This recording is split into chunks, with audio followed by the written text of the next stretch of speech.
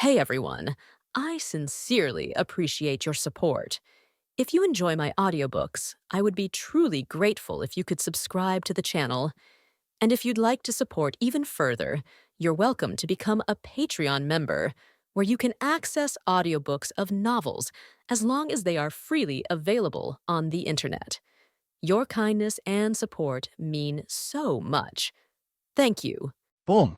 The sky jellyfish let out a deep, thunderous roar. Its massive, transparent bell rippled violently, sending out shockwaves that shattered skyscraper windows and rattled the very bones of everyone in the convoy.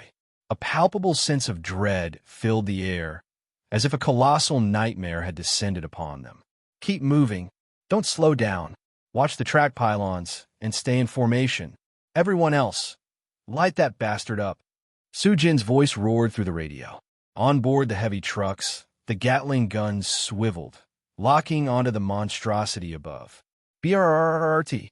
A hailstorm of bullets erupted into the sky as the convoy's armed survivors leaned out their windows, unloading their magazines into the behemoth. It's coming down. On car number 7 of the Infinite train, Shasha clutched her radio, screaming. Above, the sky darkened. The sky jellyfish's massive silhouette loomed over the convoy, its countless tentacles stretching down toward the railway tracks. Crash! A stray off-road vehicle was snatched into the air, flung violently into a wall, and plunged off the highway, taking dozens of zombies down with it. Aha! Inside the wrecked vehicle, a woman struggled to crawl out the shattered window, screaming for help.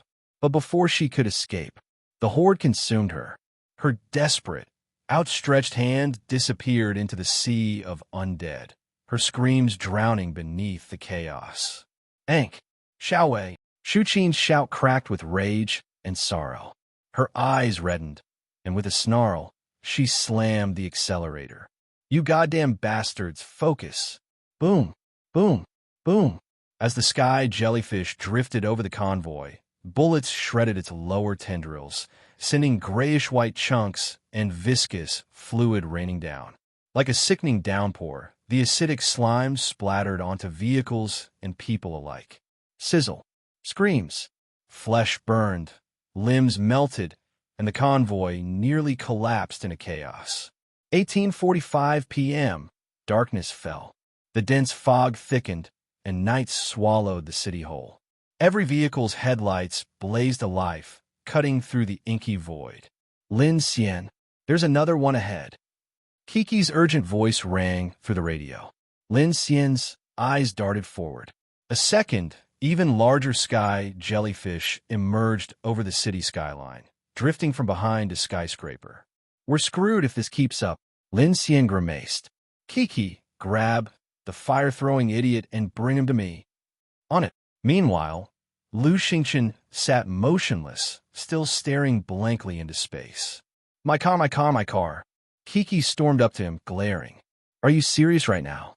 The world's about to end, and you're still whining about your RV? Lu Xingchen lifted his head, eyes hollow. You don't understand. That RV was my partner, my sanctuary, my only solace in this forsaken world. Kiki's eye twitches violently. She resisted the urge to punch him, took a deep breath, and snapped. Fine. Help me kill that damn jellyfish, and I'll make Lin Xian give you your own custom train car. You can decorate it however the hell you want. Deal. Whoosh.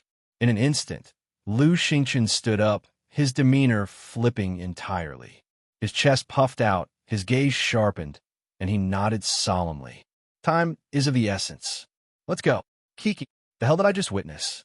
Before he could dramatically monologue, Kiki simply snapped her fingers, and with her telekinesis, she yanked his ear, dragging him straight to the driver's cabin. Lin Xian, I got him. Lin Xian glanced at Lu Xingchen, eyes narrowing. Can you fight? Lu Xingchen opened his mouth to complain, then caught sight of the enormous, eldritch monstrosity in the sky. His expression hardened. I can. Good. Lin Xian turned to Kiki. Gather every drum of gasoline we have and get ready to launch them. Got it. Before Lu Xingchen could question why Lin Xian called the sky jellyfish a squid, Kiki had already bolted toward the cargo hold. Setting the trap, Lin Xian kicked open the driver's cabin door, conjuring a steel staircase leading to the train roof. Lu Xingqian, impressed by the seamless mechanical creation, briefly paused, but quickly climbed up without hesitation. Meanwhile, Kiki didn't just levitate the gasoline barrels. She stood on them, balancing in midair as they floated beside her. Lin Xian raised an eyebrow. So you can fly. It made sense. She could lift an entire train. So why not herself? Kiki, grinning, soared beside the moving train, carrying the barrels high above the tracks. On the roof, Lu Xingqian stood firm, his hands glowing with firelight. Kiki raised the barrels overhead. I'll throw. You light it up. No need to remind me. Fire is an art. Lu Xingqian cracked his knuckles, stepping forward. Inside the cabin, Lin Xian's voice came over the radio. Old Mo, once we light that thing up, fire a few missiles to finish the job. Everyone else, keep your windows shut. We don't want burning jellyfish guts raining down on us. Shu Qin and Su Jin responded immediately. Understood. Meanwhile, Old Mo was laughing through the radio. Huh, fire-roasted squid. You got balls, kid. A series of missile launchers armed themselves. All right, let's go all in. Win or die. The sky jellyfish let out a deep, otherworldly bellow. Boom! Its transparent bell pulsed, its massive tentacles writhing as it descended toward the train. Now, Lin Xian shouted. Kiki's eyes gleamed. Her telekinetic power surged, hurling the gasoline barrels upward. Hush! The drums shot into the sky, heading straight for the jellyfish's core. Lu Xingqian planted his feet, gathering all his firepower. A massive fireball formed in his palms, flames licking across his arms. The fire grew brighter, hotter, larger, until finally, divine, flame emperor, Lu Xingqian thrust his arms forward, launching the searing inferno toward the sky. Boom! The fireball ignited the fuel mid-air, triggering a chain reaction explosion. Boom! A towering inferno erupted, consuming the sky jellyfish's entire body. A sea of flames engulfed the monster, turning the night sky into a blazing hellscape. The heat wave crashed down onto the convoy. Lin Xian smirked. Boom! Flames erupted in the sky, illuminating several nearby streets. The massive sky jellyfish let out a shrill, agonized wail as a massive fireball engulfed most of its body. Its translucent bell rim writhed frantically, with burning gasoline clinging to its tentacles, sending thick black smoke billowing into the air. In unbearable pain, it violently crashed into a nearby skyscraper. Bang! Crash! At that moment, flaming debris, shattered jellyfish flesh, and countless shards of glass rained down from above. Get inside, Kiki shouted. Reacting quickly, she used her telekinesis to grab Lu Xingqian and drag him through the cockpit door. Right behind them, Lin Xian swiftly detached the steel boarding ladder and slammed the door shut. The fire is falling. Push through it. Boom, boom, boom, boom, boom. Countless fireballs and burning gasoline rained down, instantly turning the tracks and city streets into a fiery inferno. Flames crashed on several convoy vehicles, sparks bursting upon impact. Some cars caught fire, their roofs engulfed in flames, while shattered glass fell like rain. The raging inferno spread across the streets, igniting hordes of zombies, turning them into burning corpses. Watch out! Stay in formation. Don't crash. Fire extinguishers. Where are the extinguishers? Panic filled the radio channels. But after an intense sprint through the flames, the infinite train and the convoy finally made it through the firestorm. Survivors in the burning vehicles scrambled to open their windows, grabbing extinguishers in a desperate attempt to douse the flames. Did we just take one down? From her rearview mirror, Shu Qin saw the enormous jellyfish, engulfed in flames, plummeting to the ground. Her face was filled with disbelief. If it's not dead, it's at least roasted half to death. Su Jin let out a breath, exhilarated. Unbelievable. There's more of these F asterisk asterisk asterisk ing things out there. At the back of the convoy, old M.O., keeping a steady grip on the wheel, finally sighed in relief. Through the convoy's communication channel, he asked, "Anyone injured?" "No, Grandpa M.O., we're all fine." Xiaolu is crying, though. "PFF, what a scaredy cat. Are we safe now? How much longer till we reach the spaceport?" Almost there, almost there." Old M.O. squinted at the towering silhouette emerging from the black mist ahead. The bright lights of the massive structure became clearer. Then, glancing at the infinite train leading the charge, he clicked his tongue. Good thing we followed this train. If not, with this many people, we'd all be dead. Neither the Black Crow 4 nor the Sky Jellyfish were threats the convoy could handle alone. Even with Lin Xian on board, survival seemed nearly impossible without Lin Xian's infinite train breaking through obstacle after obstacle. Aboard the infinite train, danger had come one after another. Inside car number 3, Ding Junyi gazed out at the retreating flames with a steady expression. Then, her eyes locked onto something ahead of the train. A colossal structure stretched into the sky. Yubei number 1 spaceport. Aerial rail, climbing passage. Clang, clang. The heavy locomotive rumbled along the elevated track leading into the spaceport, the darkened city streets stretching around them. But ahead, the spaceport platform was ablaze with countless lights. Under blazing high-altitude floodlights, the climbing passage stood like a pillar piercing the heavens, leading into an aerial corridor, a gigantic, suspended transit tube. Inside the corridor, negative-pressure electromagnetic acceleration tracks ran alongside a vehicle transit lane, capable of carrying up to 10 Intercontinental-class trains and over 10,000 vehicles, all pulled forward by powerful traction systems. As the infinite train drew closer, elevators streaked upward at staggering speeds, glowing under the floodlights. A monumental feat of human engineering, an epic achievement in history. Holy crap, that's insane. Inside the cockpit, Xia and Luo Yi gaped at the massive climbing elevators, their expressions full of awe. I've ridden this before, but seeing it again still blows my mind. Qin Sixuan's eyes sparkled. After such a long and brutal escape, they had finally reached the main track of the orbital rail, the starting point of their journey's next phase. Damn, if only my RV were still here. I could have taken it up into space. Lin Xian muttered bitterly. It's fine. It's probably already up there by now, Kiki deadpanned. Wait, what the hell do you mean by that? Tap, tap. Footsteps approached. Lin Xian turned to see Ding Junyi striding over, followed by the nervous-looking Zhao Yin and Su Wan. You got lucky, Lin Xian remarked. The spaceport hasn't fallen yet. That was good news. From their vantage point, they could see the spaceport base packed with thousands of vehicles, carrying survivors from all over Tianhai province. Thank God. Zhao Yin let out a relieved sigh. Lin, we owe you everything. Without you, we'd all be dead. Yes, we're incredibly grateful, Su Wan added. Ding Junyi glanced at Lin Xian before shifting her gaze to the spaceport. The CIWS turrets and anti-air defenses are still operational. Looks like the Phoenix Guild's emergency teams and engineers have arrived in time to maintain defenses. That means there's still an armed force holding the line. It's probably the Spaceport Security Regiment or Iron Guard Brigade 52, Qin Sixuan speculated. We heard on a radio earlier that Brigade 52 had retreated to number 1 spaceport to regroup.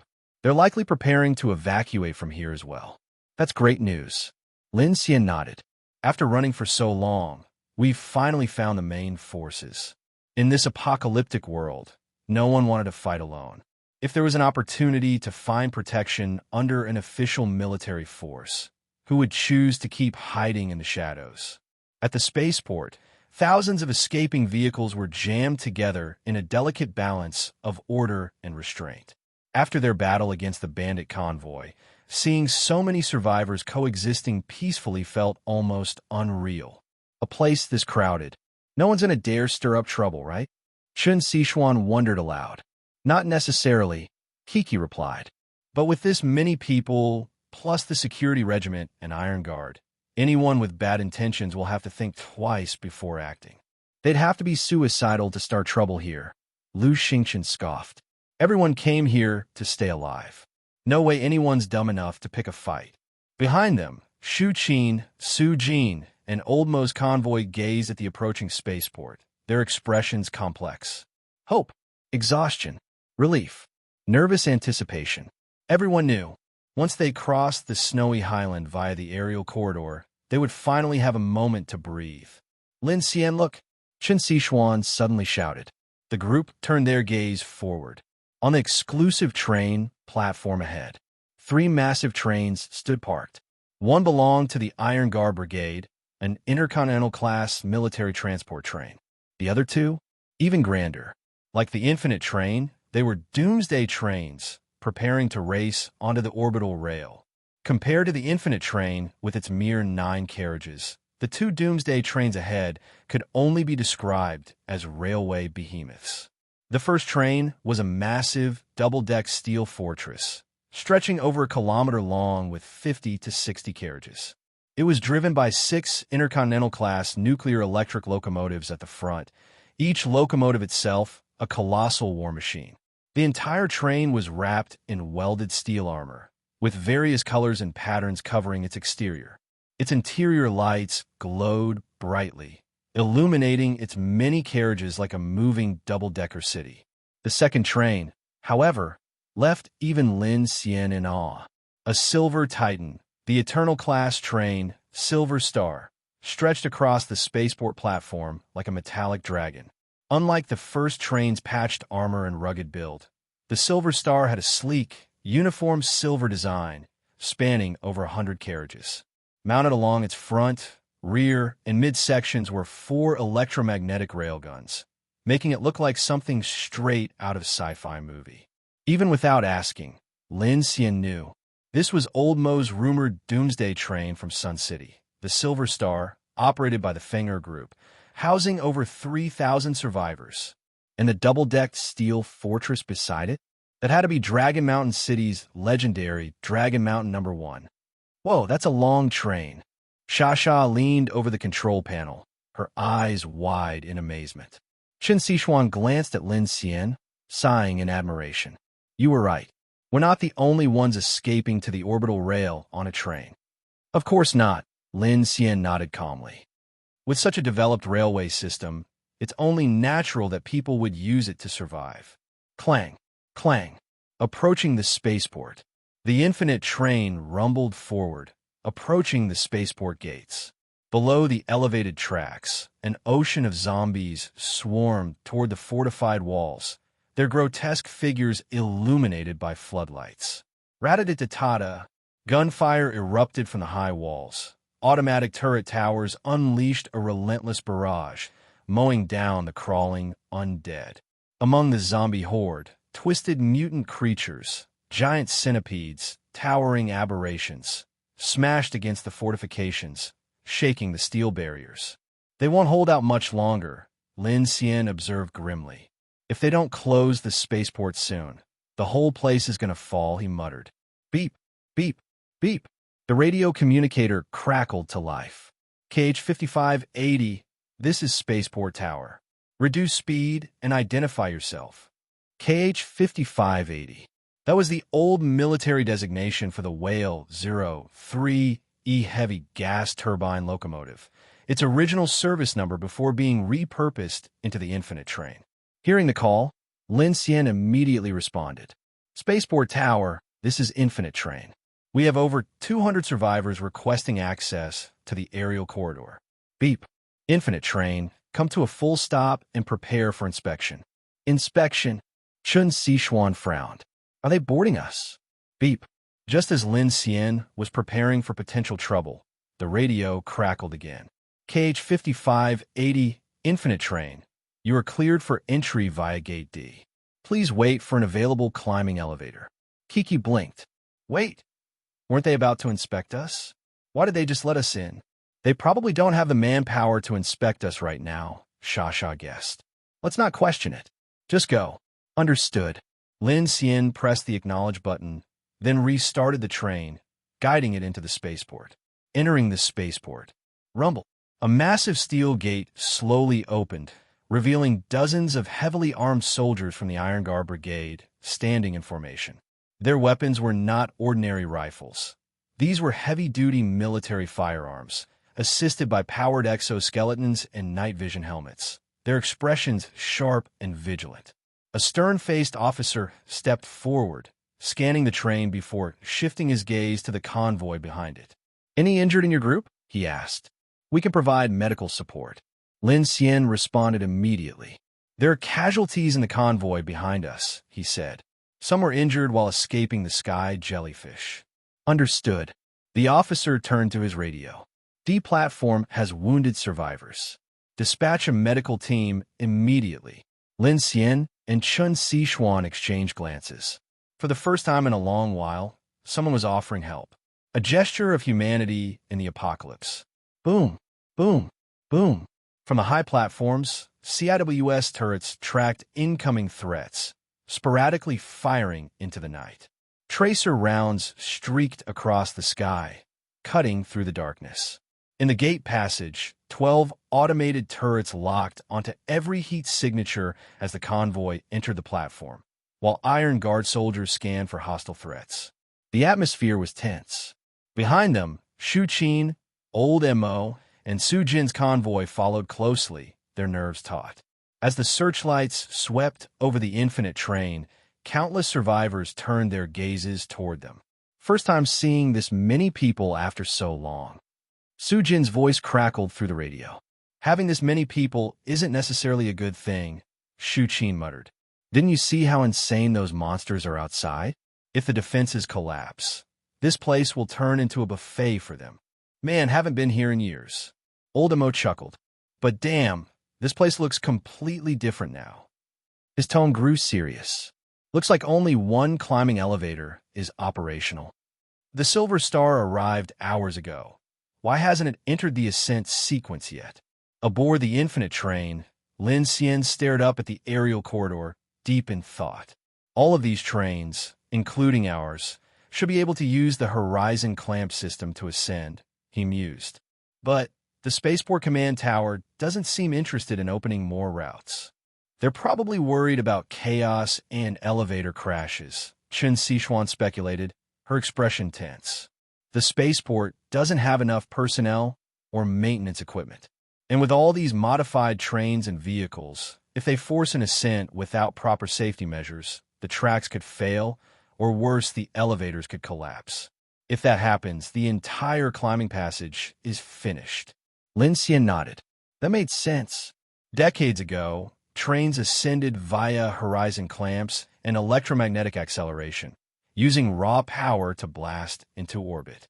The Whale 03ES turbines were even designed for this. But over the years, brute force ascents have been replaced by safer, controlled elevators.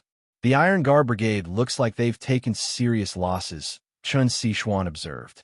Her sharp eyes caught the battle-worn soldiers, their armor stained with blood, some even scorched from intense combat. In the valley, they probably lost an entire regiment's worth of weapons, Kiki added grimly. And even a full military brigade couldn't hold their ground. Now, they're just running and trying to survive. Clang, clang. The Infinite Train switched tracks, entering the spaceport platform, flanked by the two massive Doom trains. The Silver Star on the left, the Dragon Mountain number 1 on the right. And as the Infinite Train rolled past, thousands of survivors aboard the other trains turned their heads, watching, wondering, who was this mysterious armored train racing into the future? Screech. The Infinite Train finally rolled to a stop at the frontmost position of track number 7, awaiting orders from the control tower. For the first time in a long while, Lin Xian felt as if he had re-entered human civilization, a world with rules and order. The feeling of wandering alone through the darkness seemed to fade, if only slightly. As the train settled, Lin Xian opened the carriage door and stepped down onto the spaceport platform. What met his gaze was an enormous expanse of vehicles, packed together in an organized queue. With nightfall, the massive entry and exit gates of the spaceport had been sealed shut. The skies were pitch black, and turret towers on the high walls spewed relentless gunfire. Several 1130 CIWS turrets hovered in defense, while atop the climbing elevators, two rail-mounted electromagnetic cannons hummed with a soft blue glow. However, among these defenses, many systems appeared damaged or out of service, a sign that they had been hastily repaired and deployed by the Phoenix Guild in an attempt to fortify the spaceport platform. All across the spaceport, long lines of survivors and their convoys waited for their turn to board the climbing elevators. The plaza was filled with people, a chaotic mix of refugees, mercenaries, and military personnel. Among them, Iron Guard soldiers moved in disciplined formations, while transport trucks shuttled back and forth, ferrying weapons and ammunition to the outer defenses.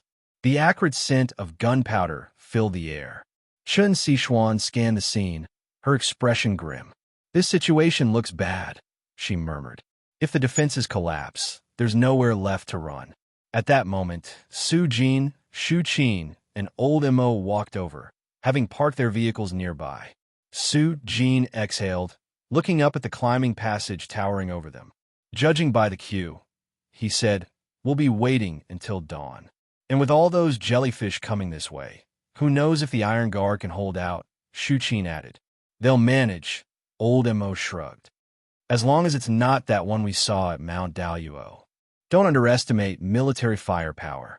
The real problems are internal infections from the Dark Invasion, and those giant creatures." Lin Xian, however, frowned. "Didn't we hear from the Spaceport Security Regiment earlier? Where the hell are they?" "Security Regiment?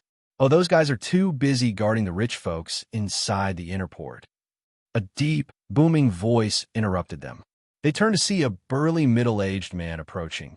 Broad shoulders, a square jaw, and a thick beard. He wore a heavy fur coat, his beard belly pressing against the fabric. Behind him, a group of people followed, their eyes lingering on the infinite train with undisguised curiosity. "Weird setup," one of them muttered. "An old gas turbine locomotive pulling a nuclear-powered train? That makes no sense. Gas turbines aren't great for running away. Fuel's too unreliable. Those armor plates look like high-quality standard parts. No visible weapons, though. And they don't have many people, but damn, they've built quite the beast." "Oi, stop staring."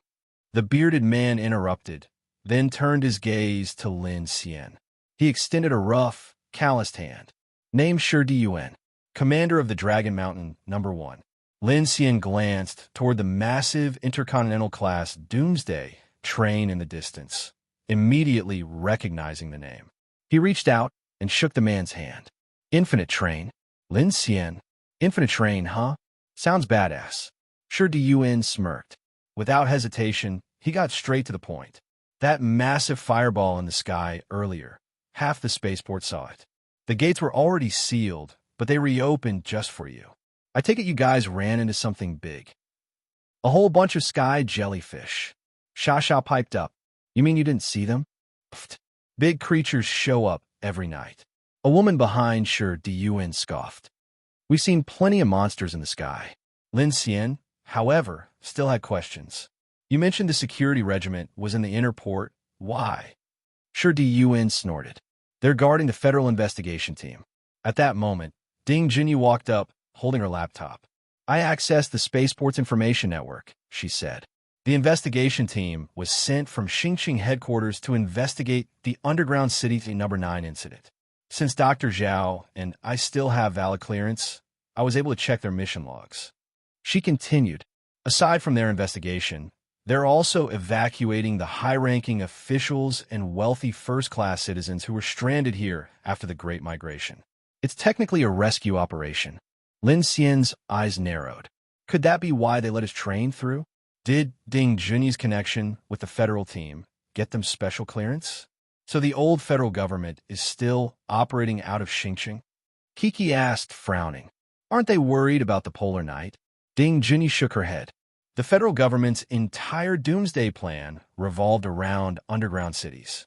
That hasn't changed. A bunch of stubborn old F***heirs. Kiki spat. Ever since she learned about Underground City number 9's self-destruct protocol, She had nothing but contempt for the old government. Haha, that's exactly right. Shrouded laughed. Those bastards showed up 2 days ago. Looks like they're planning to escape on a large airship with a few hundred people. His voice was filled with disdain. They've redirected the entire spaceport security regiment to protect their flight bay. They'd rather waste soldiers guarding the rich than lift a single finger to defend the perimeter. So now, the entire defensive line is being held by the Iron Guard Brigade. Yeah, one of his men added, the Iron Guard was supposed to rest and recover, but now they've been forced to take over spaceport defense. They haven't slept in days. Everyone frowned. It was no secret that the Iron Guard Brigade had suffered horrific losses at Mount Aluo. Hearing that they were now overburdened while the security regiment protected the elites made everyone's blood boil. Lin Xian asked, why is the security regiment still following orders from the old federal government? I thought the Phoenix Guild was in charge now. It's not that simple. Old Mo pushed up his sunglasses and joined the conversation. The Phoenix Guild was only formed a few months ago. The old government and the new government are still tangled in bureaucratic messes. The Spaceport Security Regiment is a local military force. It doesn't follow the same chain of command as the Interstellar Army or the Iron Guard Brigade. Before anyone could respond, a convoy of armed vehicles sped toward the Spaceport Plaza. The vehicles carried heavily armed personnel, along with several federal officials. Leading them was a blonde woman in a black leather coat and sunglasses, her every step sharp and commanding. Ding Junyi's eyes narrowed. That's the Spaceport Security Regiment, she murmured. And those must be the federal officials. Lin Xian glanced back at the Infinite train. Inside, Zhao Yin and Su were hiding in the carriage, too afraid to come out. Since your people are here, Lin Xian said to Ding Junyi, tell them to come out. Ding Junyi hesitated. The investigation team will probably want to speak with you, she warned. Whatever they say, just refuse. Lin Xian chuckled. Survivors like us were abandoned by the federal government. From a sociological standpoint, they have no authority over me. Tell them to mind their own damn business. Whoosh, whoosh, whoosh. A group of heavily armed security regiment officers disembarked from their vehicles, following behind the blonde woman as she strode forward with swift, purposeful steps. Their sudden arrival drew the attention of many survivors across the spaceport. The blonde woman swept her gaze coldly over Lin Xian and his group before locking eyes on Ding Junyi, the woman in the researcher's uniform. Without hesitation, she walked straight up to her, pulling out a mobile terminal, glancing at a photo for confirmation, and then speaking in a detached tone. I am Taylor Moreno, Federal District Chief and leader of this special investigation unit. Did you initiate the communication with us? Her voice carried authority, her expression brimming with arrogance. She didn't spare even a glance at Lin Xian, shrouded, or the others, as if they weren't worth her attention. Yes, that was me, Ding Junyi responded calmly. Taylor scanned the group briefly before stating, you claimed that 3 personnel from the Biological Research Department escaped from Underground City No. 9. Where are they? Inside the Infinite train, Zhao Yin and Su had been waiting nervously. The moment they saw the federal investigation team, they clutched their bags and hurriedly rushed out of the train, nearly tripping over themselves in their eagerness. Us. That's us. Before Ding Junyi could reply, Zhao Yin and Su had already rushed forward, introducing themselves eagerly. I'm Zhao Yin, Doctor of Molecular Biology, Biological Research Department, Underground City No. 9. Su, Doctor of Biochemistry, Biological Research Department, and an official employee of the federal government. Despite the federal government abandoning them during the evacuation, seeing the investigation team now filled them with an overwhelming sense of relief and excitement. The fact that the team had come specifically for them meant that, as scientific researchers, they still held some value in the eyes of the federal government. Taylor scrutinized them, then spoke in a flat tone. Yesterday, we sent an aerial investigation team to Underground City No. 9. They've been missing for over 11 hours. Do you know what happened? The city was completely overrun by subterranean creatures, Ding Junyi stated, pulling a portable hard drive from her coat pocket. This contains the system logs from the underground city's network, as well as our department's research data. Everything you need to know is in there. Taylor cast a glance at the device, and a subordinate immediately stepped forward, connected it to a terminal, and began scanning the data. After a moment, he whispered, "The situation matches headquarters' predictions. Most likely an S-class nocturnal entity." Taylor barely reacted. "If that's the case, then it's no longer worth investigating. Prepare for withdrawal." Then, she turned back to Ding Junyi, Zhao Yin, and Su Wen. "Take them with us. They'll be useful for further assessments." "Really? That's fantastic. Thank you, Director Taylor." Zhao Yin and Su Wen lit up with joy, their faces filled with emotion. From being buried alive in the depths of a ruined city, to miraculously escaping, to now being taken back into the fold of the federal government. It felt like they had walked through hell and back. But then, additionally, Taylor tapped her mobile terminal, pulling up a document, and continued. "Aside from investigating Underground City Number 9, our mission also involves retrieving a classified biological research asset. Did you recover it during your escape?" Zhao Yin and Su Wen's faces instantly stiffened. Displayed on Taylor's terminal was an encrypted project code. Others couldn't understand it, but Ding Junyi, Zhao Yin, and Su Wen knew exactly what it referred to. The classified asset was none other than Specimen Number 1, Blood Scourge Flora, Hell's Black Chrysanthemum. As a high-ranking official, Taylor was no fool. She immediately noticed their unnatural expressions. Without speaking, she began searching through the system logs on her terminal. Moments later, she found security footage showing Lin Xian and his team rescuing the scientists. And more importantly, she saw them transporting the containment pod that held the Blood Scourge Flora. "I see now." Taylor handed the device to her subordinate, then walked past Ding Junyi and stood directly in front of Lin Xian. "Sir," she said in an official tone, "on behalf of the federal government, I thank you for rescuing our research personnel. Now, please return the property belonging to the federal government. In exchange, I will provide you with a compensation package of survival supplies." The atmosphere shifted instantly. Chun Sixuan, Shu Qin, and even Shi Diyuan's group all frowned. They had no idea what Taylor was talking about. But Lin Xian did. She was after that black flower. What surprised him most, though, was Taylor's own words. It wasn't just some random research specimen. The Blood Scourge Flora was an official target of the federal investigation team. It was far more valuable than he had expected. "And what if I refuse?" The words left Lin Xian's mouth calmly, but they sent a shockwave through the group. Taylor's eyebrows furrowed. "You refuse?"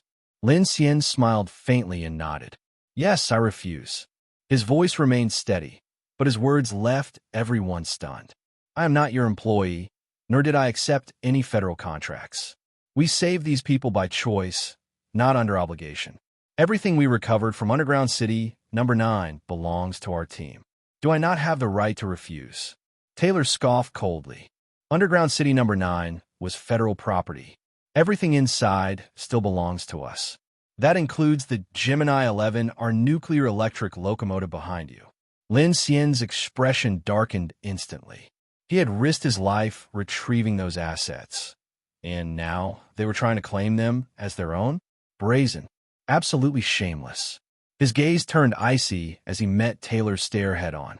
"So, Director Taylor, how exactly do you plan to take it from me?" Taylor's expression hardened. She stepped back and snapped. "Security Regiment." Clack, clack, clack. The security regiment soldiers behind her immediately raised their weapons, aiming at Lin Xian and his crew. Shi Diyuan and the others tensed, not expecting the situation to escalate this quickly. Zhao Yin and Su Wen stood frozen, their faces pale with fear. And then, step! Ding Junyi suddenly stepped forward, standing beside Lin Xian with her hands in her coat pockets. She said nothing. Taylor's eyes narrowed. "Dr. Ding, what is the meaning of this?" Ding Junyi exhaled slowly. "The research I provided earlier contains all of my official contributions as a federal scientist.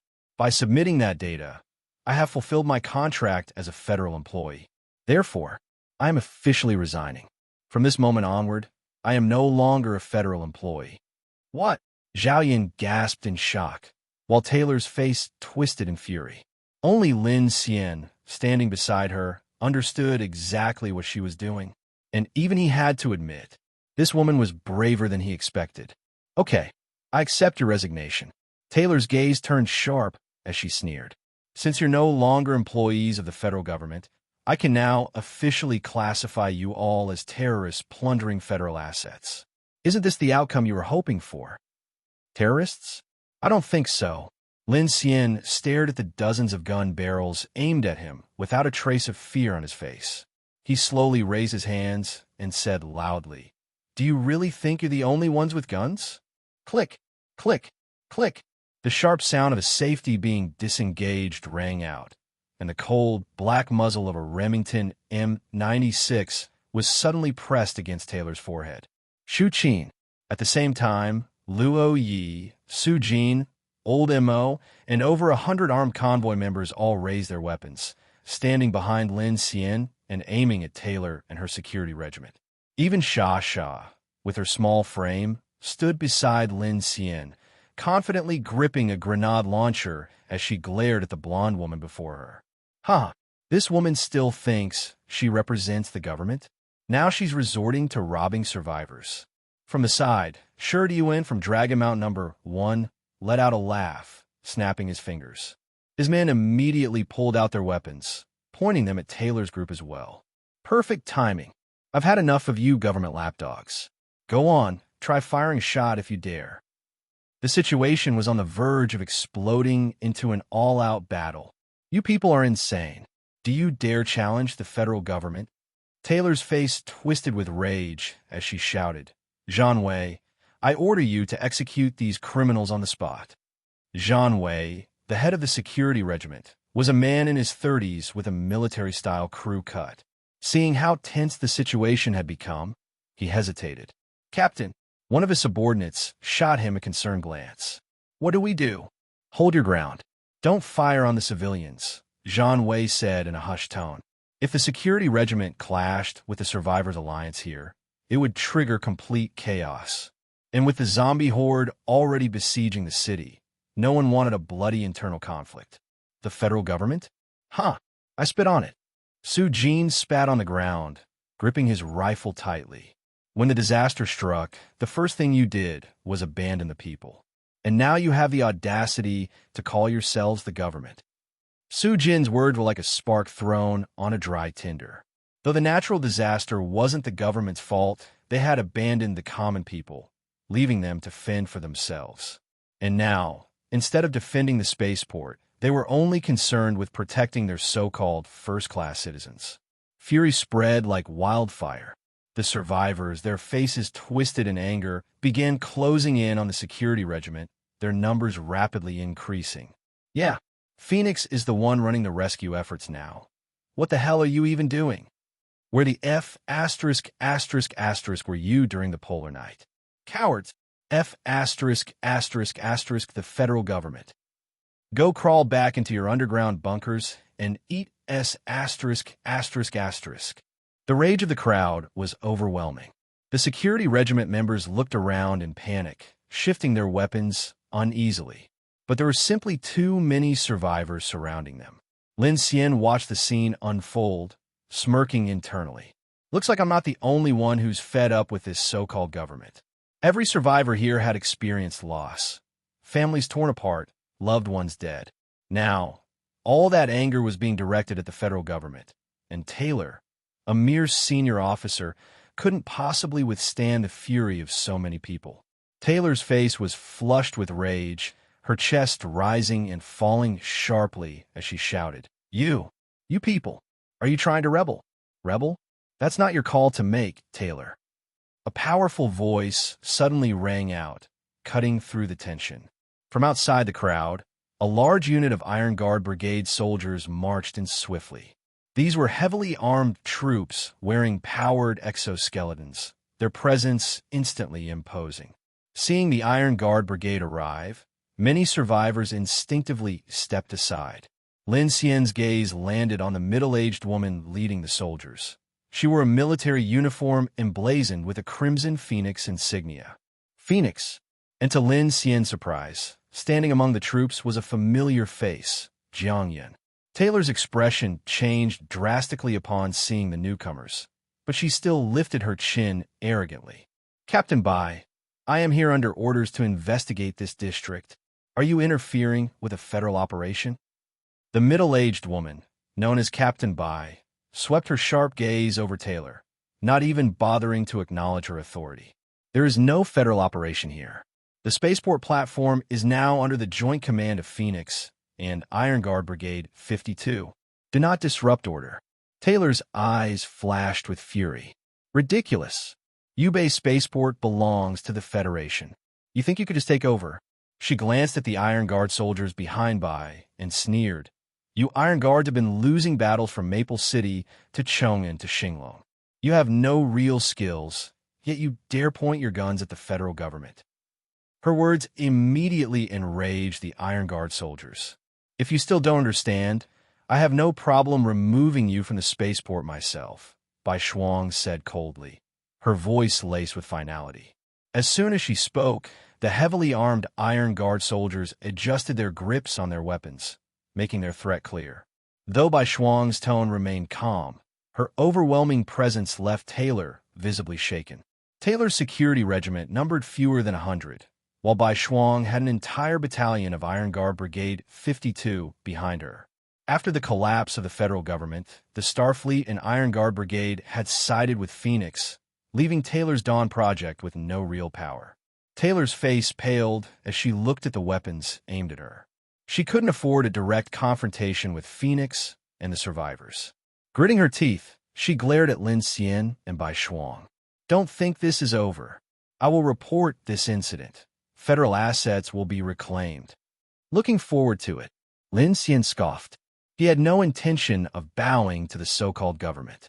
His team had fought tooth and nail to acquire their loot. There was no way they were giving it up for free.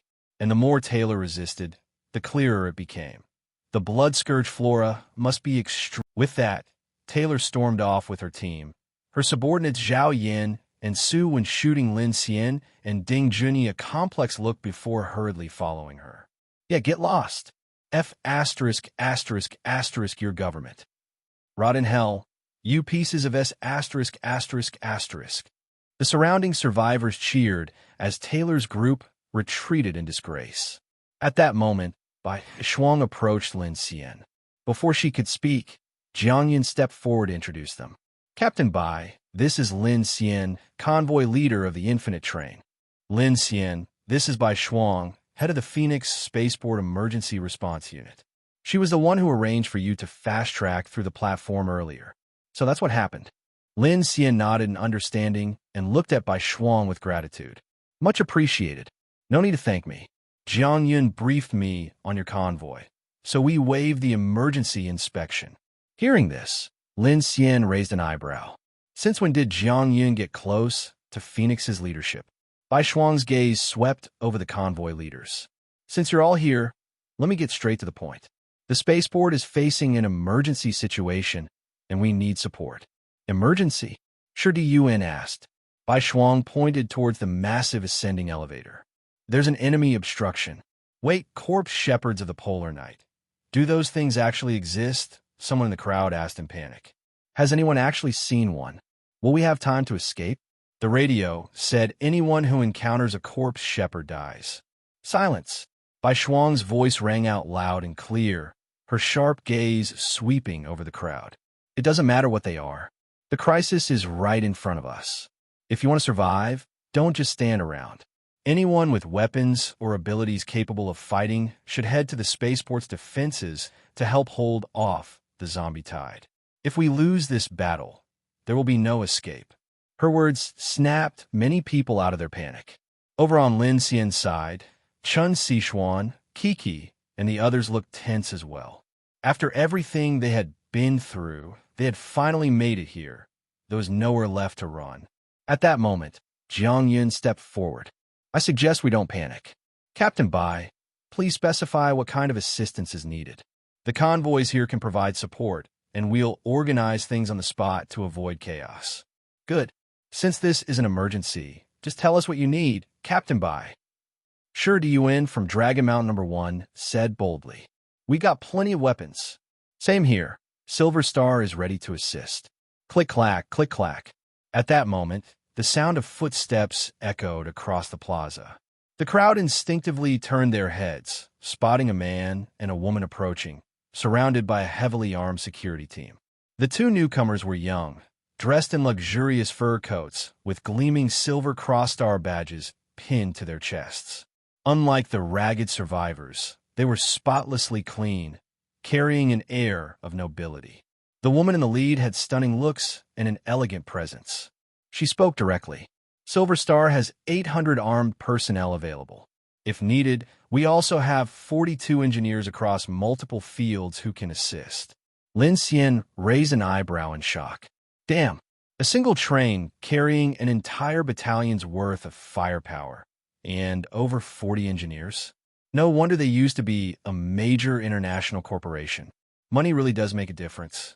As two major convoys stepped forward, the mood in the plaza shifted toward action. Other convoy leaders began offering their support, realizing that their own survival depended on working together. Meanwhile, the battle outside the spaceport was intensifying, the sounds of gunfire and explosions shaking the air. Aside from Lin Xian, Shu Qin, Su Jin, and Olmo's convoys, the two largest forces present were Silver Star, 800-plus heavily armed personnel, and 42 engineers. Dragon Mountain Number 1. Excluding the elderly, women, and children, they still had 500-plus combatants. Together, these two forces alone were nearly a battalion-sized military unit. Additionally, convoys like Zhang Yun's Chasing Wind Convoy, Big Beard's Convoy, and several others totaled another 1,000 fighters, though their firepower was far less organized compared to Silver Star or the Iron Guard Brigade.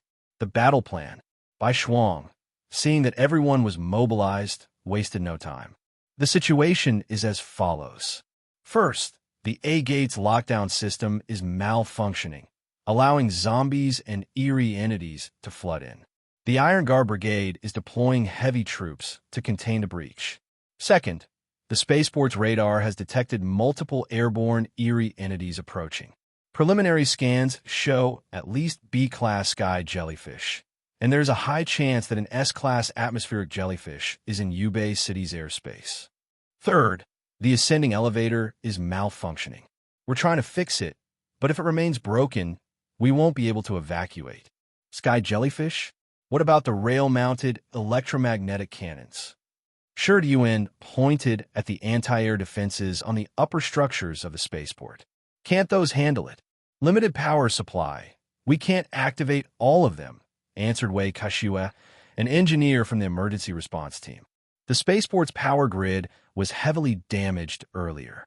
That's why we've only activated one ascending elevator and are still prioritizing the high-altitude corridor's electromagnetic acceleration system. Otherwise, trains inside will collide. Fine, but Silver Star and Dragon Mountain Number 1 both have anti-air weapons. We should be able to use those, Shrouded noted, glancing at Jian Shui. We can. Silver Star's weapons will remain online. Jian Shui replied steadily. But the spaceport is too large. Our coverage will be limited. Lin Xian, so the three main problems are the A-Gate lockdown failure, the airborne threat, the malfunctioning ascending elevator. That's correct, Bai Shuang nodded. Lin Xian then turned to Wei Kashiwa. Can you explain the specific issue with the elevator? I have some mechanical expertise. Maybe I can help. Before Wei Kashiwa could respond, a chuckle interrupted them. The group turned to see Jian Shui's companion, Jian Ziang, barely holding back laughter. Ziang! Jian Shui's expression darkened as she reprimanded him. Sorry. Jian Ziang waved dismissively at Lin Xian. No offense, but do you even know what the ascending elevator is? That's not some ordinary machine. It's a 4,800-meter-tall, near-vertical super-climb system with a 90-degree incline. You don't just fix that by knowing a little about mechanics. Lin Xian didn't react to the mockery. He was more concerned with solving the issue than arguing. Lin Xian, are you serious? Jiang Yan asked, watching him closely. Lin Xian took a deep breath, then raised his hand. A soft glow radiated from his palm. In the next instant, several metal components materialized out of thin air, assembling themselves in midair. Clang! A solid metal gate forged itself on the spot, crashing onto the ground with a deep, resonant boom. Silence. Everyone stared in shock. Kiki and the others simply smiled proudly, their expressions reading, "Don't underestimate us. We may be small, but every single one of us is elite." Wait, mechanical ability? That's an actual power? Unbelievable. Jiang Yun's gaze shifted slightly as he smiled, as if realizing that he had only scratched the surface of Lin Xian's capabilities. Jian Shui's eyes widened in shock, while Jian Ziong was utterly speechless. Bai Shuang's expression hardened before she finally said, "I see. That changes things. Lin Xian, we'll need you inside the ascending elevator. If you can speed up repairs, it will increase our chances of survival." Lin Xian exhaled. He didn't like showing off, but this was life or death for his team and for everyone here. "Captain Lin, this is great," Wei Kishua exclaimed. "Some key components are broken. If you're available, we should go right now. First, we need to seal a gate. Otherwise, things will get out of hand," Lin Xian said firmly. "Agreed." Bai Shuang turned to the others. "We'll split into groups. Zones A5, A7, C1, C2, D9, and E6 all need reinforcements, especially long-range ability users and heavy weapons." With that, the survivors began mobilizing for battle. "Gear up. Load your weapons." The survivors rushed to reinforce the spaceport defenses. Whoa! The 1130 CIWS cannons roared, their bright tracer rounds illuminating the night sky. Above, the massive silhouettes of sky jellyfish slowly pulsed as they approached. On the high walls, an overwhelming tide of zombies climbed relentlessly. Whoosh! Whoosh! Preloaded missiles streaked into the zombie horde, striking giant humanoid grotesques and black, centipede-like creatures clinging to the rail tracks. Even more bizarre, new eerie entities emerged from the darkened streets. Monsters Lin Xian had never seen before. These eerie entities were indiscriminate, devouring zombies as they advanced toward the spaceport. The high-powered floodlights seemed to make them uneasy, forcing them to stay in the shadows or attempt sudden ambushes. Some creatures scaled the walls, ripping apart soldiers before retreating under heavy fire. Boom! Boom! Boom! With more survivors and ability users joining the fray, the Iron Guard Brigade finally gained some breathing room. Don't you guys think the number of zombies and eerie entities in this city is way too high? Lin Xian sat in the airport shuttle, watching the chaotic battlefield unfold. Kiki frowned as she observed the burning high walls. It's like they all received some kind of signal. They're swarming toward us. Could there be a zombie leader controlling them? Lu Xingchen mused. Didn't we just hear about that corpse shepherd? Maybe you're right, Jiang Yun responded. Speaking of which, Lin Xian turned to Jiang Yun. I heard you ran into the Black Crow 4. How did you end up working with the emergency response team? Jiang Yun, still wearing sunglasses, glanced back at him. My team and Big Beard's convoy were at Ping'e Lake when we encountered the S-class atmospheric jellyfish. The Iron Guard Brigade was there too. Lin Xian recalled something. A few hours ago, we took down the Black Crow 4 with Shu Qin and Su Jin. Really? Well done. That saves me the trouble. Jiang Yun smiled faintly, though his expression held a trace of sorrow. This journey has been full of danger. Not everyone makes it out alive. Lin Xian fell silent. He knew Jiang Yun had deep ties with one of the Black Crow 4. It must have been hard for him. Beside him, Shasha was loading grenade rounds into her launcher. She carried a massive backpack filled with ammunition Lin Xian had prepared for her. At first, Lin Xian had designed a bulletproof backpack to help her carry extra ammo, but it was too heavy. The small girl could barely stand upright. So instead, he planned to build her a custom exosuit when he unlocked his external armor designs. Xia had no abilities and was still young, and Lin Xian didn't feel comfortable letting her run around battlefields unprotected. At least she had Big Luo to watch over her. Meanwhile, Wei Kashiwa, the engineer, was furiously typing on his laptop. Suddenly, his expression changed. Not good. The monsters are getting smarter. They're converging on A gate. His words chilled the room. It was just like Lu Xingqian's joke about a zombie leader. Except now, it felt all too real. A gate, the breaking point. Boom, boom. The thunderous gunfire and explosions grew louder as their shuttle approached the collapsing A gate. Hundreds of Iron Guard soldiers were holding the line, but the massive gate had been forced open by about 2 meters, enough for hordes of zombies to squeeze through. On the high walls, machine guns and artillery rained fire upon larger, grotesque entities. But the sheer volume of corpses piling up was blocking the gate from closing. Big Luo, Xia, cover us with long-range fire. Lin Xian issued orders immediately. Kiki, Lu Xingqian, help me clear a path. If we don't shut the gate, we're doomed, Jiang Yun said grimly. Lin Xian, I'll clear a way for you. Jiang Yun grabbed his walkie-talkie. Huiyan, on it. Virum. The roar of a motorcycle engine grew closer. From behind, a woman in a black leather jacket raced forward on a modified bike, dodging debris as she launched multiple guided micromissiles at the gap in the gate. Boom, boom. The explosions ripped through the zombie horde, briefly clearing the entrance. Ren Huiyan reached out and grabbed at thin air, but something invisible formed in her grasp. With a sharp flick of her wrist, she hurled it toward the gate. Hum! A shockwave of air pressure erupted, sending chunks of flesh and bone flying. We got the outside go. Jiang Yun adjusted his sunglasses and leaped off the shuttle. A gust of wind surged around him, lifting him into the air. Wind ability. Lu Xingqian's eyes lit up. Nice. Wind can boost my firepower. We make a perfect team. Are you in love with him?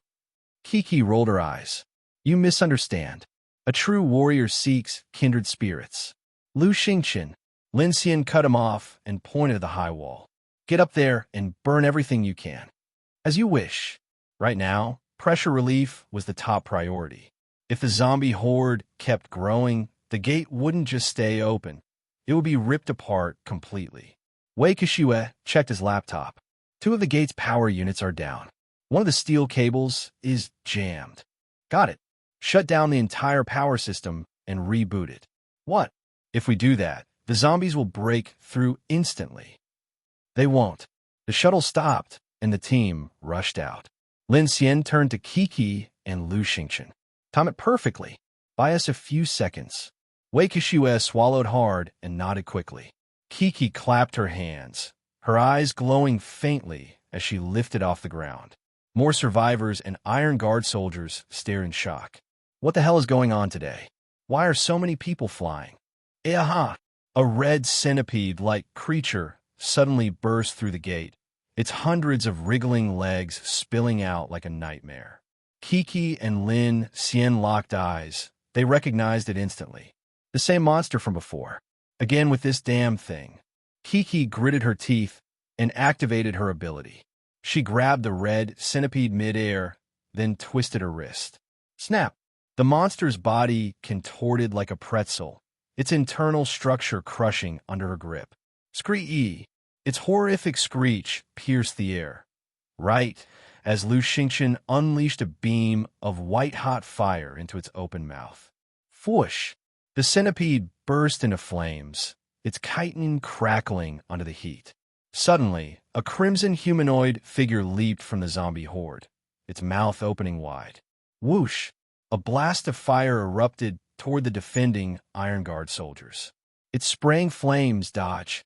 Survivors screamed as a wall of burning blood engulfed dozens. Lu Xingqian's eyes darkened. Oh, hell no. You think you can breathe fire in front of the fire god? Lu Xingqian's eyes sharpened, his body lowering into a crouch with one fist planted on the ground. Boom! Flames erupted around him, his fists igniting with raging fire. With a thunderous explosion, he launched himself forward, descending from the sky like a meteor onto the skeletal humanoid figure. Divine annihilation. Silent extinction. Boom! A massive pillar of fire erupted from both of his hands, engulfing and reflecting the enemy's fire breath back at it. Lin Xian watched in astonishment. A perfect counter. Previously, he and Kiki had barely survived against this same fire-spewing eerie entity. Yet Lu Xingqian could face it head-on and even overpower it. Above them, a howling gust of wind suddenly surged, intensifying the flames.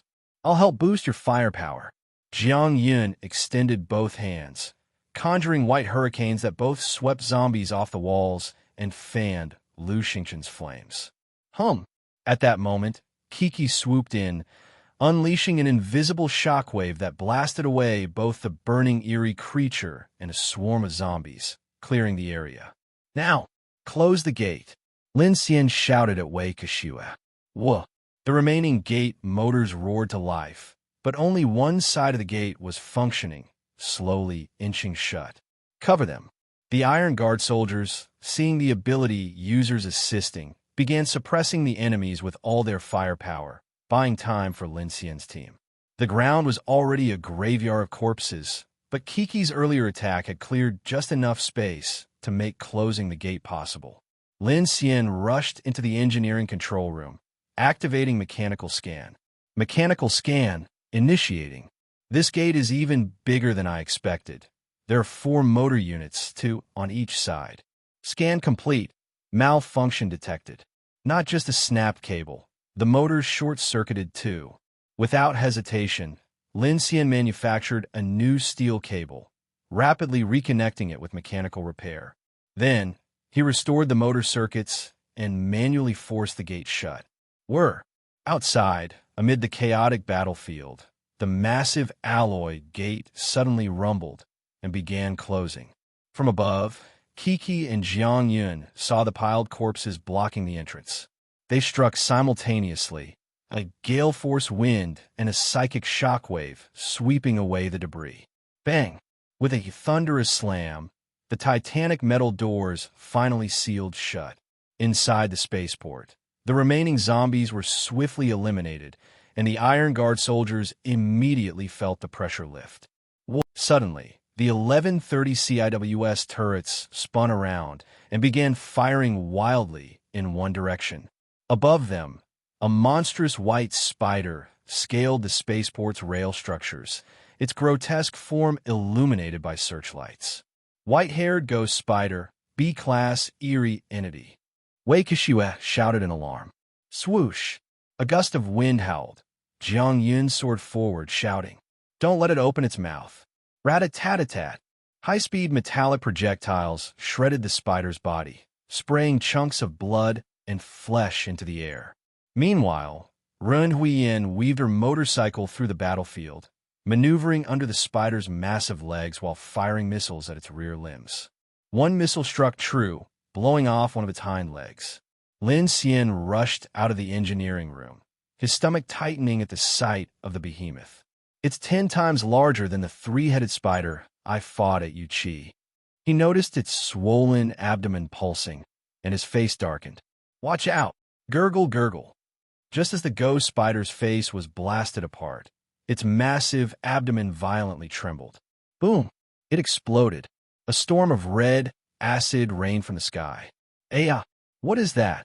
Hundreds of Iron Guard soldiers and survivors screamed in terror. Boom! Simultaneously, Jiang Yun, Kiki, and Lu Xingqian attacked. Wind blast. Psychic strike. Explosive flames. Boom, boom, boom, boom. Nearly half of the airborne acid was redirected outward, melting zombies and eerie entities instead, but there was still too much left. Blocking the acid rain. Flashback. Shield wall. Lin Xian maximized his speed, activating disassembly space to materialize countless metal plates. Whoosh! The heart of machinery roared. 10 meters. 20 meters. 30 meters. A towering steel barricade materialized in an instant, intercepting the thickest concentration of acid rain. Splash! As the acid landed, An overpowering stench of burning metal and toxic fumes filled the air. Dozens of Iron Guard soldiers and survivors screamed as their bodies were drenched in acid, their flesh dissolving in seconds. The crowd fell into chaos, terrified. Kiki's face went pale. She snapped her fingers. Her psychic energy seized the spider's corpse mid-air. With a furious shout, she hurled it over the wall, crushing an incoming white zombie horde, dousing them in acid. She couldn't worry about that now. Her gaze locked onto Lin Xian's steel barricade. It was rapidly dissolving, holes forming everywhere. But then, new layers of metal kept regenerating. Lin Xian's ability is still working. Fall back. From behind the steel wall, Lin Xian's shout snapped the soldiers out of their panic. They bolted away in terror. The steel barricade buckled and melted under the corrosive onslaught. Lin Xian released his grip and jumped back, just as an invisible force yanked him away. Lin Xian, are you okay? Kiki descended, eyes filled with worry. Lin Xian gasped for breath and shook his head. I'm fine. The battlefield was a hellscape. Half of A-Zone Plaza was drenched in acid. Over a dozen vehicles, including Iron Guard APCs and survivor transports, had melted into blackened husks. The ground was littered with charred, deformed corpses. Whoosh! Jiang Yun summoned a storm, dispersing the acidic fumes. Lin Xian, engineer Wei, will hold this area. Get to the ascending elevator. Got it. Wei Kashiwa, deathly pale, clutched his computer and fled toward the shuttle. Lu Xingqian. Lin Xian turned to the fire-wielding warrior, whose upper clothes had burned away in battle. He pointed at the high wall, where Big Luo and Xia were still firing down at enemies. Protect them. Lin Ji, be careful. Xia called out, reloading her grenade launcher. Lu Xingqian cracked his knuckles, his battle-hungry grin returning. Understood. The fire god shall not fail. Let's move. Lin Xian nodded to Jiang Yun and Run Huiyin, then boarded the shuttle, racing toward the ascending elevator. The system's self-check indicates that the main faults are concentrated in the drive module of the ascent track. These faults are typically handled as routine maintenance and aren't particularly complex. However, the problem now is that there are too many failure points, all of which fall under safety protocols. As a result, the system has been forced to shut down. We don't have enough manpower, and we need to climb to the high-altitude section of the elevator to make the repairs, which will take considerable time. On the vehicle, Wei Kashiwa explained to Lin Xian amidst the constant gunfire. The engineers sent by Silver Star can help a bit, but their expertise is mainly in engineering repairs. Those maintenance areas are typically handled by a large number of maintenance robots.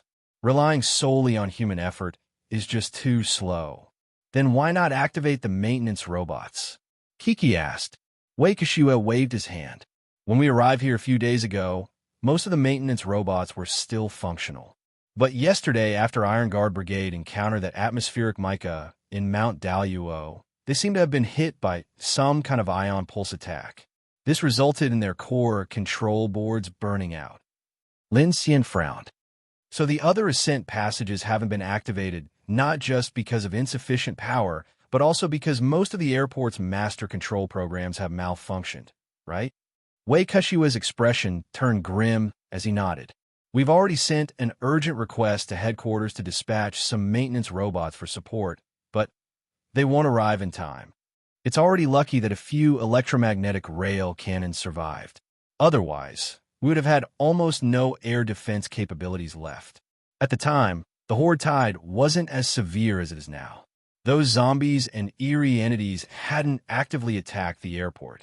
It was only after the Iron Guard Brigade withdrew that the full defense mechanism. At this moment, the shuttle vehicle drove past the airport platform and began entering the massive ascent elevator pillar. The lighting changed suddenly, revealing a vast and magnificent megastructure before Lin Xian's eyes. As they moved deeper inside, countless transport corridors stretched upward. A massive black platform dominated the scene. All incoming trains and vehicles would first be prepared on this traction platform.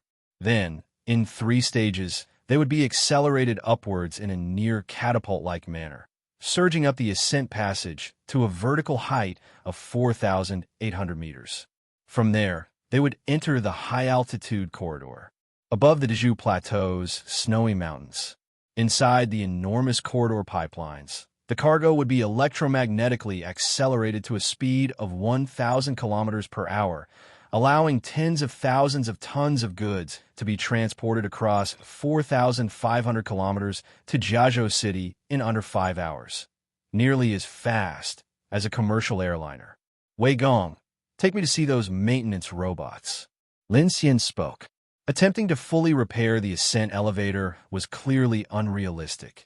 The sheer scale of it was comparable to a small city. Expecting his mechanical heart to cover the entire structure for repairs, he'd suffocate to death before finishing. The only feasible way he could help was by manufacturing some key components based on existing blueprints. However, from Wei Kishua's explanation, this wasn't just a matter of replacing a few parts. If they could restore the maintenance robots, the repairs would proceed much faster. Wei Kishua looked up at him, remained silent for a moment, then nodded quickly. Got it. The shuttle vehicle swiftly drove into a large maintenance bay. Under the dim yellow lights, numerous conveyor chains and suspension platforms came into view. Wei Kishua operated the computer system and activated the lights in a designated area. As the illumination flickered on, rows of small yellow maintenance robots appeared on the ground. These are PX-05 engineering robots specifically designed for ascent elevator maintenance. They are usually managed directly by the airport's self-check system center.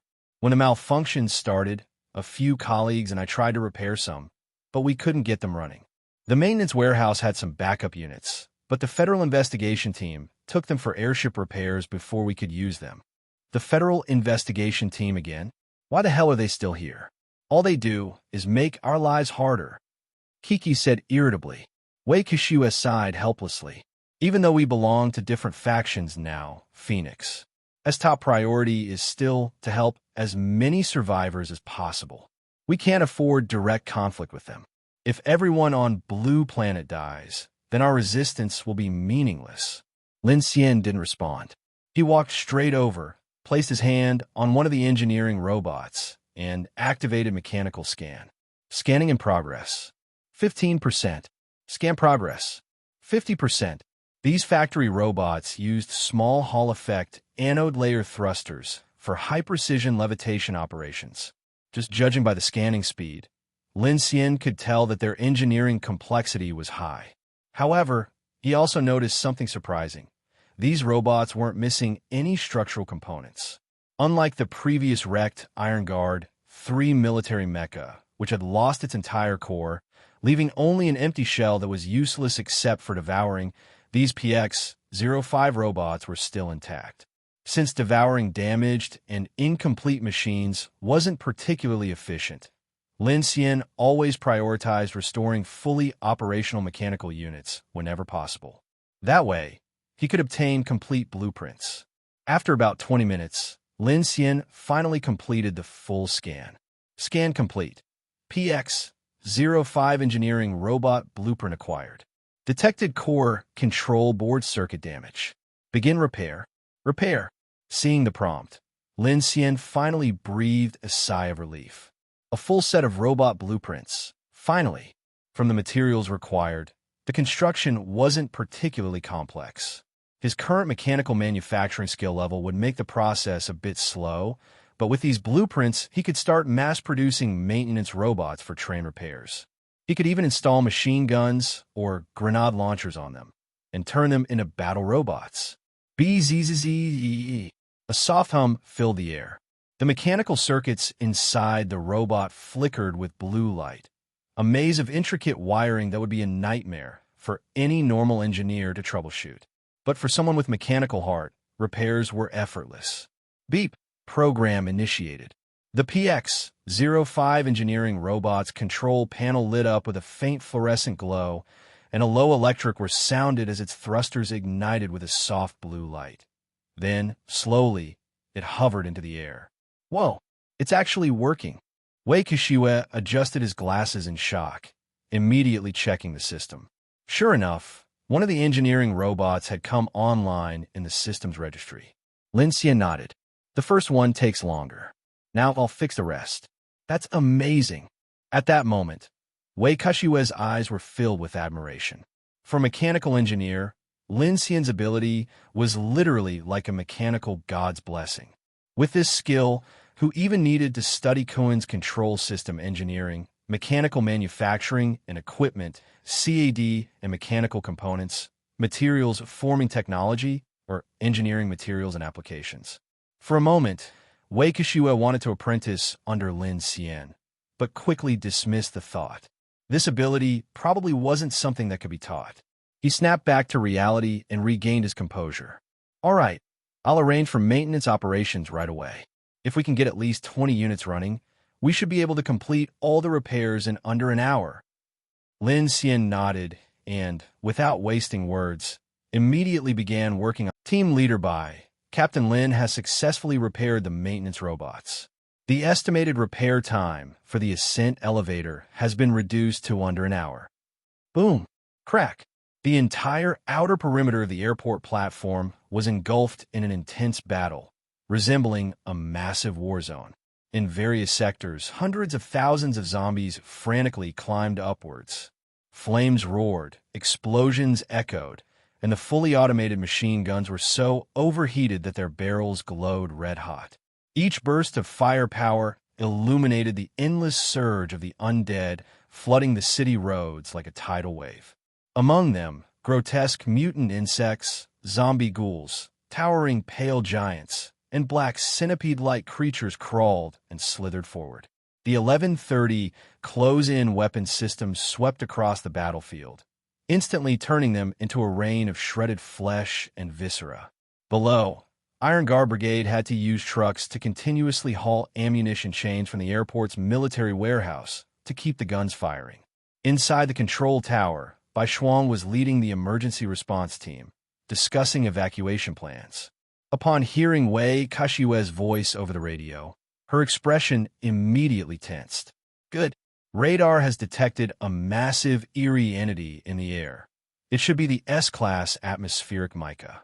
It hasn't revealed itself yet, but stay alert. Boom! A brilliant blue electromagnetic beam streaked across the night sky, fired from the railgun, piercing straight through a massive sky jellyfish drifting too close. A dozen of its tentacles snapped off mid-air, crashing down. Elwo Gra! A terrifying wail reverberated, sending shivers down the spines of the resisting soldiers and survivors alike. Just catching sight of that colossal shadow looming in the sky made their hair stand on end. Night Falcon, 12 anti-air missiles. Launch parameters ready. Whoosh! Whoosh! The Iron Guard Brigade's anti-air missile launchers rose slowly, and 2 small air-to-air missiles blasted off, trailing white contrails before exploding against the sky jellyfish's bell-shaped body. Meanwhile, on the ground, a battalion of Iron Guard soldiers was advancing swiftly. Leading them was a middle-aged officer, clad in military uniform. He appeared to be in his mid-40s, his sharp features and rigid posture exuding the aura of a seasoned battlefield commander. General, team leader Bai just informed us. The ascent elevator repairs will be completed within an hour. The adjutant reported urgently, following closely beside him. Tell the convoys in the plaza to fall back into the port. The threats are reaching inside now. Zhang Dingzhong kept walking, pointing towards the railway platform. Make sure Bai Shuang coordinates the evacuation. Everyone moves to the track platform.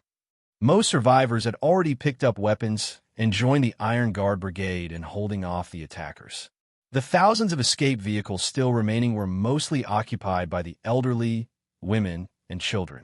Where the hell is the security regiment? They're still not coming to support. The federal investigation team hasn't left yet. They just contacted us, demanding we escort their aircraft out of the combat zone before they agree to leave. What? Escort? Bang! Zhang Dingzhong came to a halt, letting out a cold snort.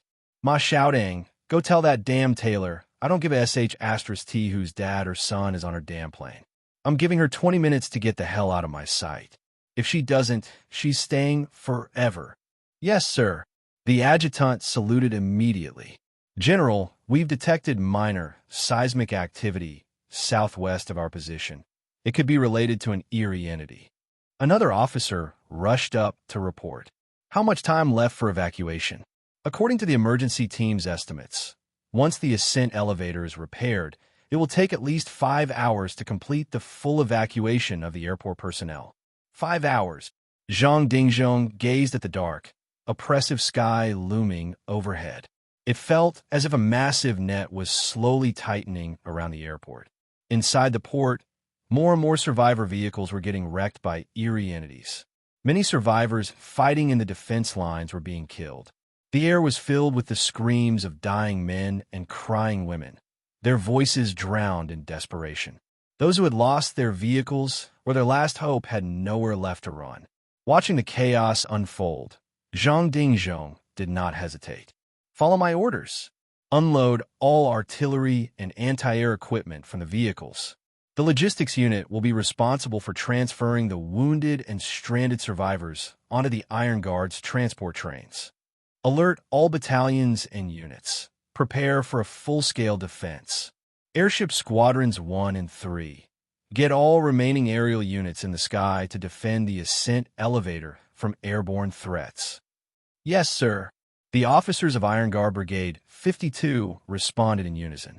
Maintenance Bay, ascent elevator. Back in a maintenance bay, one by one, the repaired maintenance robots hovered into the air.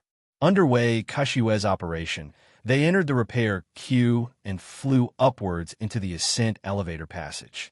As the system's error reports were gradually resolved, Wei Kashiwei's tense expression relaxed slightly.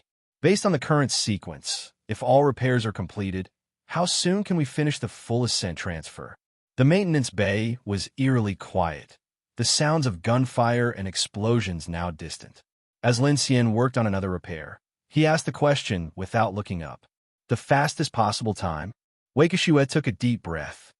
At least 5 hours. That's already pushing our limits. After speaking, he seemed to realize Lin Xian's intent and muttered, You train operators are planning to use the Horizon Clamp system to launch directly, aren't you? Lin Xian didn't respond. Instead, Kiki asked, And what's wrong with that? It's extremely risky. Wei Kashiwei adjusted his glasses. Not just for your train. 9 train convoys have entered the ascent sequence in the past few days. Without the traction platform, there's no reliable way to ensure safety in a high-altitude corridor. The traction platform was a flatbed transport system, but far more complex than a regular trailer hook. It connected directly to the rail track, essentially functioning as a ferry vehicle for the ascent elevator, integrated with the electromagnetic launch system. Vehicles and trains weren't required to self-propel. Instead, the system controlled the acceleration, handling the climb and subsequent high-speed transition into the low-pressure corridor. This setup maximized transport efficiency while ensuring automated regulation. Without it, using the Horizon Clamp system to force launch the train meant it would be directly driving on the high-altitude rail corridor without any external assistance. In early operations, manual track routing could still push speeds to 500 kilometers per hour, faster than most bullet trains. But under the current conditions, if the Doomsday trains launched without proper clearance, with other electromagnetically accelerated transports following behind them, any accident mid-air could trigger a catastrophic chain reaction. The results would be unthinkable. We've actually considered increasing single-batch transport volume to improve efficiency, but lack of power? Lin Xian interjected. Wei Kashiwei nodded. Besides the ascent elevator and electromagnetic acceleration systems, we also need power to maintain the anti-air defenses of the high-altitude corridor.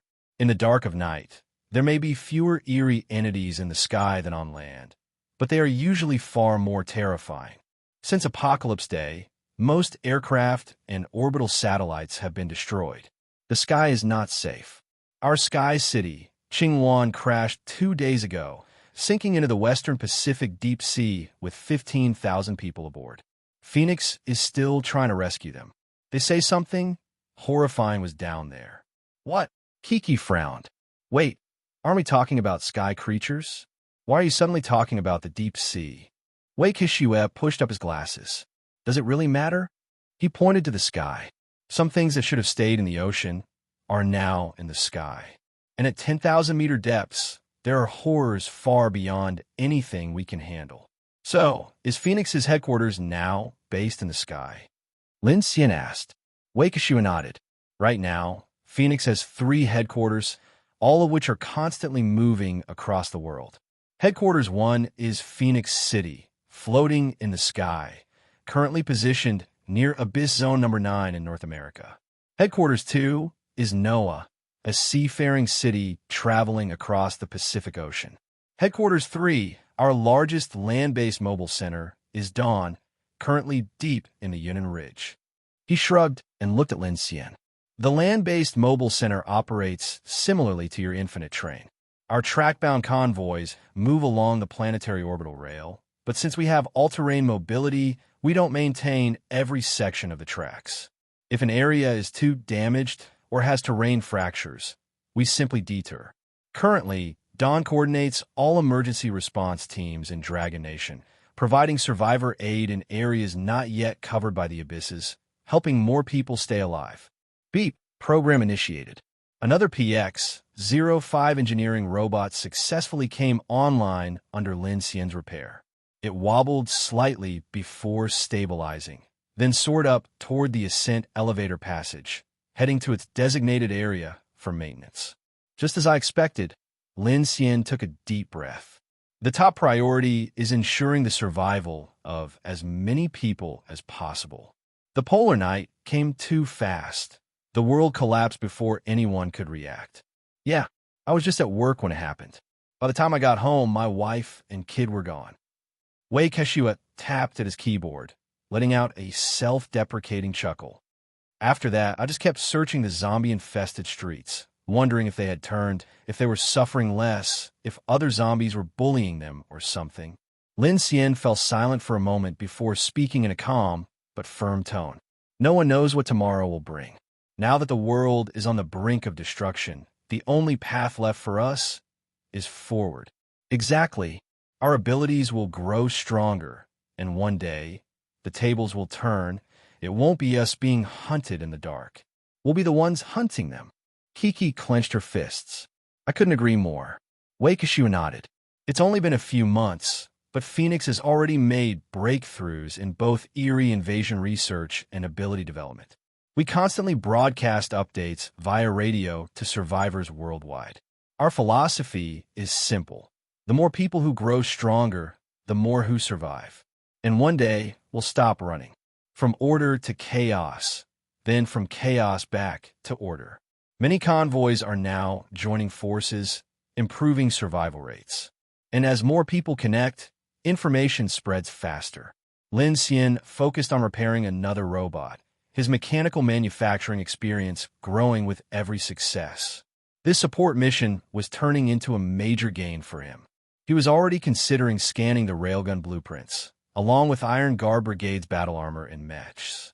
After reaching Jiazhou City, he'd take the time to study and enhance them, arming both himself and his team. Right now, Phoenix's Nightwalkers division is led by former key personnel from the Angel Project. Their main focus is ability research, but they're also actively recruiting ability users, Wei Kishue explained. Recruiting? Lin Xian raised an eyebrow.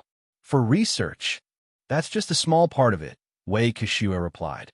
The Nightwalkers train ability users, dispatching them for rescue missions and eerie item collection. Compared to the early Angel Project, our research has already made significant progress. Captain Lin, your ability is extraordinary, and so is this young lady's psychic power. The Nightwalkers need people like you. Wei Kishue adjusted his glasses. Honestly, you could join us or at least partner with Phoenix. We can offer a lot of support that you might find useful. You're saying the Nightwalkers operate from your 3 headquarters? Kiki asked. Correct. The closest one to you is Dawn headquarters. After crossing the high-altitude corridor, you'd need about 2 days to catch up. Not that easy, Lin Xian mused. After Jiazhou City, we have to cross Hongshan Pass, the Wei River, and Longjiang. But to the northeast, we've got Abyss Zone number 5 devouring West Gobi. To the southeast, there's Abyss Zone number 7 swallowing Haidong. To bypass those, we'd have to take the Parma Grasslands route through Jinhai and Xingqing. If Dawn is taking the Yunnan Ridge path, that means they aren't using the transoceanic rail, which would have taken them across the northern continental shelf and through the Cheonggu Strait. Teaming up with Phoenix could provide huge advantages. In this apocalyptic world, sticking together was the smartest move. Only bandits and raiders thrived alone. Even if Lin Xian didn't join, forming an alliance was far better than running blindly through the dark. But catching up to Dawn? That was another problem altogether. Exactly, Wei Kexue nodded. There are too many people. We can't move them all onto the transoceanic rail. Ground migration is the only viable option. Lin Xian asked, with satellite communications down, how does Phoenix coordinate its scattered emergency teams globally? There are several methods. It's complicated, but in short, unmanned aerial drones provide fixed path guidance. Teams pre-register location anchors before every mission. Relay points broadcast signals via saturation transmission. Courier networking, aka the postman system. For large-scale orders, we use long-wave radio with coded signals, but I can't share those details. Anchor points? Holy sh*T. That's like cyber age signal beacons. Kiki exclaimed. Then why don't you just use the dark radio's blood crystal technology to amplify ground signal relays and extend transmission range? Wei Kexue's expression immediately darkened. Lin Xian sighed, giving Kiki a look. Hey, do you even hear yourself? Everything is mobile. Why the hell would we build fixed signal stations? And where are we supposed to find enough eerie blood crystals? Even if survivors don't steal them, monsters will devour them the moment night falls. Oh, yeah, that's true. Kiki scratched her head awkwardly. Wei Kexue chuckled. Information transfer is a huge problem, no doubt. After evacuating from here, will you return to Dawn HQ? Lin Xian asked. No. Wei Kexue's face turned serious. Each emergency team has a one-time mission. If we survive, we'll reroute north from Jiazhou City. We won't follow the Eastern Planetary Rail. Boom! Just as Lin Xian and Wei Kexue were finishing another robot repair, a deep tremor shook the entire airport. The vibrations grew stronger, lasting several seconds before fading. Outside, in the airport plaza, countless survivors felt the ground tremble, their heads spinning as dust clouds swirled up. Car windows rattled. Then chaos erupted. An earthquake? What the hell was that? What's going on? Aboard Infinite Train. Inside the research carriage, Ding Junyi sat by a dark radio, gathering Phoenix's intel while studying the Hell's Black Chrysanthemum. As the tremors hit, she frowned sharply. She immediately stood, rushing to the front carriage. Ms. Chun, this quake reminds me of the underground creature we encountered last night in Underground City Number 9. I suggest we contact Lin Xian and the airport emergency team immediately. I'm already trying. Chun Sichuan was urgently calling the control tower via the responder, while simultaneously reaching Lin Xian on the radio. Jiang Yun, that earthquake just now felt unnatural. It's exactly like what happened in Mount Daluo yesterday. Ren Huiyin strode forward, raising a single hand and blasting apart a grotesque zombie charging toward her with an invisible force strike. Her expression remained completely unfazed. This situation could be the corpse shepherds.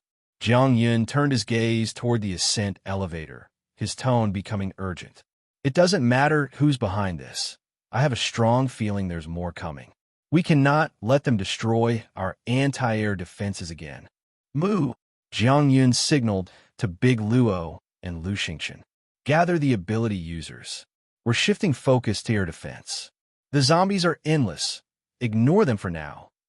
A deep unease gnawed at him. There was no doubt. Something in the darkness feared the airport's heavy weaponry. If those defenses fell, their chances of survival would plummet.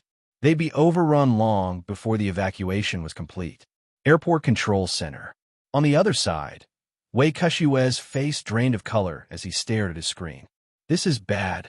Railgun number 3 is offline. Lin Xian immediately stood up. I'll check it out. It's not just that. Wei Kushiwe's forehead was drenched in cold sweat, his expression ashen. He frantically tapped at his console, his fingers trembling as if searching for a miracle. Then he froze, as if his soul had left his body. There's worse news. His voice came out hollow. The earthquake just severed one of our primary power cables. The remaining energy output is now too low to sustain the ascent elevator. The room fell silent for a split second. Then Lin Xian and Kiki's faces darkened. What? Kiki frowned deeply. The power cables are down too? Then what the hell do we do? I. Wei Kushiwe was panicking, stuttering, unable to think straight. Jiang Yun, that earthquake just now felt unnatural. It's exactly like what happened in Mount Daluo yesterday. Rin Huiyin strode forward, raising a single hand and blasting apart a grotesque zombie charging toward her with an invisible force strike. Her expression remained completely unfazed. This situation, could it be the corpse shepherds? Jiang Yun turned his gaze toward the ascent elevator, his tone becoming urgent. It doesn't matter who's behind this. I have a strong feeling there's more coming. We cannot let them destroy our anti-air defenses again. Move! Jiang Yun signaled to Big Luo and Lu Xingchen. Gather the ability users. We're shifting focus to air defense. The zombies are endless. Ignore them for now. A deep unease gnawed at him. There was no doubt. Something in the darkness feared the airport's heavy weaponry. If those defenses fell, their chances of survival would plummet. They'd be overrun long before the evacuation was complete. Airport Control Center. On the other side, Wei Kushiwe's face drained of color as he stared at his screen. This is bad. Railgun number 3 is offline.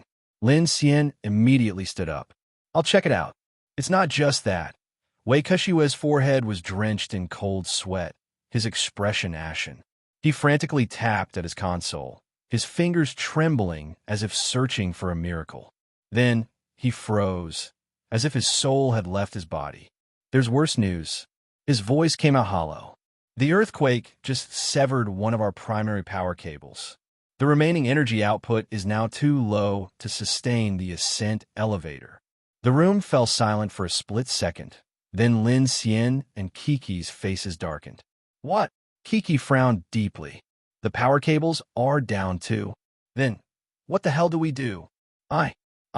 Wei Kushiwe was panicking, stuttering, unable to think straight. Yubei City number 1 spaceport. Intense battle. Beyond the gates and towering walls, an overwhelming swarm of nightmarish creatures and zombies surged forward. It was as if all the horrors within Yubei City had emptied out, converging on this final refuge. Number 1 spaceport. Buzz. Boom. Blinding blue beams pierced the darkness, streaking toward the sky above the spaceport. More than a dozen giant sky jellyfish, large enough to blot out the stars, drifted in. As the anti-air defenses roared to life, countless severed jellyfish tentacles rained down. Some fell directly into the survivor convoys, causing heavy casualties. It's over. It's over. We can't hold them off. A survivor sobbed in despair. The climbing elevator isn't fixed yet. Do we have any other way out? Run. There's nowhere to run. We fight. Block them. Has anyone seen my son? Please. Has anyone seen my son? The plaza was in chaos. Children huddled inside vehicles, crying. Many survivors, faces set with grim determination, gripped their remaining weapons and rushed toward the defensive perimeter. Rat-tat-tat. Rat-tat-tat.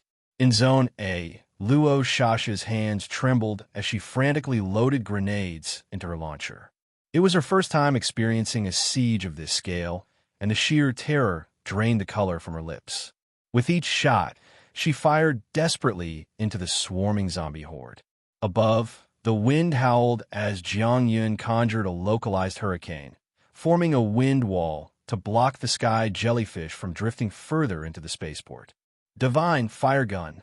From the fortress wall, Lu Xingchen raised both hands, forming sword fingers as white-hot flames erupted from his fingertips, incinerating a grotesque, tentacle-covered humanoid abomination. A towering inferno ignited atop the walls. Rat-tat-tat. Luo Yi, positioned nearby, emptied the last rounds from his M556 light machine gun. Tossing aside the spent magazine, he reached over his shoulder, gripping his steel-slaying greatsword, and with a powerful throw. Whoosh! The massive blade streaked through the air like a meteor, impaling a black centipede-like creature that had lunged at Sha, pinning it against the wall. Luo Yi charged forward, stomping down with brutal force to crush the monster's head, then wrenched his sword free, stepping protectively in front of his sister. "Brother, be careful," Sha called out in alarm. With their long-range weapons depleted, the fight was about to get even more dangerous. Sha took cover behind Luo Yi, rapidly firing grenades into the fray. B-class eerie entity detected. A comms officer from the Iron Guard Battalion shouted the warning just before a spider-like limb plunged down from above, skewering him straight through the head. "It's a fog spider." Gunfire erupted in unison. The fog spider, cloaked in dense mist, had silently scaled the fortress walls. "Ah!"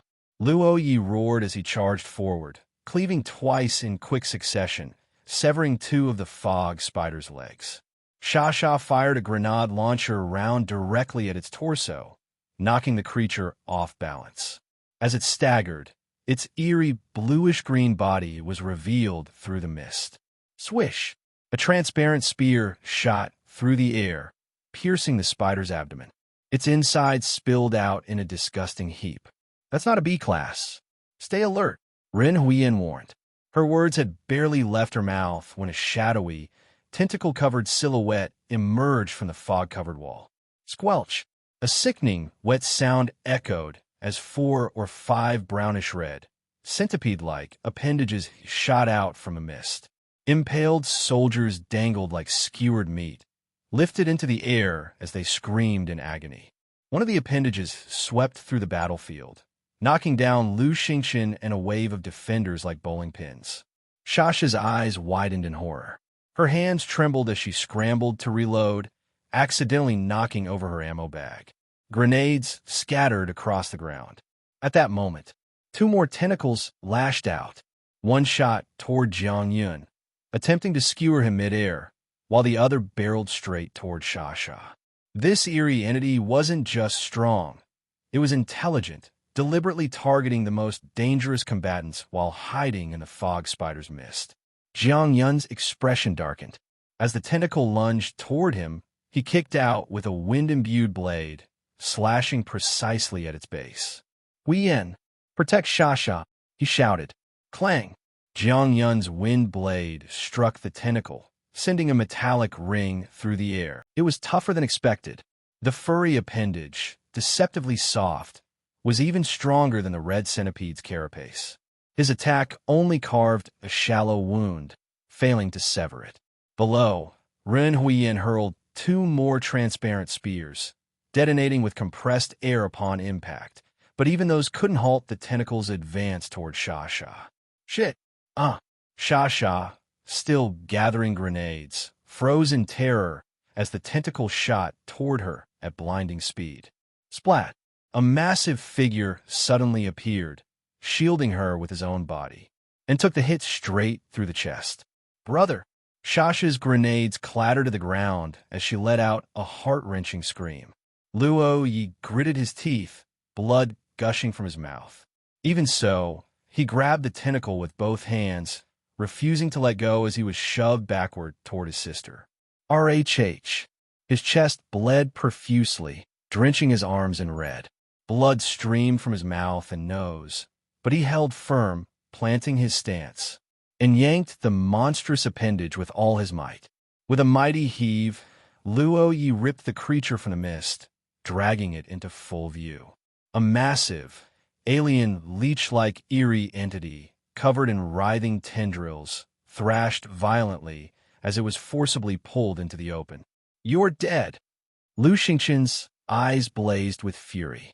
With a furious stomp, he launched himself skyward, flames roaring around him as he summoned an enormous inferno.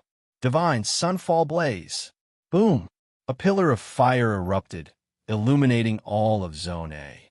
The tendril monster screeched in agony, its tentacles flailing wildly, knocking over ammo crates and vehicles as it desperately thrashed to escape the flames.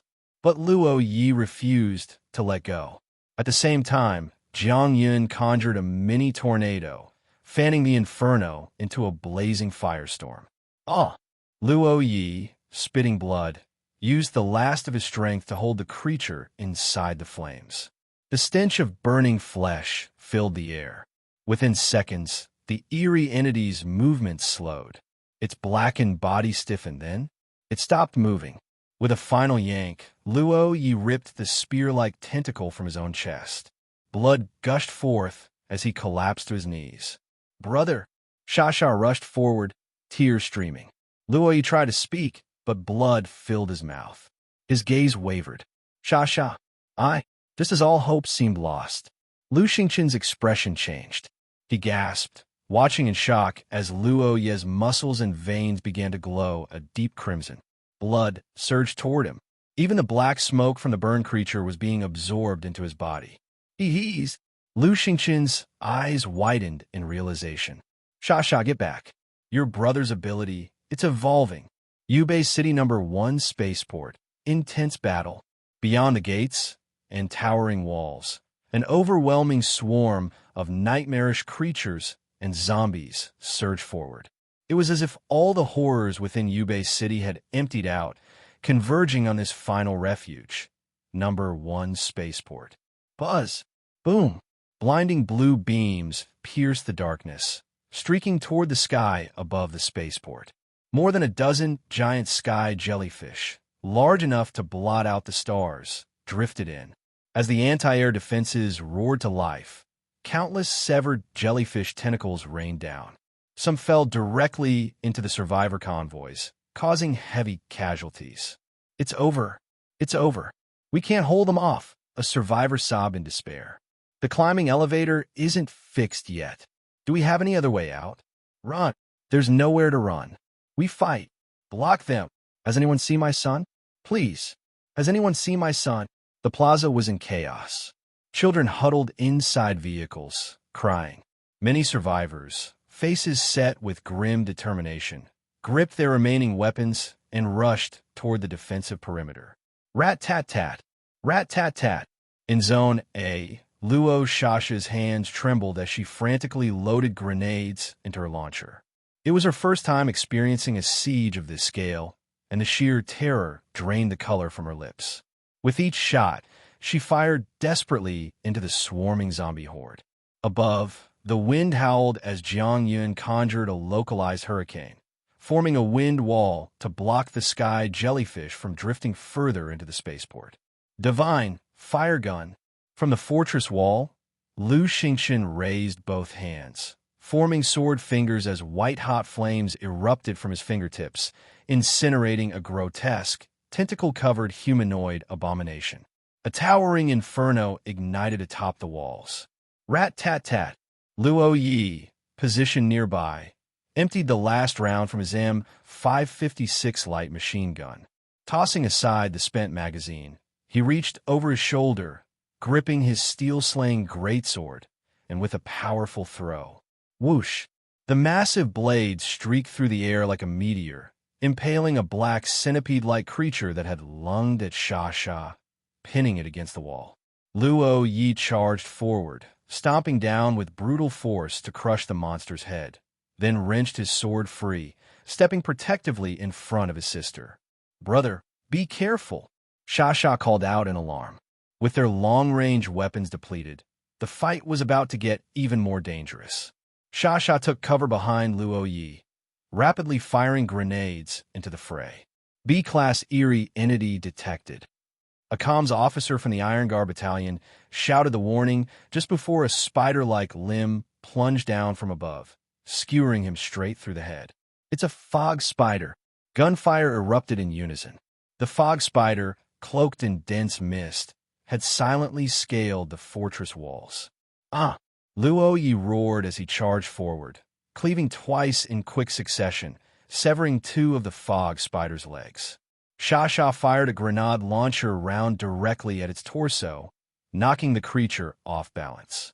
As it staggered, its eerie bluish-green body was revealed through the mist. Swish!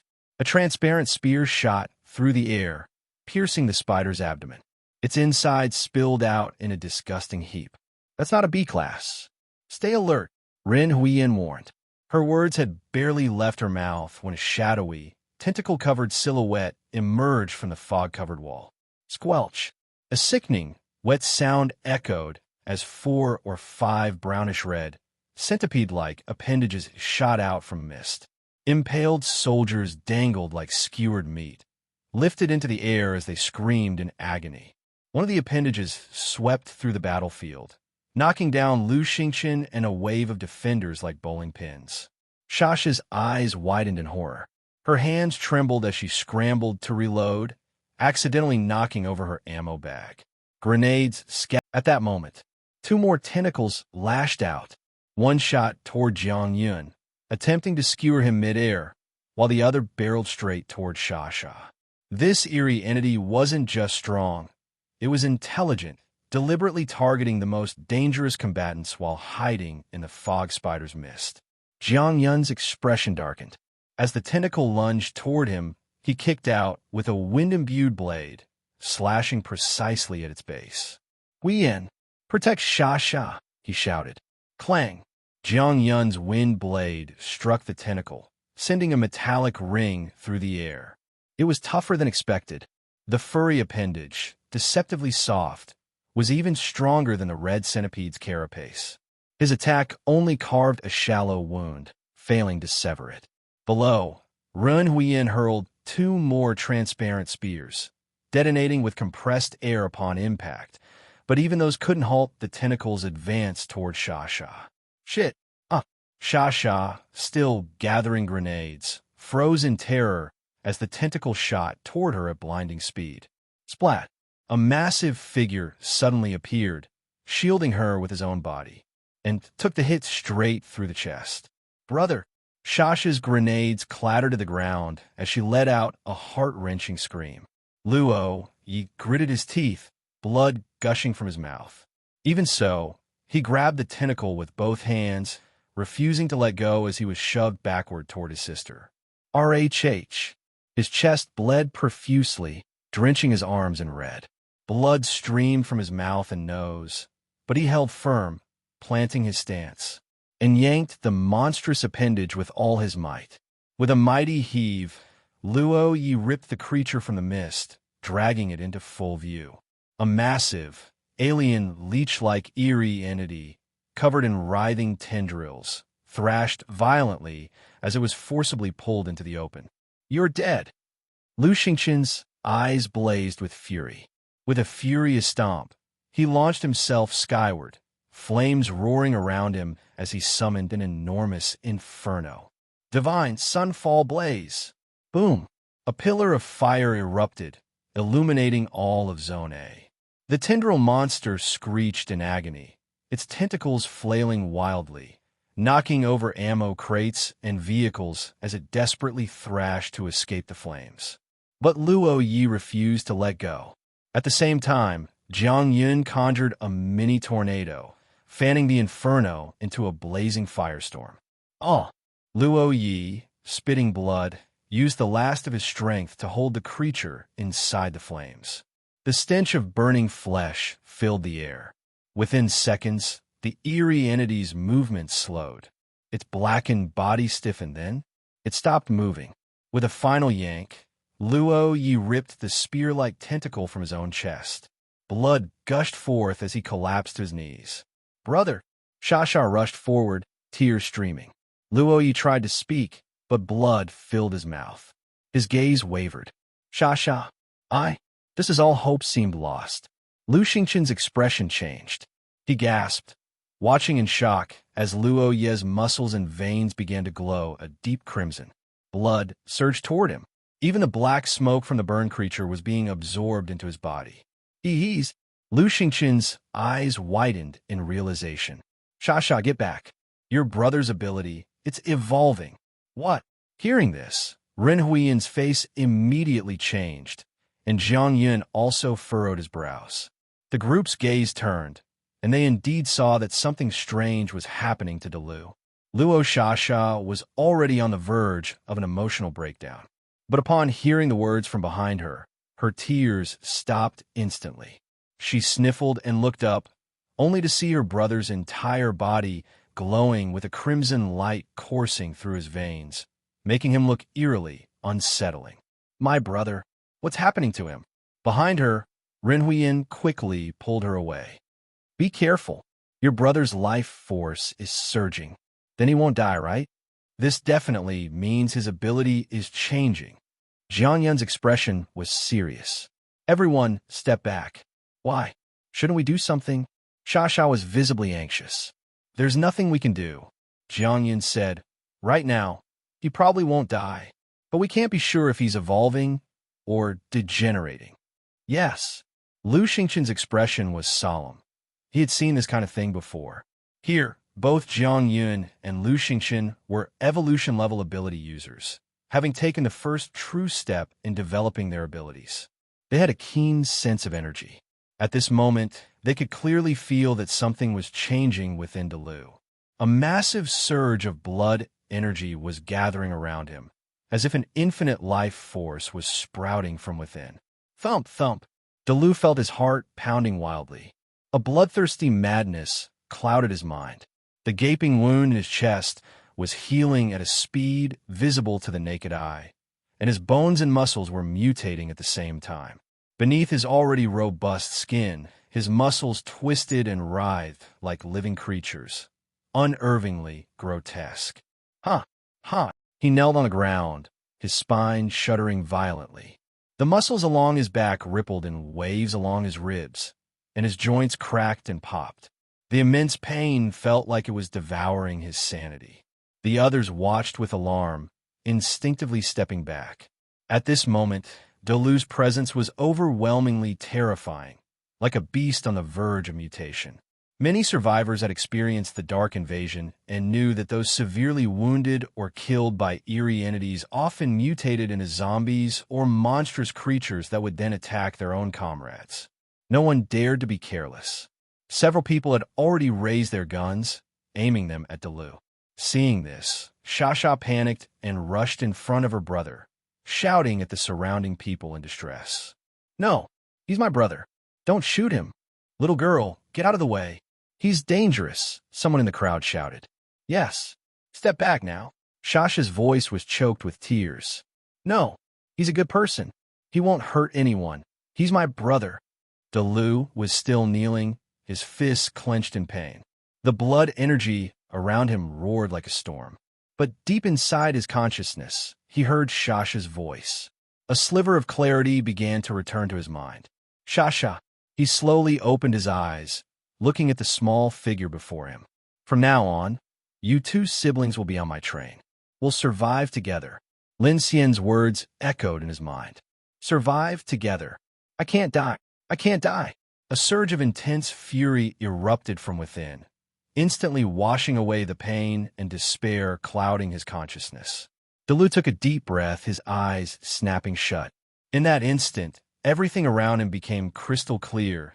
The gazes of the people, the worried Shasha, the anxious teammates, and the beasts that were about to charge over the high wall. Deluo let out a low growl. Under everyone's stunned gazes, he shot forward with explosive force. The ground beneath his feet cracked under the impact. He grabbed his steel-slaying greatsword, his entire figure turning into a crimson blur as he launched himself toward the high wall like a human projectile. At that moment, from the top of the wall, a crimson skeletal horror emerged, preparing to unleash a burst of fire to capture its prey. But just as it climbed out of the hail of gunfire and bullets, a blood-red shadow was already streaking toward it. Clang! The steel-slaying greatsword let out a piercing hum. Deluo charged straight ahead, his sword glowing red-hot. With a single horizontal slash, he cleaved the creature's skull clean off, slicing through the metal fence atop the high wall like butter. Boom! Only then did the shockwave from his rapid strike explode outward, sending several Iron Guard battalion soldiers stumbling back. Brother! Sha cried out in shock. Such speed. Jiang Yun's eyes flickered.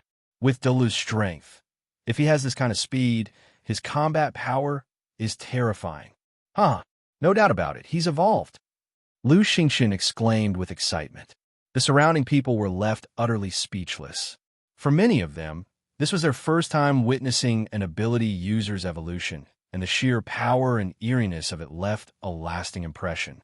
And now, with Dalu having instantly slain the eerie entity, everyone breathed a sigh of relief, though some were left with lingering fear.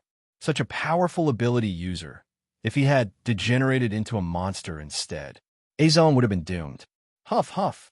Dalu panted heavily, his steel-slaying greatsword still vibrating in his grip. He looked at his teammates below and gave them a silent signal, then turned to Sha. Sha, get your gun. More monsters are coming. Got it. Sha wiped away her tears and nodded quickly. Without hesitation, she rushed to the ground, grabbing grenade launchers and stuffing them into her backpack. All right, I'm in too. Lu Xingqian, filled with battle spirit, immediately joined. Jiang Yun and Ren Huiyan exchanged glances and let out a breath before diving back into the fight. Mechanical scan complete. G3 land-based electromagnetic railgun blueprint acquired. Detected mechanical failure in magnetic flux compression device and unipolar generator. Initiate repairs. Repair. From his vantage point, Lin Xian tensed up as he completed the scan. He looked at the colossal sky creature drawing closer, feeling a chill run down his spine. He activated his mechanical heart, pushing it to its limits. Whoa! Elsewhere, the fire control radar on the electromagnetic railgun locked onto something. The turret base rotated rapidly, targeting a fast-approaching airborne creature. Buzz! Blinding blue light erupted, illuminating the night sky. A winged monstrosity screeched as it lunged forward, its eerie fangs bared. Kiki! Lin Xian shouted. Kiki was already reacting. Her eyes gleamed as she stepped forward. Finally, she thrust out a hand, and the flying monster slammed into an invisible wall mid-air, its body abruptly halting with a thunderous boom. At the same time, the two electromagnetic railguns locked onto the now stationary target. Boom! Twin railgun blasts tore it apart in midair. Nice work. Lin Xian let out a breath. Kiki quickly rushed forward, searching the remains for eerie blood crystals. Little money grubber, Lin Xian muttered. But just then, the entire spaceport suddenly went dark. What the hell? Lin Xian's eyes narrowed. The lights flickered back on seconds later, but something was clearly very wrong. And then came the urgent shout. All anti-air weapons have been reprogrammed. They're now protecting an aircraft fleet, escaping from the inner port. Yubei City No. 1 Spaceport, Aircraft Inner Dock. A large Federation operation airship was docked at the inner bay, alongside several smaller aircraft. The engines of the airship were already idling in standby mode, while numerous Federation investigation team members in black suits were escorting a group of special citizens aboard. Director Taylor, things have already gotten this bad. Why aren't we taking off yet? A middle-aged man with streaks of black and white in his hair, his expression cold and sinister, sat in a wheelchair, pushed forward by a bodyguard. The powerful turbulence from the massive aircraft's aerodynamic flows made the hems of everyone's clothes tremble. His face was twisted with rage as he questioned Taylor Moreno, who was sending messages on her mobile terminal. Taylor Moreno glanced up at him. Senator Zhou, please return to the airship immediately. We cannot risk taking off until the airspace threats have been neutralized. Absurd. What about the Iron Guard Battalion, the Security Regiment, and, damn it, all the air defense systems in this spaceport? The Federation spent a fortune maintaining them, so why aren't they clearing the airspace for us? Senator Zhou ranted hysterically. A bunch of incompetent fools. Get this ship in the air, or you'll be out of job. Taylor let out a disdainful chuckle and replied calmly. The Iron Guard Battalion refused to escort us, but I have overridden the spaceport system with my Federation clearance. The air defense weapons will clear a path for us. So, I suggest you stop wasting time here. Senator Zhou's expression darkened, his gaze shifting. He gritted his teeth and said impatiently, "Humph. Then hurry up. If you delay me any longer, all of you can get the hell out. All flight squads, prepare for takeoff." Taylor handed her mobile device to her subordinate and issued the command. "Yes, ma'am." Click, click, click. Just then, the sound of rushed footsteps echoed through the bay. Taylor turned her head and saw Bai Shuang leading a group of emergency response team members and Iron Guard soldiers toward her, each of them wearing an expression of fury. Security Regiment. At her call, dozens of armed security officers immediately stepped forward, raising their weapons. "How dare you do this?" Bai Shuang ignored the guns pointed at her, storming forward in rage. "There are over 10,000 survivors here. Do you understand the consequences of what you've done?" Taylor stepped back slightly, letting the security officers block her front. Adjusting her glasses, she sneered, "According to Federation Law Article 332, all armed forces must ensure full escort measures for government officials' aircraft. I'm simply following protocol." Bai Shuang's eyes burned with fury. Asterisk, asterisk, did you conveniently forget Federation Law Article 1? The life, property, and freedom of all citizens take precedence over everything else? Taylor laughed coldly, pointing at the massive airship behind her. "Do you even know who's on board?" The escalating conflict quickly drew the attention of the survivors in the plaza. Upon recognizing the Federation investigation team, the crowd grew increasingly agitated. When they overheard the argument, their fury boiled over. What? They disabled the air defense system just to escort themselves? What the F asterisk? You bastards. I'll F asterisk ANG kill you. Asterisk asterisk. Slaughter them all. Angry survivors began raising their guns, forcing the security regiment members to form a tight wall around Taylor Moreno and Senator Zhou, preventing the mob from rushing forward. Meanwhile, Shu Qin, Su Jin, and Old Mo were already covered in bloodstains, their weapons overused and scorched for battle. Yet, now they were being stabbed in the back by their own people. It was impossible not to feel rage. Senator Zhou's face grew even darker. He discreetly signaled his bodyguard, preparing to retreat. Facing the storm of curses, Taylor Moreno snapped, "I advise you all to stop wasting your breath. This entire spaceport is Federation property. Do you seriously think these weapons and walls were built with your money?" She trembled with frustration, her voice rising.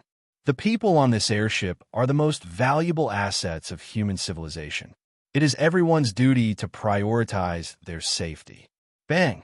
A gunshot ripped through the night, bringing the tense standoff to an abrupt halt.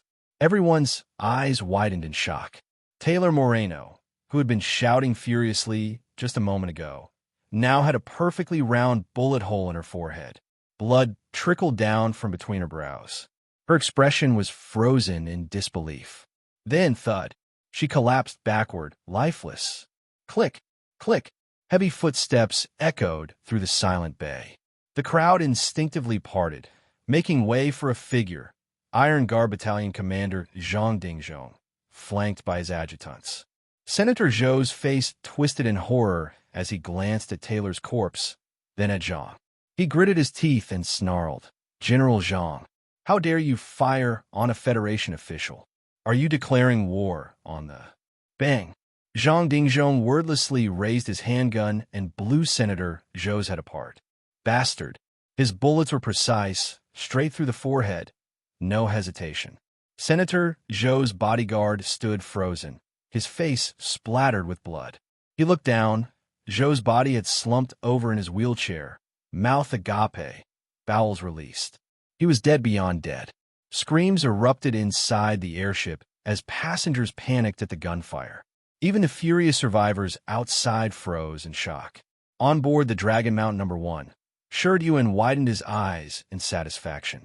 Meanwhile, on the Silver Star, Jian Shuwei and Jian Ziyang exchanged uneasy glances.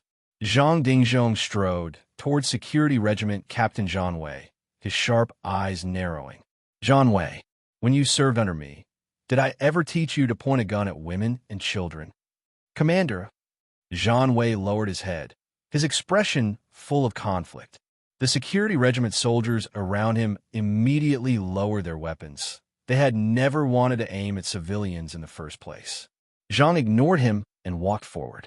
He stopped beside Taylor's corpse, looking down at her terrified deputy. You have 3 minutes to take off. What? The deputy's face turned deathly pale, and the other Federation officials scrambled toward the airship. Go! Hurry! We're leaving! On board, Zhao Yin and Su Wen clutched their computer bags, faces tense. Seeing the airship finally lifting off, they sighed in relief. God, I thought they were going to shoot us. Phew! At least we're taking off now. The airship fleet ascended into the night sky. From the window, Zhao Yin gazed at the black armored train stationed on the rail platform, eyes flickering. Director Ding, what a shame. Zhang Dingzhong turned to Bai Shuang. What's the situation? Bad. Bai Shuang's face was grim. We never expected them to pull something like this. It completely disrupted our plans. Scientist Wei let out a bitter sigh. This access was authorized by the original Federation. Our only options are negotiation or rewriting the system. The spaceport was in crisis. Their only lifeline was now cut off. The air grew heavy. Just then, there's still one way. A loud voice rang from the back of the crowd. Everyone turned. Lin Xian and Kiki rushed forward, faces filled with urgency. Lin Captain. Scientist Wei's eyes lit up. Wait, can you rewrite the system? No, Lin Xian shook his head. But I have a plan. In 2 hours, I can get— What? Everyone can go up? What do you mean? No need to wait in line. 2 hours? Are you serious? Lin Xian's words were like a bombshell detonating in the crowd. The moment he spoke, chaos erupted, and all eyes turned to him in urgency. For the first time, a glimmer of hope sparked in their weary faces. Zhang Dingzhong frowned slightly, eyeing Lin Xian. What's your plan? Speak freely. Captain Lin, 2 hours? Does that mean we don't need to overwrite the system? Wei Kishua asked, his voice a mix of anxiety and expectation. His heart pounded. His instincts told him Lin Xian might actually have a way out of this. Lin Xian didn't hesitate. If we overwrite the system, the power supply will still be limited to the anti-air defense and electromagnetic acceleration systems. If we divert energy to the climbing elevator, even if it runs, it won't carry enough people. It might even be slower than before. That means it would take way more than 5 hours, and our defenses would be weakened. The monsters are increasing by the second. At this rate, we'll never get everyone out in time. That's true, Wei Kishu nodded. The climbing elevator consumes the most power. After all, Lin Xian cut him off. There's another issue. The more people we evacuate, the fewer remain to hold the line. If the airport defenses collapse, no one will be able to escape. The best solution? We all leave at once. There was something Lin Xian didn't say out loud. Order and control. If the front line fell apart, the survivors waiting at the back of the queue would be the first to be slaughtered. Chaos would spread like wildfire, and the situation would spiral out of control. Wait, there are dozens of vehicles here, over 10,000 people. How can we all leave with a power shortage? Shi Diyuan asked in confusion. The method is simple. Lin Xian raised his hand. A flicker of light flashed, and a miniature metal model of the climbing elevator materialized in his palm. On it, for simulated metal trains, represented the 4 trains currently docked at the spaceport. He looked toward Jian Shuwei and Shi Diyuan, speaking rapidly. Longshan 1 and the Iron Guard Battalion's train are both intercontinental-class locomotives. Their engines exceed 150,000 kilowatts each. The Silver Star, as an Eternal-class train, has at least 200,000 kilowatts of operating power, correct? 220,000 kilowatts. Jian Shuwei replied, her voice tinged with pride. Lin Xian nodded. My infinite train exceeds 100,000 kilowatts. That means the 4 trains combined have over 600,000 kilowatts of power. Since we're all heading to the orbital rail, I assume all these trains have horizon clamp systems, designed for situations where there's no external traction when climbing the climbing passage or entering the oceanic rail. If we load all the vehicles onto climbing traction devices and use mechanical winches, Then we can link all 4 trains together with steel cables. We don't need the climbing elevator at all.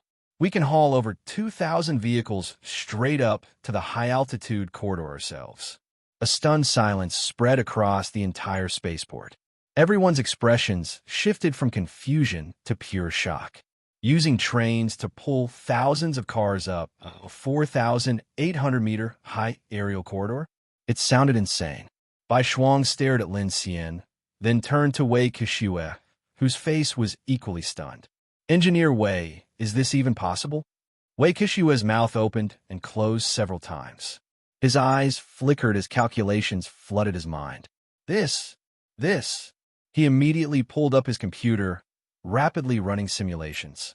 The climbing passage is 7,250 meters long, with a 90% incline, a vertical climb of 4,806 meters.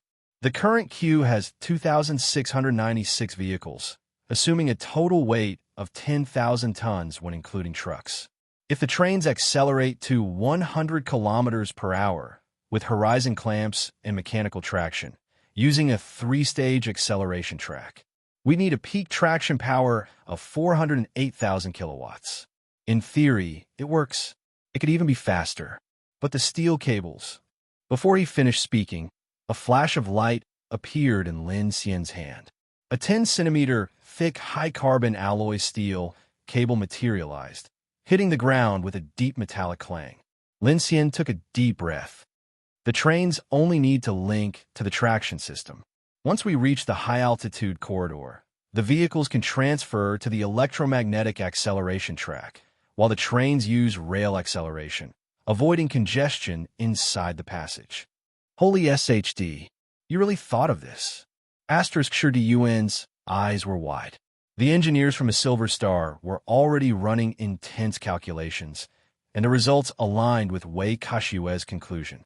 Zhang Dingzhong scanned the murmuring crowd before fixing his gaze on Lin Xian, his expression unreadable. This is high risk.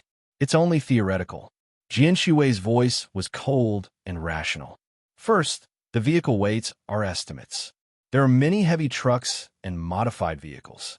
Second, you only calculated instantaneous power demands. But horizon clamps and mechanical traction have never been stress-tested under such extreme loads. If the horizon clamps fail, not only will we lose the cars, we'll lose our trains too. Exactly, Jian Ziang objected outright. This entire plan only benefits the survivors. It puts us at massive risk. The Silver Star carries 3,219 people. Why should we gamble with their lives? His voice darkened. Frankly, if other routes were open, we would have left already. We've lost enough people as it is. Worst case. Ziang. Jian Shui snapped, cutting him off. A heavy silence fell. Zhang Dingzhong turned to Bai Shuang. Commander Bai, what's your assessment? Bai Shuang hesitated, her expression complex. There's risk, but this plan has the highest chance of success. We disagree. This plan only adds risk for us. Jian Ziang protested. Even if it takes 2 hours, if everyone loads vehicles, who will hold the defenses? If the airport falls, this plan will kill us all. The Silver Star should just take a few hundred survivors and leave. It's safer for us. His reasoning wasn't wrong. With over 3,000 lives on board, escaping alone would guarantee their safety. Boom! A thunderous explosion rocked the sky. Everyone looked up. The Federation's massive airborne transport ship had just ascended, only to be obliterated mid-air. A gigantic fireball engulfed the sky, while smaller aircraft plummeted like falling leaves. What the hell is the electromagnetic cannon shooting at? There's something up there. Lightning cracked, briefly illuminating the storm clouds above, revealing a titanic, circular, jet-black silhouette. Its bell-like structure loomed over them, rising like a mountain, an atmospheric mica. The color drained from everyone's faces. Dear God, it's that monster. It's right above us. Boom, boom. The 4 electromagnetic rail cannons rotated upward and fired directly into the sky. Bai Shuang's face paled. *T. If we don't lure that thing away, it'll swallow the high-altitude corridor whole. Zhang Dingzhong's gaze sharpened. He turned to Jian Shuwei and Jian Ziang. We're going with Lin Xian's plan. But Jian Ziang's face tightened, his voice filled with urgency. Ma Xiaodang. Zhang Dingzhong's voice rang out, firm and commanding. Here, the Iron Guard Battalion's deputy commander, Ma Xiaodang, immediately stepped forward. 1st and 2nd Battalions, hold Zone A.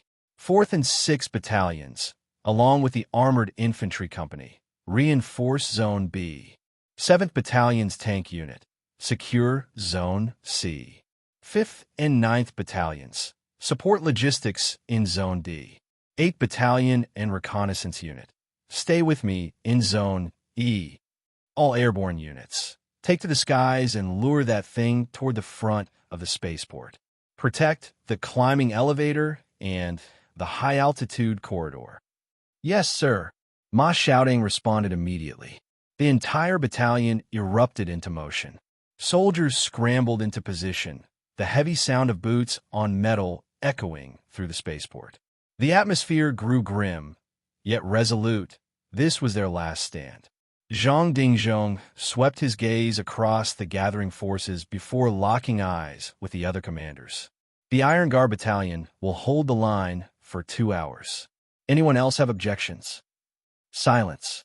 Jian Ziang's face darkened, his hands clenching into fists. He had nothing left to say. Jian Shuwei stepped forward decisively. No objections. We'll start preparations immediately. No objections. Shi Diyuan echoed. The atmospheric mica loomed overhead, its monstrous shadow engulfing the spaceport. The air was thick with fear and urgency. But Zhang Dingzhong had made his stance clear. They would fight to give the survivors a chance. Bai Shuang, Zhang Dingzhong turned toward the emergency response unit leader. Evacuate your personnel and wounded onto the Iron Guard's Intercontinental-class train. We'll be the last to retreat. Bai Shuang's face hardened, and she nodded solemnly. Understood, Commander. A voice rang from behind. Zhan Wei, along with several dozen members of the Spaceport Security Regiment, stepped forward. Commander Zhang, we want to fight alongside you. Zhang Dingzhong turned his gaze toward them.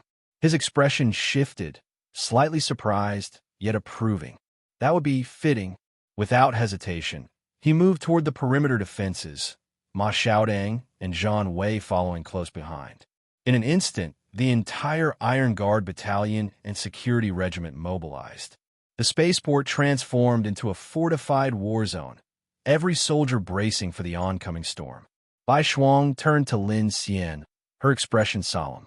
Captain Lin, I'll handle vehicle coordination. The traction system, that's your responsibility. Lin Xian nodded firmly. No time to waste. Let's move. The terrifying shadow in the sky loomed like a mountain. The momentary flash of lightning revealed its massive silhouette, sending an overwhelming sense of suffocating pressure through the hearts of all the survivors. Oh my God, what is that monster? This is terrifying. What do we do? Look, the trains are moving into the climbing elevator's inner port. The survivors in the plaza, initially panicked, erupted into a frenzy of shocked chatter after learning about the emergency team's plan.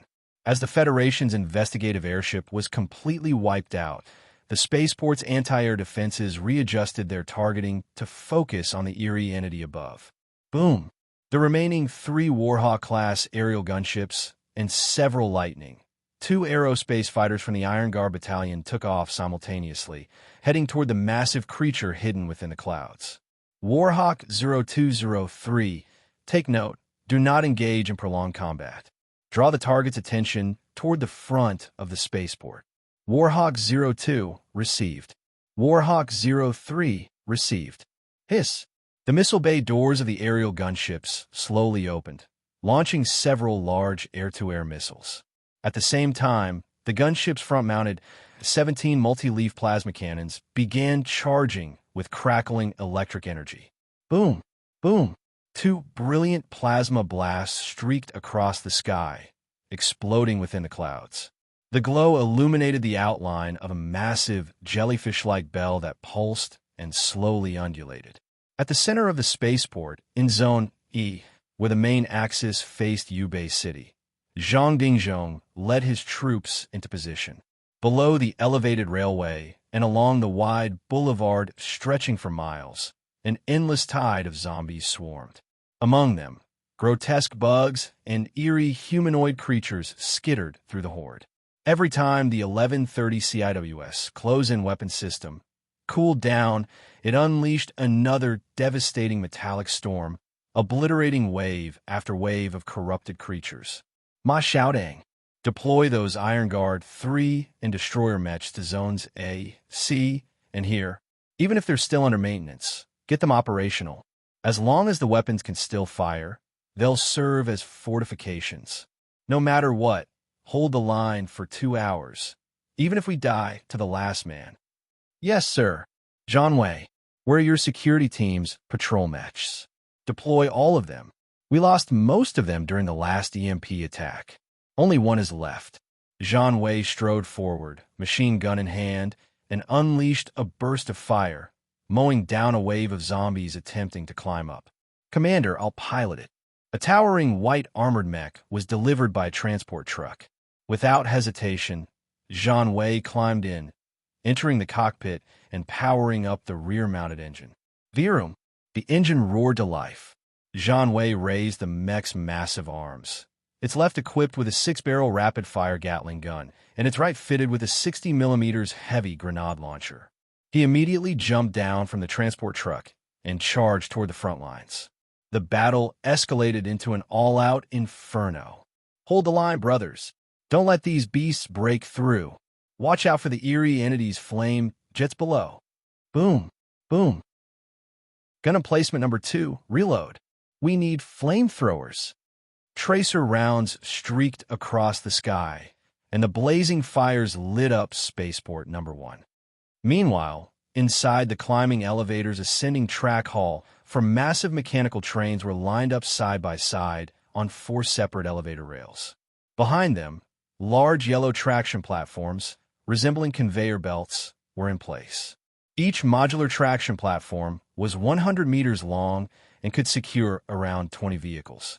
At the front of the platforms, 4 large climbing traction devices connected the vehicle traction platforms to the trains. Once they successfully reached the high-altitude corridor, the traction platforms would engage electromagnetic acceleration to propel the vehicles forward. Inside the preparation hall, under the emergency teams and convoy leaders' coordination, a long line of vehicles waited to enter the traction system. Thousands of people busied themselves in the hall, some assisting others, young men stepping down from their cars to help different convoys, and volunteers working with the emergency team to secure vehicles. Outside, explosions raged relentlessly, and the electromagnetic rail cannons fired continuously into the sky. Due to unstable power supply, the lights in the ascending track hall flickered intermittently, dimming before restoring their brightness.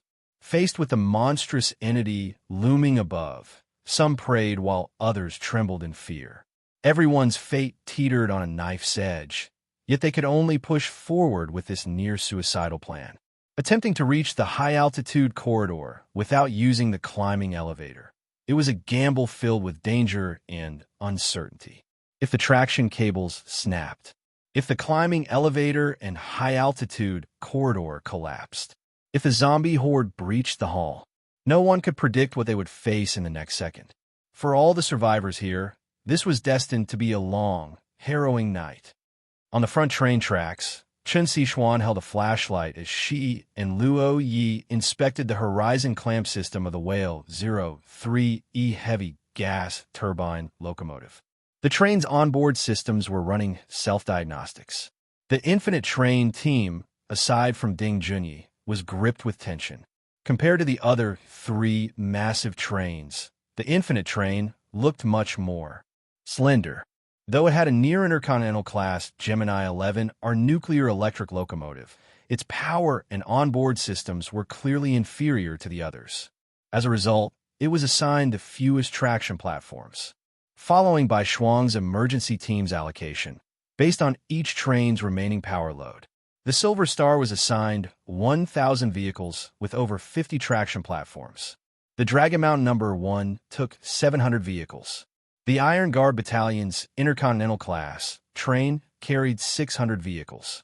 Lin Xian's Infinite Train was left with just over 400 vehicles.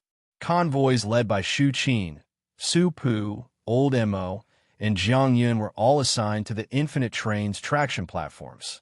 According to the plan, once they reached the high-altitude corridor, all 4 trains would detach from their traction platforms and merge into parallel tracks, allowing the vehicles behind to accelerate first via electromagnetic propulsion. The trains would then separate again and rely on their own engines to speed through the Daju Plateau. Lin Xian, assisted by Kiki and Jiang Yun, was busy assembling and connecting the train's traction cables. Wei Kishu had deployed a dozen maintenance robots to assist with welding and reinforcements. I set up a decoupling mechanism. Once we reached the corridor, we could detach quickly and save time. Sweat dripped from Lin Xian's forehead as he frequently checked his watch. Kiki, we only have 1 horizon clamp system on board. Unlike the Silver Star, which has 8 high-power drive units. If things get critical, you'll have to help stabilize the train, or the ascending traction hooks might break. I got it. Kiki nodded. Don't worry. Jiang Yun walked over. You have ability users here to help. If the situation gets out of hand, I'll step in. Wind-based abilities were indeed a great asset in this scenario. Lin Xian nodded. Much appreciated. This plan had been brewing in his mind for a while. When he discussed it with Wei Kishue, he knew it carried enormous risks. If it weren't for the desperate situation, who would willingly gamble with such a high-stakes move? Noticing Lin Xian's tension, Kiki's eyes flickered. Lin Xian, I believe in you. This plan will succeed. Thanks. Lin Xian took a deep breath and kept working. To be honest, I'm not entirely sure. As Jian Ziang said, if it were just us making the climb, the chances of success would be high. But with thousands of lives at stake, there was no room for hesitation. Boom! Just then, an even stronger earthquake shook the entire spaceport. The Iron Guard Brigade 52, a heavily armored interstellar military composite brigade, boasted formidable combat power. However, under the oppressive presence of that colossal sky creature, their overwhelming firepower felt as futile as striking a towering mountain, leaving them with a sense of helplessness. Buzz! A deep, resonant sound reverberated through the sky, shaking the clouds apart and sending violent tremors through the air. The atmospheric mica, towering like a mountain, gradually emerged from the dissipating clouds, revealing the majestic edges of its bell rim as it slowly drifted toward the spaceport. Inside the Warhawk aerial gunship, the pilot stared at the massive silhouette looming in the darkness, cold sweat running down his face. Gritting his teeth, he shouted, "Target successfully locked onto us. All flight units, retreat immediately." Boom! A brilliant blue electromagnetic beam streaked past the cockpit, just as the radar blared frantically with alarms. Unidentified biological entity detected approaching. Unidentified biological entity detected approaching. Damn it! The pilot desperately pulled the aircraft up, the Warhawk gunship's engines roaring. But before he could even turn, a massive tentacle came crashing down from above. From within the misty airspace behind them, an atmospheric jellyfish suddenly darted forward at high speed. Its tentacles swept across viciously.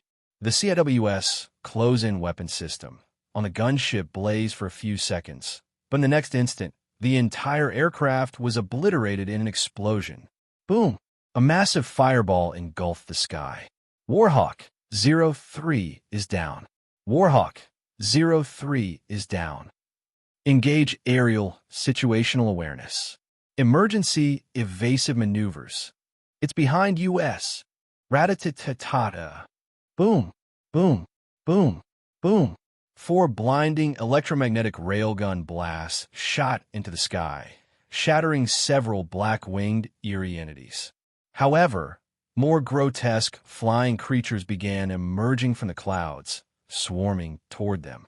Meanwhile, as the earthquake from earlier subsided, all the zombies on the ground seemed to grow even more frenzied. "General, Our aerial formations have suffered heavy losses. Sector D is on the verge of collapse. On the high walls, Vice Commander Ma Xiaotang, his face streaked with blood, had already fought to the brink of madness. What about Bai Shuang's team? They're still loading. There are too many people. Zhang Dingzhong turned back. In the plaza, most of the survivor vehicles had already entered the ascending track hall, leaving behind only corpses of fallen soldiers and civilians. A blizzard howled, mixing red blood with white snow, painting a scene of tragic devastation. His gaze shifted to the endless zombie tide swarming from the city. With a grave expression, he muttered, "These monsters, they've gone completely insane." "Yeah, but why?" Ma Xiaodang said hastily. "It's like they know we're evacuating. Every time we speed up the process, they get even more aggressive. It's the same in the sky, underground. Everything is coming at us." Another officer chimed in. "Could it be that the zombies and the bugs can actually predict our movements? We encountered the same thing in Maple City, Chong'an, and Xinglong. Every time our forces move in large numbers, we're met with even larger scale attacks. It's like some kind of nightmare." Zhang Dingzhong's gaze sharpened. "The more desperate the enemy, the more they want to wipe us out. This only proves that our resistance matters." Inside the ascending track hall, the traction cables for all 4 trains were now fully connected, with only a few remaining vehicles still loading. Inside the Silver Star's high-level management carriage, a dozen well-dressed executives sat in a tense emergency meeting. The engineering team has pre-checked the Horizon Clamp System's condition. "I propose that if the system detects any anomalies during the ascent, we must immediately cut the rear traction cables to ensure the safety of everyone aboard." A middle-aged man of noble bearing spoke first. "I second this." "Agreed." Jian Ziong raised his hand as well, then turned to Jian Shuwei, who held the final decision-making authority. "Sis, we've done everything we can. If something goes wrong, it means the plan itself was flawed. Using an emergency failsafe is the most logical choice." Jian Shuwei remained silent for a moment, her expression slightly tense. "I just discussed this with Captain Lin of the Infinite Train. He suggested that if the clamp system's high-voltage threshold doesn't exceed 30%, we should not cut the traction cables." 30%? That's too risky. Even 15% is already pushing it. "Exactly," the executives murmured in protest. Jian Ziong scowled. "He suggested it. What given the right? Infinite Train is carrying the lightest load among all 4 trains. Their setup is a joke. They're running a rusty gas turbine locomotive, completely obsolete. It's useless. Chairwoman, we can't take that kind of risk." "Yeah, this is madness." Many board members voiced their opposition. Jian Shuwei's cold gaze swept across the room. "Your concerns are valid. However, let's make one thing clear. Silver Star will deploy a special air defense squad to suppress the airborne threats. That will buy us enough time to safely enter the high-altitude corridor." She paused, then asked, "Now, who among you is willing to lead this glorious mission?" The room fell silent. The executives glanced around nervously, some swallowing hard, others avoiding eye contact as Jian Shuwei's gaze swept across the room. "Ziyang." Jian Shuwei's eyes landed on Jian Ziong. He froze immediately. "Do you know what made Fingal Group so successful?" Jian Ziong opened his mouth, but quickly looked away. Jian Shuwei smirked coldly, rising to her feet. Her piercing gaze swept across the board members. "Success comes from continuous progress. It also comes from the dedication of our 500,000 employees worldwide. A business that only clings to its foundations will never thrive. Human civilization advances through courage. With success comes failure. With ambition comes sacrifice. The traction cable behind our train carries the lives of 4,000 people. These lives were bought with the blood of the fallen Iron Guard soldiers outside. We are entrusted with their final chance at survival. This is an adventure, and every adventure requires courage." She let the words settle before continuing. "Some have already stepped forward to bear this burden for you. Do not feel ashamed, just do your part." A heavy silence filled the carriage. Notify the engineering team. Jian Shuwei turned, her high heels clicking against the floor as she strode forward. The rear traction cables can only be severed under MY direct authorization. Meanwhile, the emergency team worked swiftly to finish loading the last few vehicles onto the traction platforms. Hundreds of lost and injured survivors were being transferred onto the Iron Guard's intercontinental train. Team leader Bai, we're almost ready. Wei Kishua tapped furiously on his computer. The 4 train engines are running test cycles. The corridors are clear. Spaceport radar shows the atmospheric jellyfish moving away from the high-altitude corridor. Bai Shuang nodded. Notify all convoys and team members. As soon as the Iron Guard and security personnel evacuate, we move. Boom, boom, boom. Outside the ascending track hall, the battle raged on. Explosions and gunfire shook the air, the deafening roars of battle merging with the howling wind. Inside the hall, however, all survivor convoys had already driven onto the traction platforms. Fear and tension spread through the crowd like wildfire. Sitting inside an off-road vehicle, Shu Qin clenched her hands tightly, her gaze shifting between the long line of vehicles and trains and the steeply rising, ascending passage ahead. Her expression was grim. Beside her, old Mo, Su Pu, and the others were equally tense. All the trains were fully powered up, their engines humming as they prepared for departure. Many survivors inside both the trains and vehicles pressed their faces against the windows, staring at the massive convoy stretching endlessly before them. It looked like an army of ants, disappearing into the distance. Their hearts pounded faster in anxiety.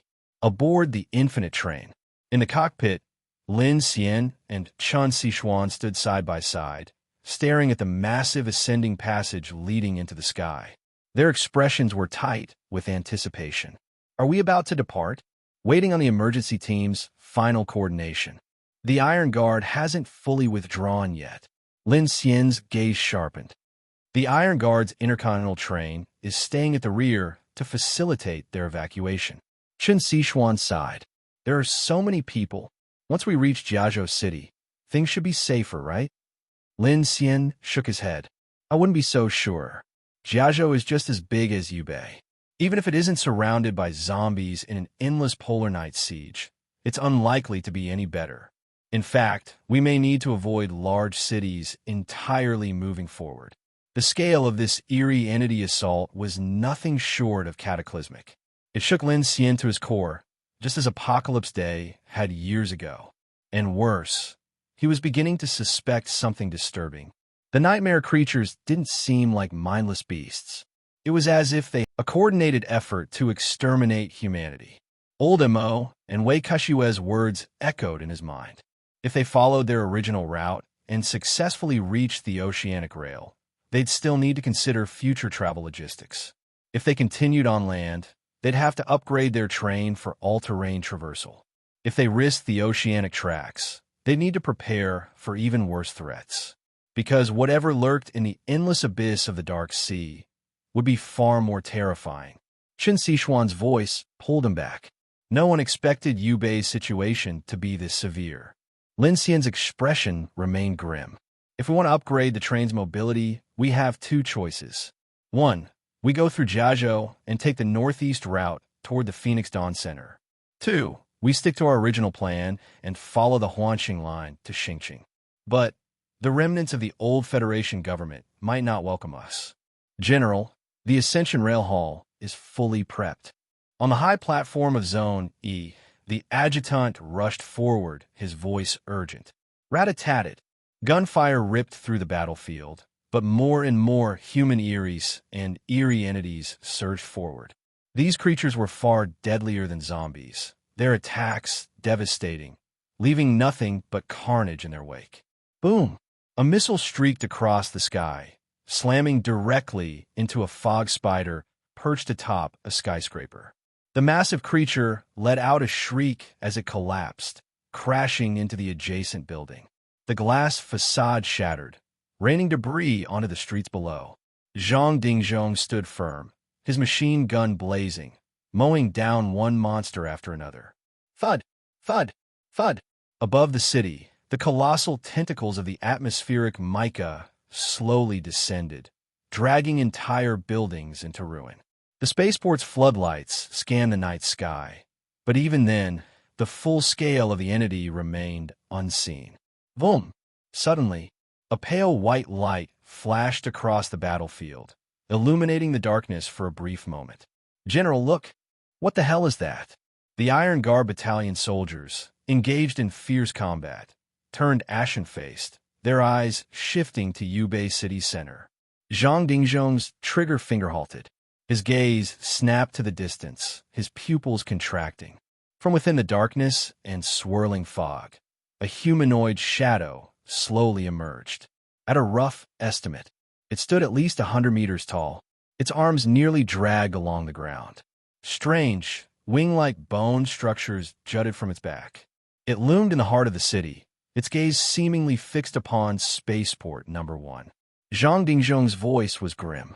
The corpse shepherd, his eyes narrowed, just like the intelligence reports described. The monolithic figure exuded an overwhelming sense of oppression, a presence so alien, so incomprehensible, that it made one's blood run cold. From atop the fortress walls, Zhang Dingzhong and the other Iron Guard officers stood frozen, staring at the colossal humanoid. It was like a being from a higher dimension. Even looking at it sent a shiver down their spines. And the moment the corpse shepherd appeared, the battlefield shifted. The creatures changed. The countless eerie entities, zombies, and even the sky-born jellyfish began to move in unison, as if they were being herded. Their target, Spaceport Number 1. Is it coming for us? A nearby officer's voice trembled. All previous sightings occurred within the polar night zone's active periods. Another officer suddenly realized something horrifying. It's treating us like prey, driving us toward the slaughter. No wonder the zombies are all swarming in one direction. Zhang Dingzhong's eyes flickered with realization. He stared at the corpse shepherd, his voice calm, yet chilling. Doesn't it feel like it's casting a net? Silence. The officer's expressions darkened. A net, Zhang Dingzhong continued. In deep-sea fishing, several boats work together to cast massive nets, gradually narrowing their formation to drive the fish into an enclosed space, until there's no escape. His gaze swept over the battlefield. This horde of zombies and eerie entities, they're like an ever-tightening net. And that corpse shepherd, it's driving us straight into it. The realization hit like a thunderclap. The battlefield wasn't chaos. It was a hunt. Now that you mention it, it does seem like that. Fishing.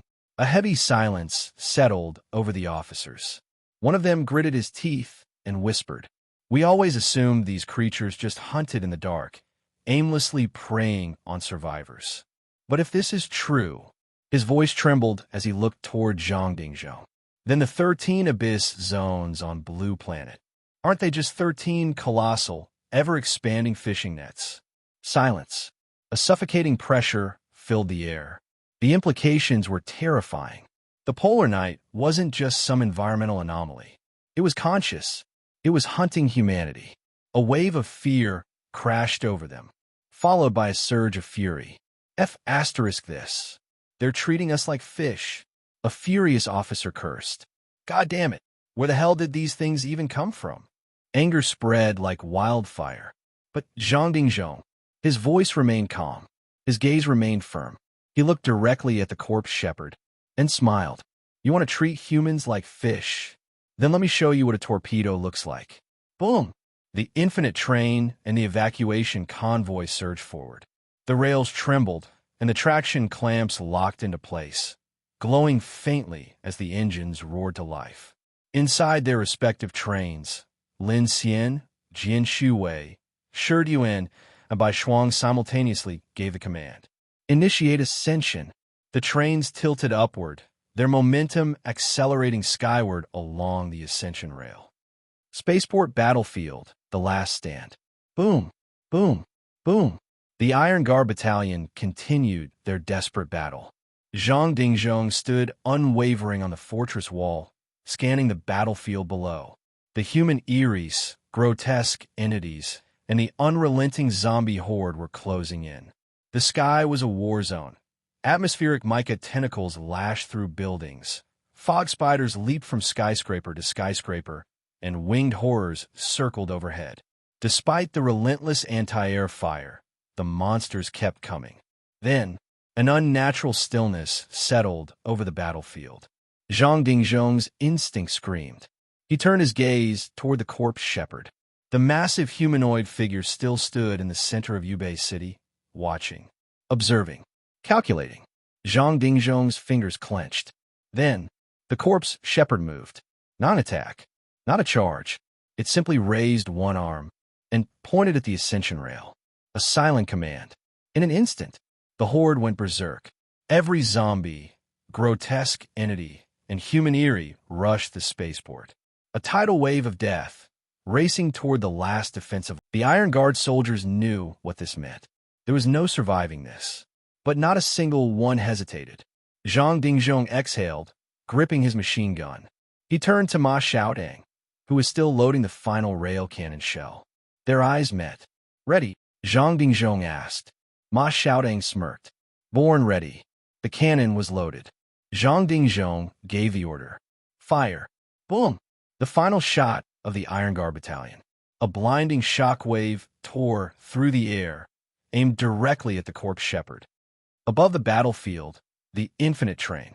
Inside the infinite train, Lin Xian's grip tightened on the control levers. The train shot upward, leaving the battlefield far below. In the cockpit, Kiki watched the battlefield shrink beneath them, her voice barely a whisper. They're not coming back. Chen Xishuan and Xia Xia sat in carriage number 1, holding onto their seats. Dao Yuo and Lu Xingchen were strapped in inside the nuclear-powered locomotive. Ding Junyi sat alone in the research carriage, hugging the nearest handrail. Su Jin, Shu Qin, Old Mo, and Jiang Yun clutched whatever they could. Their breaths were shallow. Then, the sky flashed. A brilliant white explosion consumed the battlefield. The rail cannon's final shot, followed by a deafening silence. Spaceport, the end. The Iron Guard battalion's final stand was over. The corpse shepherd remained standing. The zombie tide had overtaken the last defense line. There was no one left. And yet, the corpse shepherd did not chase the train. It simply watched, and then it turned and vanished into the fog. Aboard the infinite train, as the train soared through the atmosphere, Bai Shuang's voice echoed over the communication channels. We moved forward. A beat, then softer. For those who stay behind. Beep. Inside the ascending track hall, 4 heavy-duty train engines roared to life, pulling all the traction platforms into motion. The survivors in the convoy behind felt the ground beneath them tremble before everything suddenly started moving. Why are we departing now? The Iron Guard battalion hasn't retreated yet. What's going on? Are we leaving early? It's moving. It's really moving. I'm so scared. Don't be afraid. We can make it up there. Inside the Iron Guard battalion's military train, a young girl who had just been rescued onto the train clung to her mother's hand, her eyes filled with confusion. Mom, where are the soldiers? The woman looked at the train full of injured soldiers and survivors, her eyes turning red. They'll be taking another train? Really? They'll be coming with us? Yes. Whoosh. A staggering 620,000 kilowatt surge of power pulled 2,696 survivor vehicles forward, rapidly accelerating. In just a short sprint, they broke past 200 kilometers per hour before entering the gradual ascent track.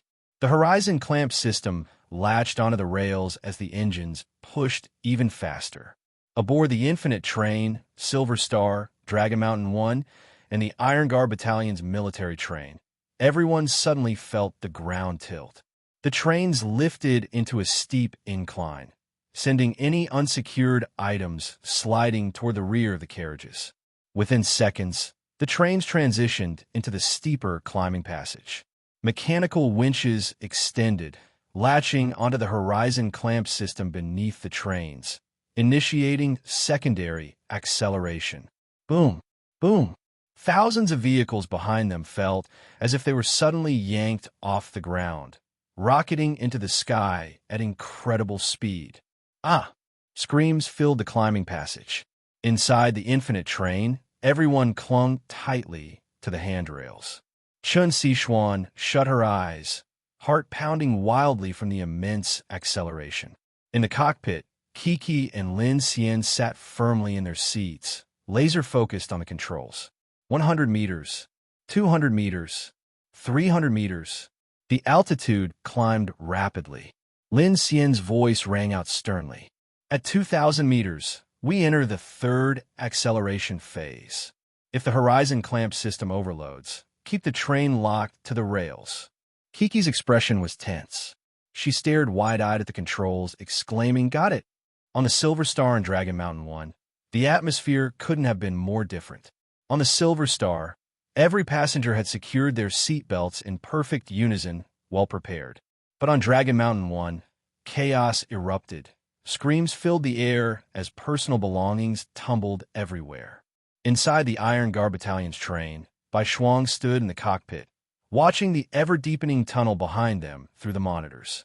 Her face remained calm, but her eyes carried a resolute determination, like a silent elegy burning in her heart. Bang, bang, bang, rat-a-tat-a-tat, boom. At the spaceport's high walls, gunfire raged. Countless rounds of metal-jacketed bullets rained down onto the horde of zombies below. The 1130 CIWS and electromagnetic rail cannons roared, playing a grim symphony of death. Above, massive atmospheric jellyfish floated in the sky, casting an overwhelming pressure over the battlefield. Below, the endless sea of zombies surged forward like a tidal wave. At that moment, a transport truck sped into the battlefield, carrying a cylinder-shaped weapon covered with a tarp. Soldiers rushed forward, yanking off the cover. A massive silver missile slowly rose from its cradle, glowing ominously with the unmistakable yellow markings of nuclear weaponry. Zhang Dingzhong strode over, his face brimming with excitement. "We've been fighting and running for too long. I've been itching to use this. Let's see what kind of monsters we're really dealing with." His deputy, Ma Xiaotang, grinned. "Huh, free cremation service. This is going to be satisfying. Hell yeah, let's tear a hole in this F***ing net. Who's with me? Hell yeah." At that moment, a towering patrol mech came to a stop. Zhang Wei stepped down, eyeing the nuke in front of him with astonishment. "Damn, this thing's got some serious power." Zhang Dingzhong smirked, then asked, "Zhang Wei, are your legs steady?" Zhang Wei let out a determined laugh, snapping to attention. "Commander, I can still stand strong." Then, after a brief hesitation, he looked at Zhang Dingzhong with pride and said, "Commander, fighting alongside you until the very last moment. It's the greatest honor of my life." Zhang Dingzhong paused, then clapped him on the shoulder. His gaze carried admiration. "Good man. That's the kind of soldier I trained." "Hoa Nunk!" A sharp, piercing whistle echoed. Soldiers of the Iron Guard Battalion turned to see the massive convoy charging up the climbing passage, shaking the very air with its momentum. "Look, they're making it up," Deputy Ma Xiaotang shouted in excitement. Thousands of soldiers gazed toward the track that led to the sky, their eyes filled with anticipation and reverence. The ascending trains were living proof of the battle they had fought to protect humanity's hope. At that moment, some survivor vehicles turned on their hazard lights, their golden flashes flickering in unison. More and more vehicles followed suit, creating a chain of golden lights stretching toward the heavens. A beacon of defiance against the darkness. Zhang Dingzhong watched the scene unfold and chuckled softly. "They're cheering us on. Let's not let them down, brothers." "Yes, sir." A deafening war cry erupted from the Iron Guard Battalion and Security Regiment. Woo-woo. Back in the climbing passage, the four trains neared 2,000 meters. The third acceleration was imminent. The kilometer-long train chains surged forward as the engines roared like beasts. "Prepare for third acceleration." Boom, boom, boom, boom. The four trains engaged their high-speed traction systems, engines screaming as they pushed into the final acceleration phase. Whoa! Speed is picking up. Lin Xian stared at the Horizon Clamp System's status monitor, pushing the Gemini 11, our nuclear electric locomotive, to its absolute limit. Just then, a blinding blue light erupted from the atmospheric jellyfish core above the port. Boom! A massive electromagnetic pulse exploded outward. BZZZZZT. Instantly, every light in the climbing passage flickered violently, sparks flying everywhere. The spaceport's electromagnetic rail cannons went dark, and the 4 trains lost power, their systems shutting down. Passengers inside the trains were suddenly thrown into darkness. The drive motors let out a dying whine before grinding to a halt. *T. Electromagnetic pulse. The engines are down. Inside Dragon Mountain 1's cockpit, shrouded's eyes went wide with horror as he shot up from his seat. Restart the systems now. We can't lose our momentum. Inside Silver Star, Jianxiang's face turned deathly pale. How long? 10 seconds. The engineers shouted in panic. Not enough time. If we lose this much speed, the Horizon Clamp System will fail. Jianxiang turned to his sister, Jian Shuwei, shouting desperately, "Sis, we have to detach the train now, or we're all going down." Just as she was about to issue the order. Bang! Bang! Bang! All trains do not detach. A deep, commanding voice boomed over the radio. It was Lin Xian, and in the next moment, the infinite train surged forward, roaring against the impossible odds. Clang! Clang! Clang! The sharp sound of metal clashing rang through the comms. In the next second, several traction steel cables suddenly latched onto the mechanical traction systems of the other 3 trains. Inside Silver Star, Dragon Mountain 1, and the Iron Guard Battalion train, Jian Shuwei, Jianxiang, Shirtuan by Shuang, and Wei Kishua all stared in shock as a massive black heavy-duty train surged ahead, roaring like a beast unleashed. Its engines howled, the ground shook beneath it, and it dragged all 3 failing trains along with it. Push forward. Inside the infinite train, Lin Xian's eyes burned crimson. His mechanical heart roared at full capacity, pushing Whale 03's 10-cylinder gas turbine engine to its absolute limit. The power turbine screamed, burning through the last reserves of fuel in a desperate final sprint. Despite the weight of 3 other trains and 2,696 survivor vehicles, Infinite Train refused to slow down. On the other side of the cockpit, Kiki's silver hair fluttered as she clenched her teeth, straining her mind. Her psychic power surged, pressing the train down onto the rails while simultaneously pushing it upward. Whoosh! Inside the climbing passage, a powerful updraft erupted. In the rear convoy, Jiang Yu, sitting inside his off-road vehicle, unleashed every ounce of his wind ability, sending a ferocious tailwind surging behind the train. Boom! Boom! Boom! Inside Whale 03E, the turbine pressure spiked dangerously. The infinite train's carriages groaned under the immense strain, the steel framework creaking as it fought against gravity. Hold on! Lin Xian's entire body felt like it was about to burst from the pressure. He knew Infinite Train alone couldn't pull this off. All he could do was buy the other trains enough time to restart their engines. Against all logic, against all probability, the descent finally slowed. Inside Silver Star, Jian Shuwei gasped, chest rising and falling in shock. On the screen in front of her, the Horizon Clamp System's high-voltage threshold had skyrocketed to 28%. 10 seconds had never felt so long. Then, beep, the engine reboot sequence completed. Boom! The Eternal-class train, Silver Star, roared back to life, unleashing a surge of power.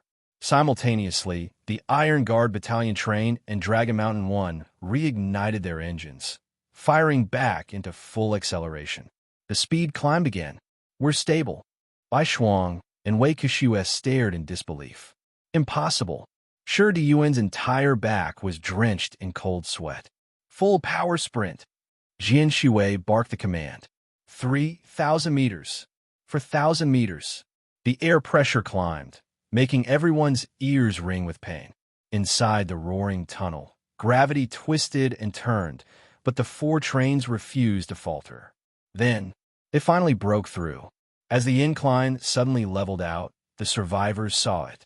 A massive floating tunnel stretched endlessly forward, vanishing into the horizon. They had made it. They had reached the sky corridor.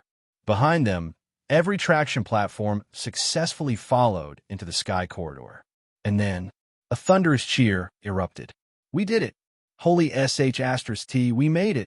We're in the sky corridor. We survived! We survived!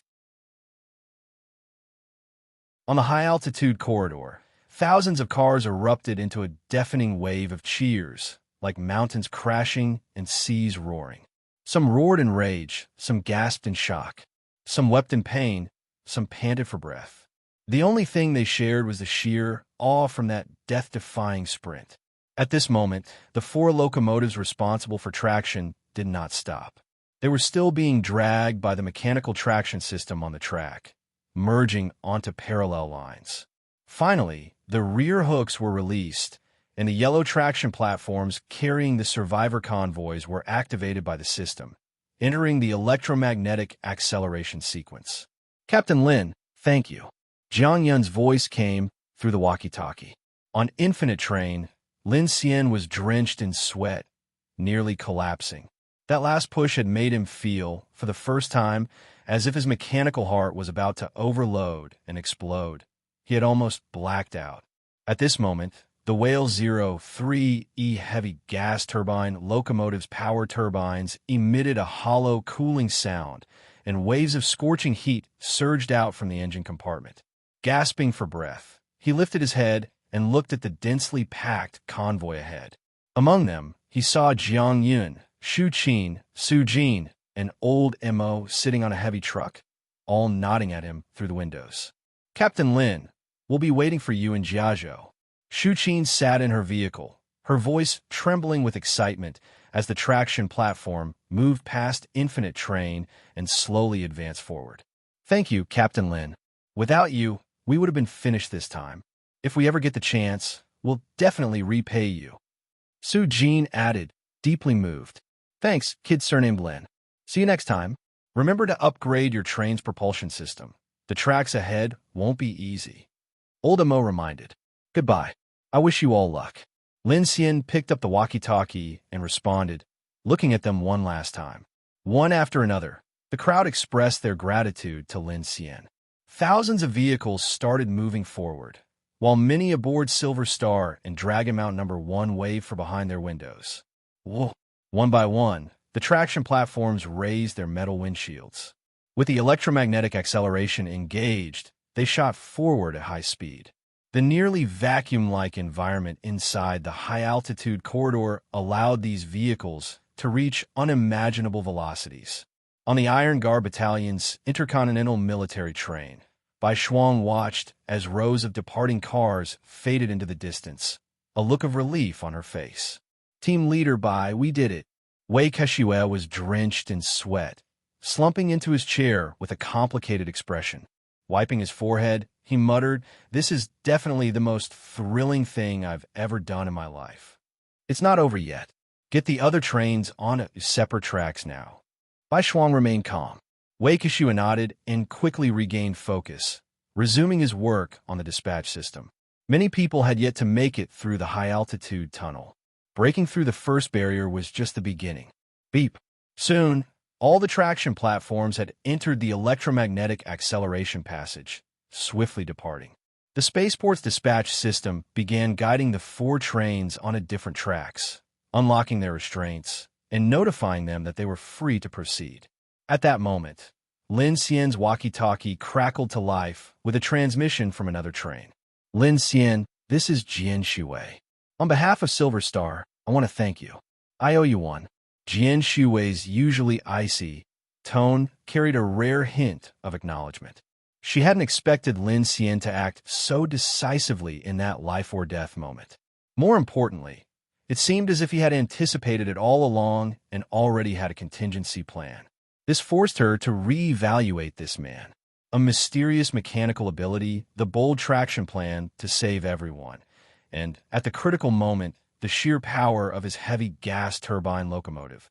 His move had secured a vital boost in climbing speed, giving the other trains the precious time they needed to reboot their systems. This man was far from ordinary. Behind her, Jian Ziang sat pale-faced on the floor, his expression frozen in terror. He looked like he had just escaped the jaws of death, muttering in disbelief. A gas turbine. How is that even possible? This is unreal. Thanks. You guys played a huge role too. On Infinite Train, Lin Xian responded. Both Silver Star and Dragon Mount No. 1 had been absolute pillars of support in the traction plan. If it had been just Infinite Train alone, he never could have pulled this off. We'll see you at the orbital ring. See you. Whoa. Silver Star's futuristic engine lights flared to life, carrying over 3,000 passengers as it sped away into the distance. Good kid. shrouded, will remember you. If we ever meet on the orbital track again, I'll buy you a drink. Shrouded's bold voice rang out. Lin Xian had a strong impression of this man. In the apocalypse, few dared to stand up without hesitation.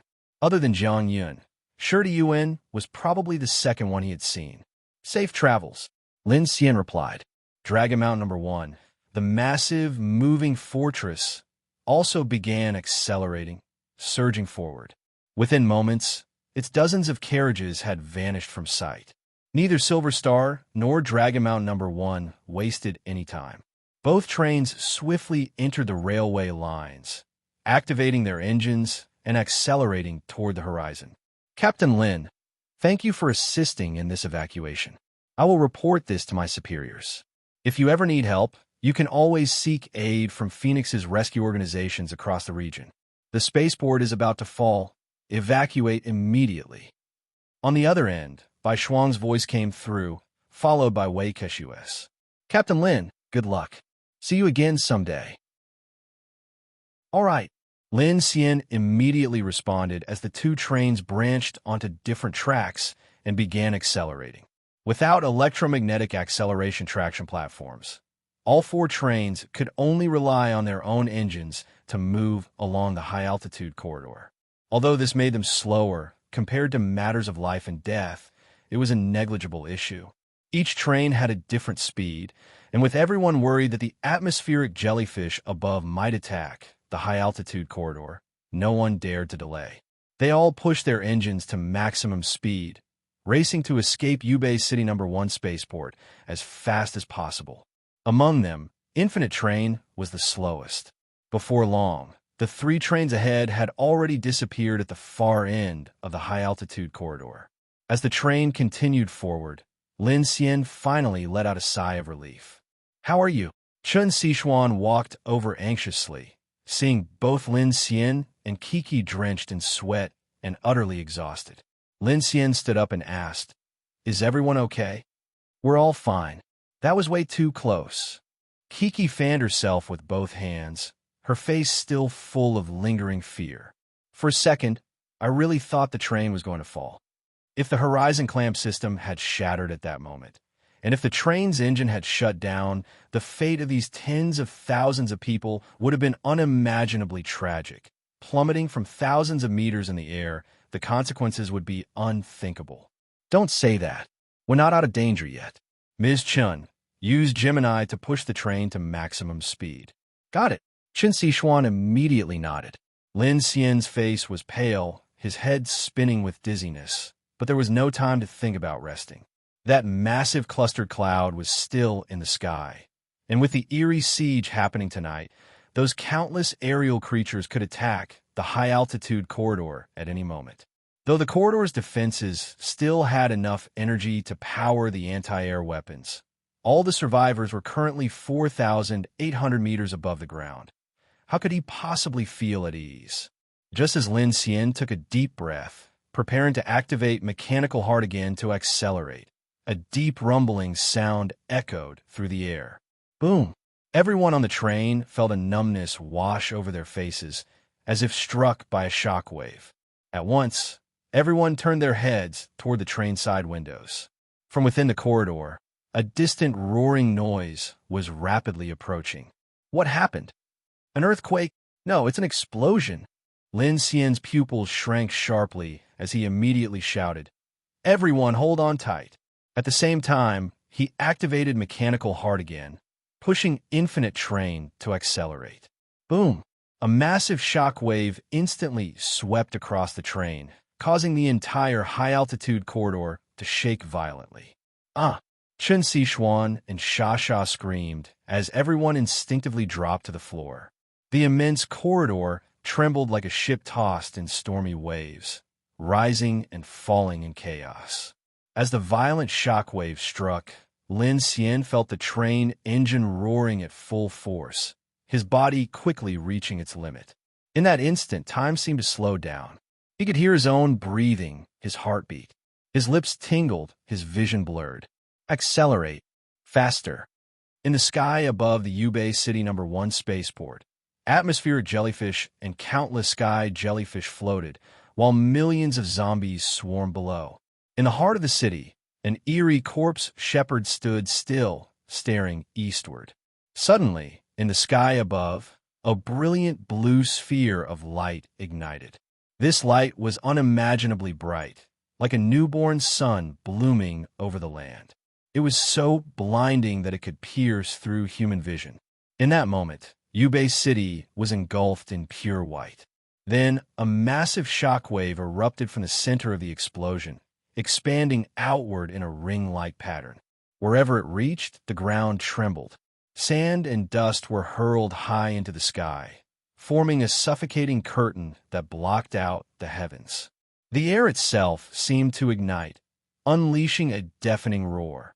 A sound like 10,000 war drums struck at once, or a thunderous detonation reverberating through the world. Moments later, a gigantic mushroom cloud began to rise. Its base was vast, and its top unfurled like a colossal umbrella. It rolled and expanded upward, its color shifting from pale gray to deep black, resembling a devil's flower blooming from the depths of hell, radiating pure destruction. Under the force of the shock wave, millions of zombies were vaporized in an instant. The sky jellyfish were immediately swallowed by the dazzling sphere of light. Above them, the clustered cloud let out an eerie, tremulous cry, but no one could hear it. Its mountain-sized bell began to burn. Countless massive tentacles shattered and crumbled like falling boulders. General, will we win? On the high platform at the center of Zone E in the Spaceport Plaza, Zhang Dingzhong stood amid the countless fallen soldiers of the Iron Guard Battalion. The last dozen survivors surrounded him as he gazed at the massive humanoid shadow in the city center.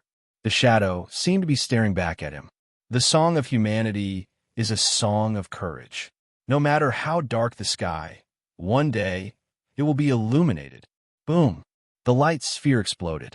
Everything was consumed by blinding white. At the very edge of Abyss Zone No. 3 Spolar Night, spanning thousands of kilometers, a blazing light erupted, burning away the eerie creatures lurking in the darkness. On the high-altitude corridor, thousands of survivor vehicles sped forward. The 4 trains roared through the skies. Nearly 20,000 people were racing for their lives. Aboard Infinite Train, the dark radio crackled with static. Lin Xian, exhausted, walked over. Around him stood the entire team. Chen Xishuan, Kiki, Luo Yi, Sha Sha, Ding Junyi, and Lu Xingchen, all watching the radio with heavy expressions. A voice echoed through every survivor's radio. Phoenix Global Broadcast, based on the latest Abyss research analysis, Dark Night is expanding due to the influence of the Abyss tides. However, its spread will gradually slow as it moves away from the abyssal center. According to Phoenix's calculations, Blue Planet will enter a global night in 1 year and 96 days. This polar night may last over 571 years. For the survival of human civilization, Phoenix now issues an urgent global notification. All survivors must follow the escape routes farthest from the abyss. Head east toward the dawn. No matter where you are right now, survive. Believe dawn will come. This was the first time Lin Xian's mechanical heart had completely consumed his energy. The sensation felt as if it had triggered some kind of self-protection program, forcibly shutting down. When his mechanical ability began running again, he immediately felt a chilling sensation on his skin, along with weightlessness. The infinite train was descending rapidly. Whoosh, whoosh. The tracks hummed, and the train trembled slightly. Lin Xian opened his eyes and found himself lying on a bed in car number 1. From the cockpit, he heard Chun Sishuan's crisp voice. Decelerating. No obstacles ahead. Hold on, everyone. Sha. Make sure your brother Lin doesn't fall. Turning his gaze, he saw Luo Sha pressing down on his shoulder, her small face tense as she stared out the window, afraid he would roll off the bed due to inertia. Sister Chun, no radio broadcasts about Jiazhou City so far. Kiki's voice came from car number 2. Lin Xian's mind was still groggy, but his subconscious told him this descent angle. It had to be the climbing passage. Had they already arrived at Jiazhou City? Ding! A notification from the mechanical heart snapped him back to reality. He realized that several hours ago, the R&D Center had completed research on the M556 light machine gun, and a new blueprint was now available. A flash of light. Inside the R&D Center, a brand new blueprint appeared. Congratulations! You have obtained the blueprint for the Roaring K-23 electric Gatling gun. Lin Xian craned his neck to look at it, his pupils trembling slightly before he collapsed back onto the pillow. Am I seeing things? What the hell is this? I wanted firepower enhancements, and it just throws out something like this?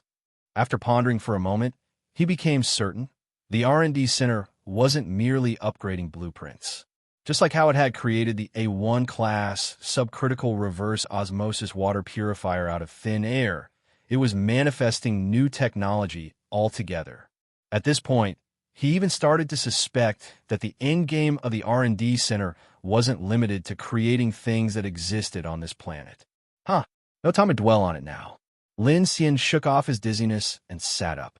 Luo Sha gasped in surprise. Brother Lin, you're awake. Where are we? On the descending tracks of Jiazhou's number 2 spaceport.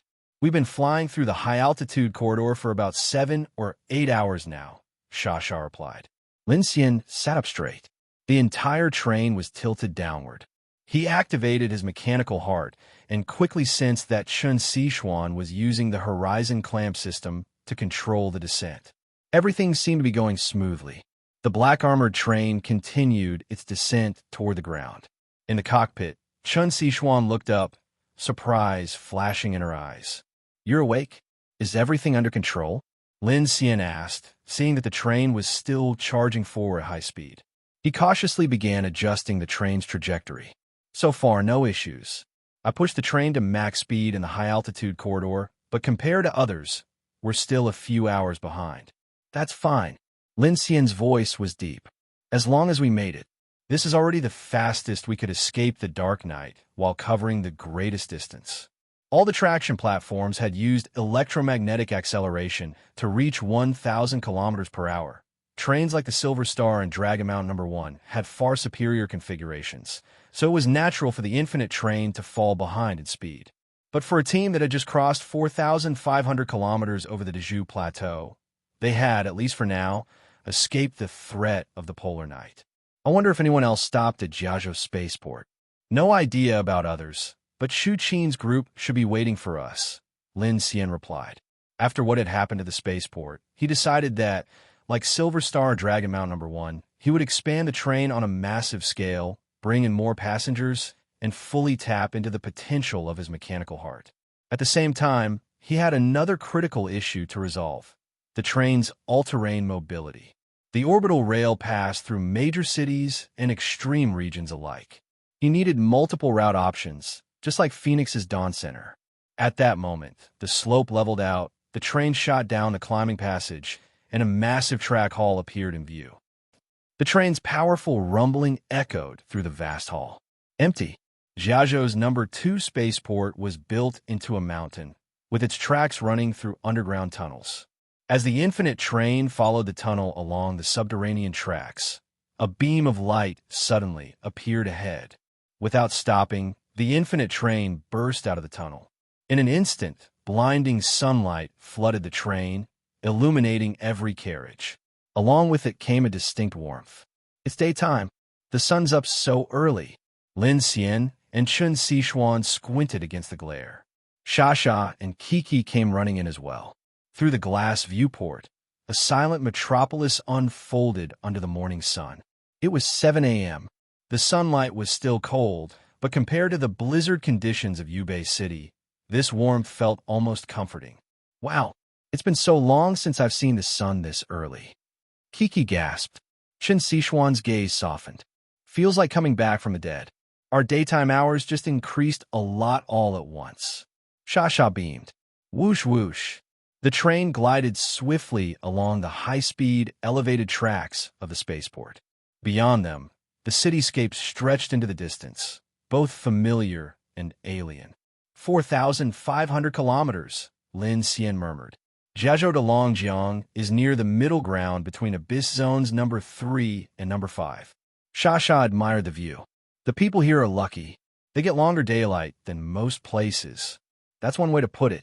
Kiki frowned, pressing closer to the window. But why does this city feel way too quiet? Looks like a dead city. Shouldn't there be lots of survivors in a middle zone between abysses? Lin Xian shook his head. You're thinking too simply. Abyss Zones number 3, number 5, and number 7 are all close together. Even if there's temporary livable space, it's just boiling frogs and warm water. The dangers of the dark night are the same everywhere. The farther a city was from an abyss, the more time and space it had to survive. But the Black Knight infection was just as lethal. With abysses expanding at different rates, some regions were slower to be covered, and thus had higher survival chances. Jiazhou City was far from the rapidly expanding Abyss number 3, but it was dangerously close to Abysses number 5 and number 7. If both those abysses expanded at full speed, this entire middle zone would be swallowed in no time. Population and city structure are major factors. Ding Junyi stepped forward. Abyss number 3 is in Luqing and Dingzhou, the most densely populated area of the Oceanic Province. It's just like Abyss number 1 in North America, number 2 in Asia-Pacific, number 9 in Europe, and number 11 in the Republic continent. These areas saw the fastest dark tides expansion. That's why Phoenix promotes mobility for survival, she continued. For example, the Arctic ice cap, influenced by the polar day, is estimated to be one of the last places covered by the polar night. Lin Xian nodded. Not bad. For humanity, that's a shrinking safe zone. Something about it reminded him of an old game, where you had to keep running from the shrinking zone. You call that a safe zone? Kiki was dumbfounded. That place is the freaking Arctic. There's nothing there. How the hell are people supposed to survive? Lin Xian turned to look at her, his expression meaningful. Trust me, when the entire planet is covered in an endless polar night, and monsters roam every inch of land, the sunlit wasteland will become the most desirable refuge imaginable.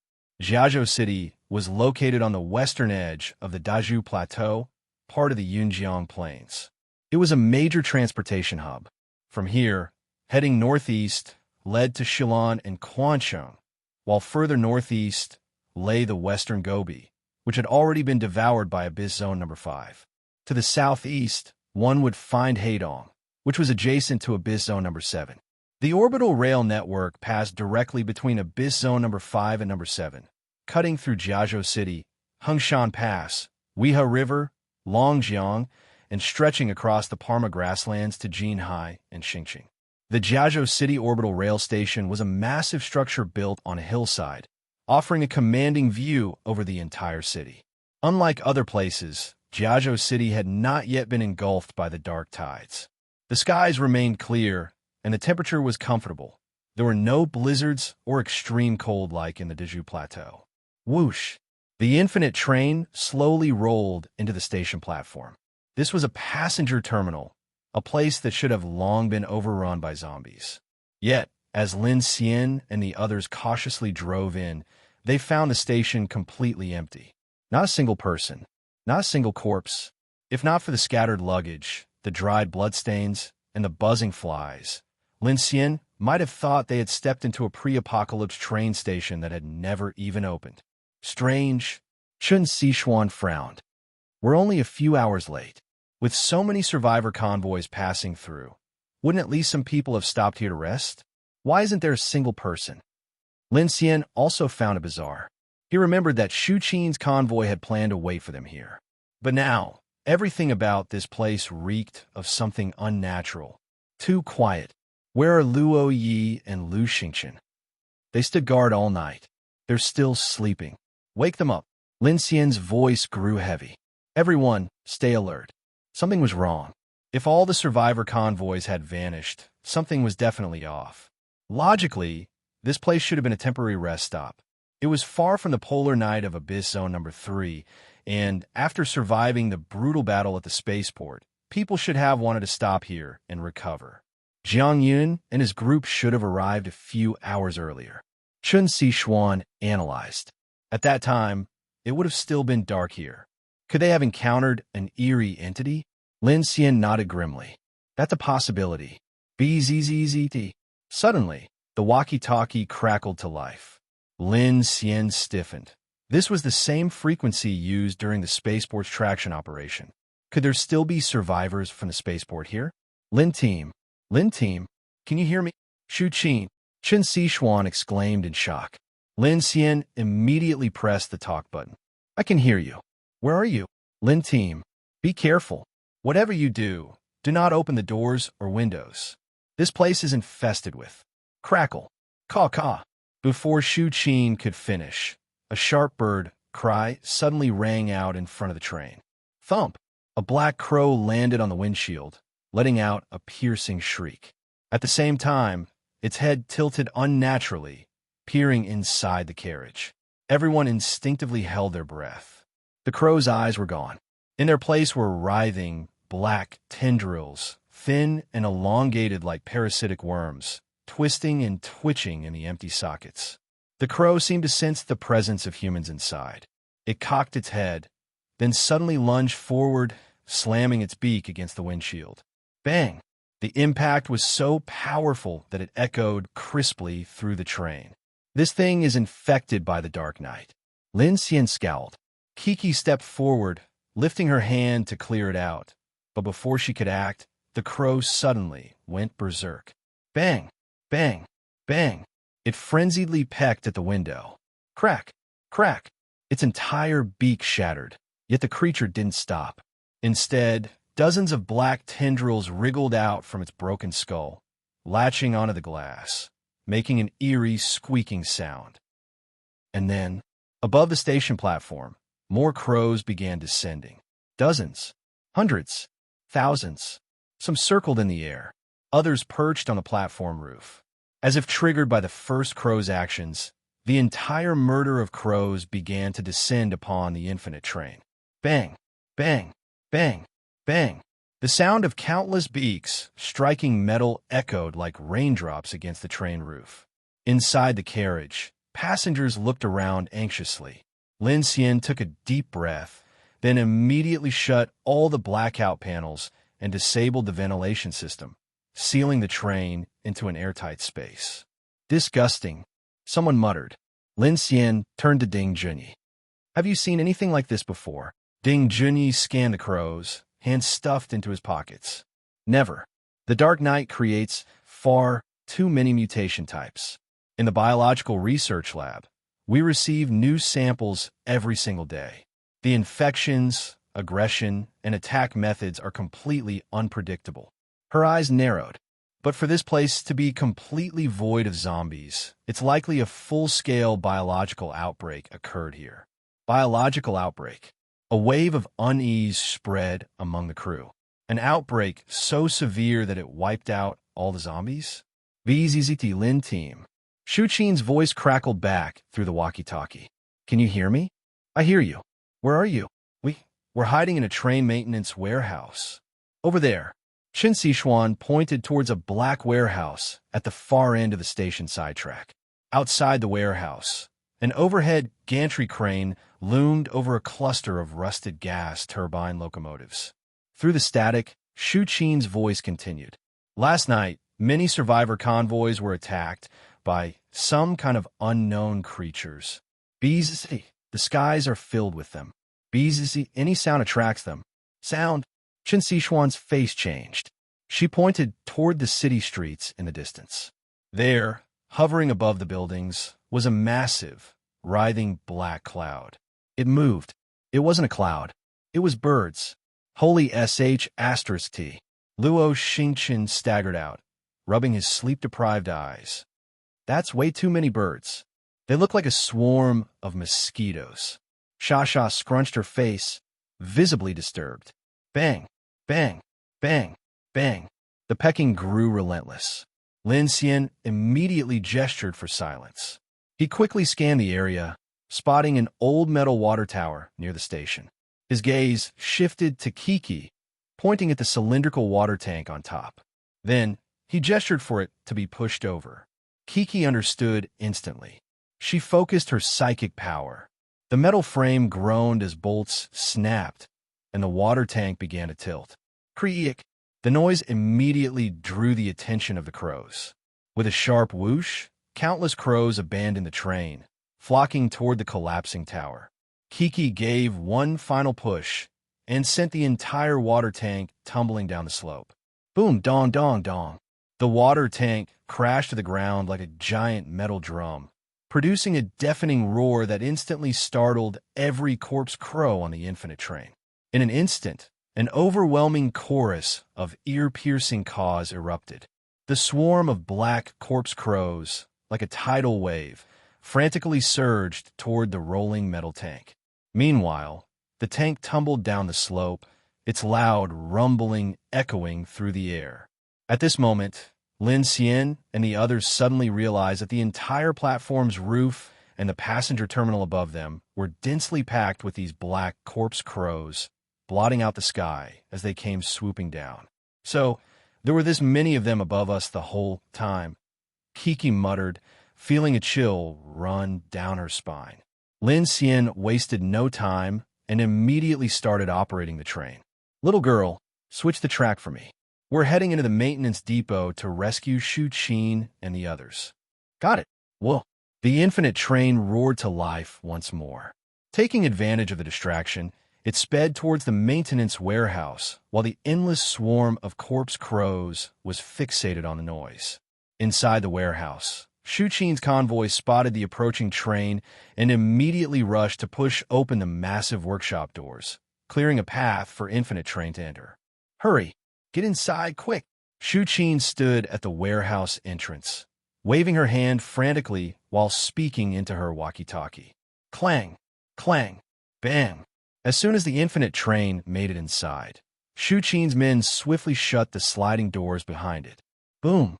The heavy doors slammed shut, the sound echoing through the vast maintenance depot. You guys okay? Seeing that the Infinite Train had safely arrived, Shu Qin finally breathed a sigh of relief. As the train doors opened, Lin Xian and the others stepped down, their flashlights sweeping over the scene. Shu Qin's convoy was still intact. All 7 vehicles were there, but their exteriors were covered in black bloodstains and scattered corpse crow feathers. It was clear that they had barely survived an onslaught the previous night.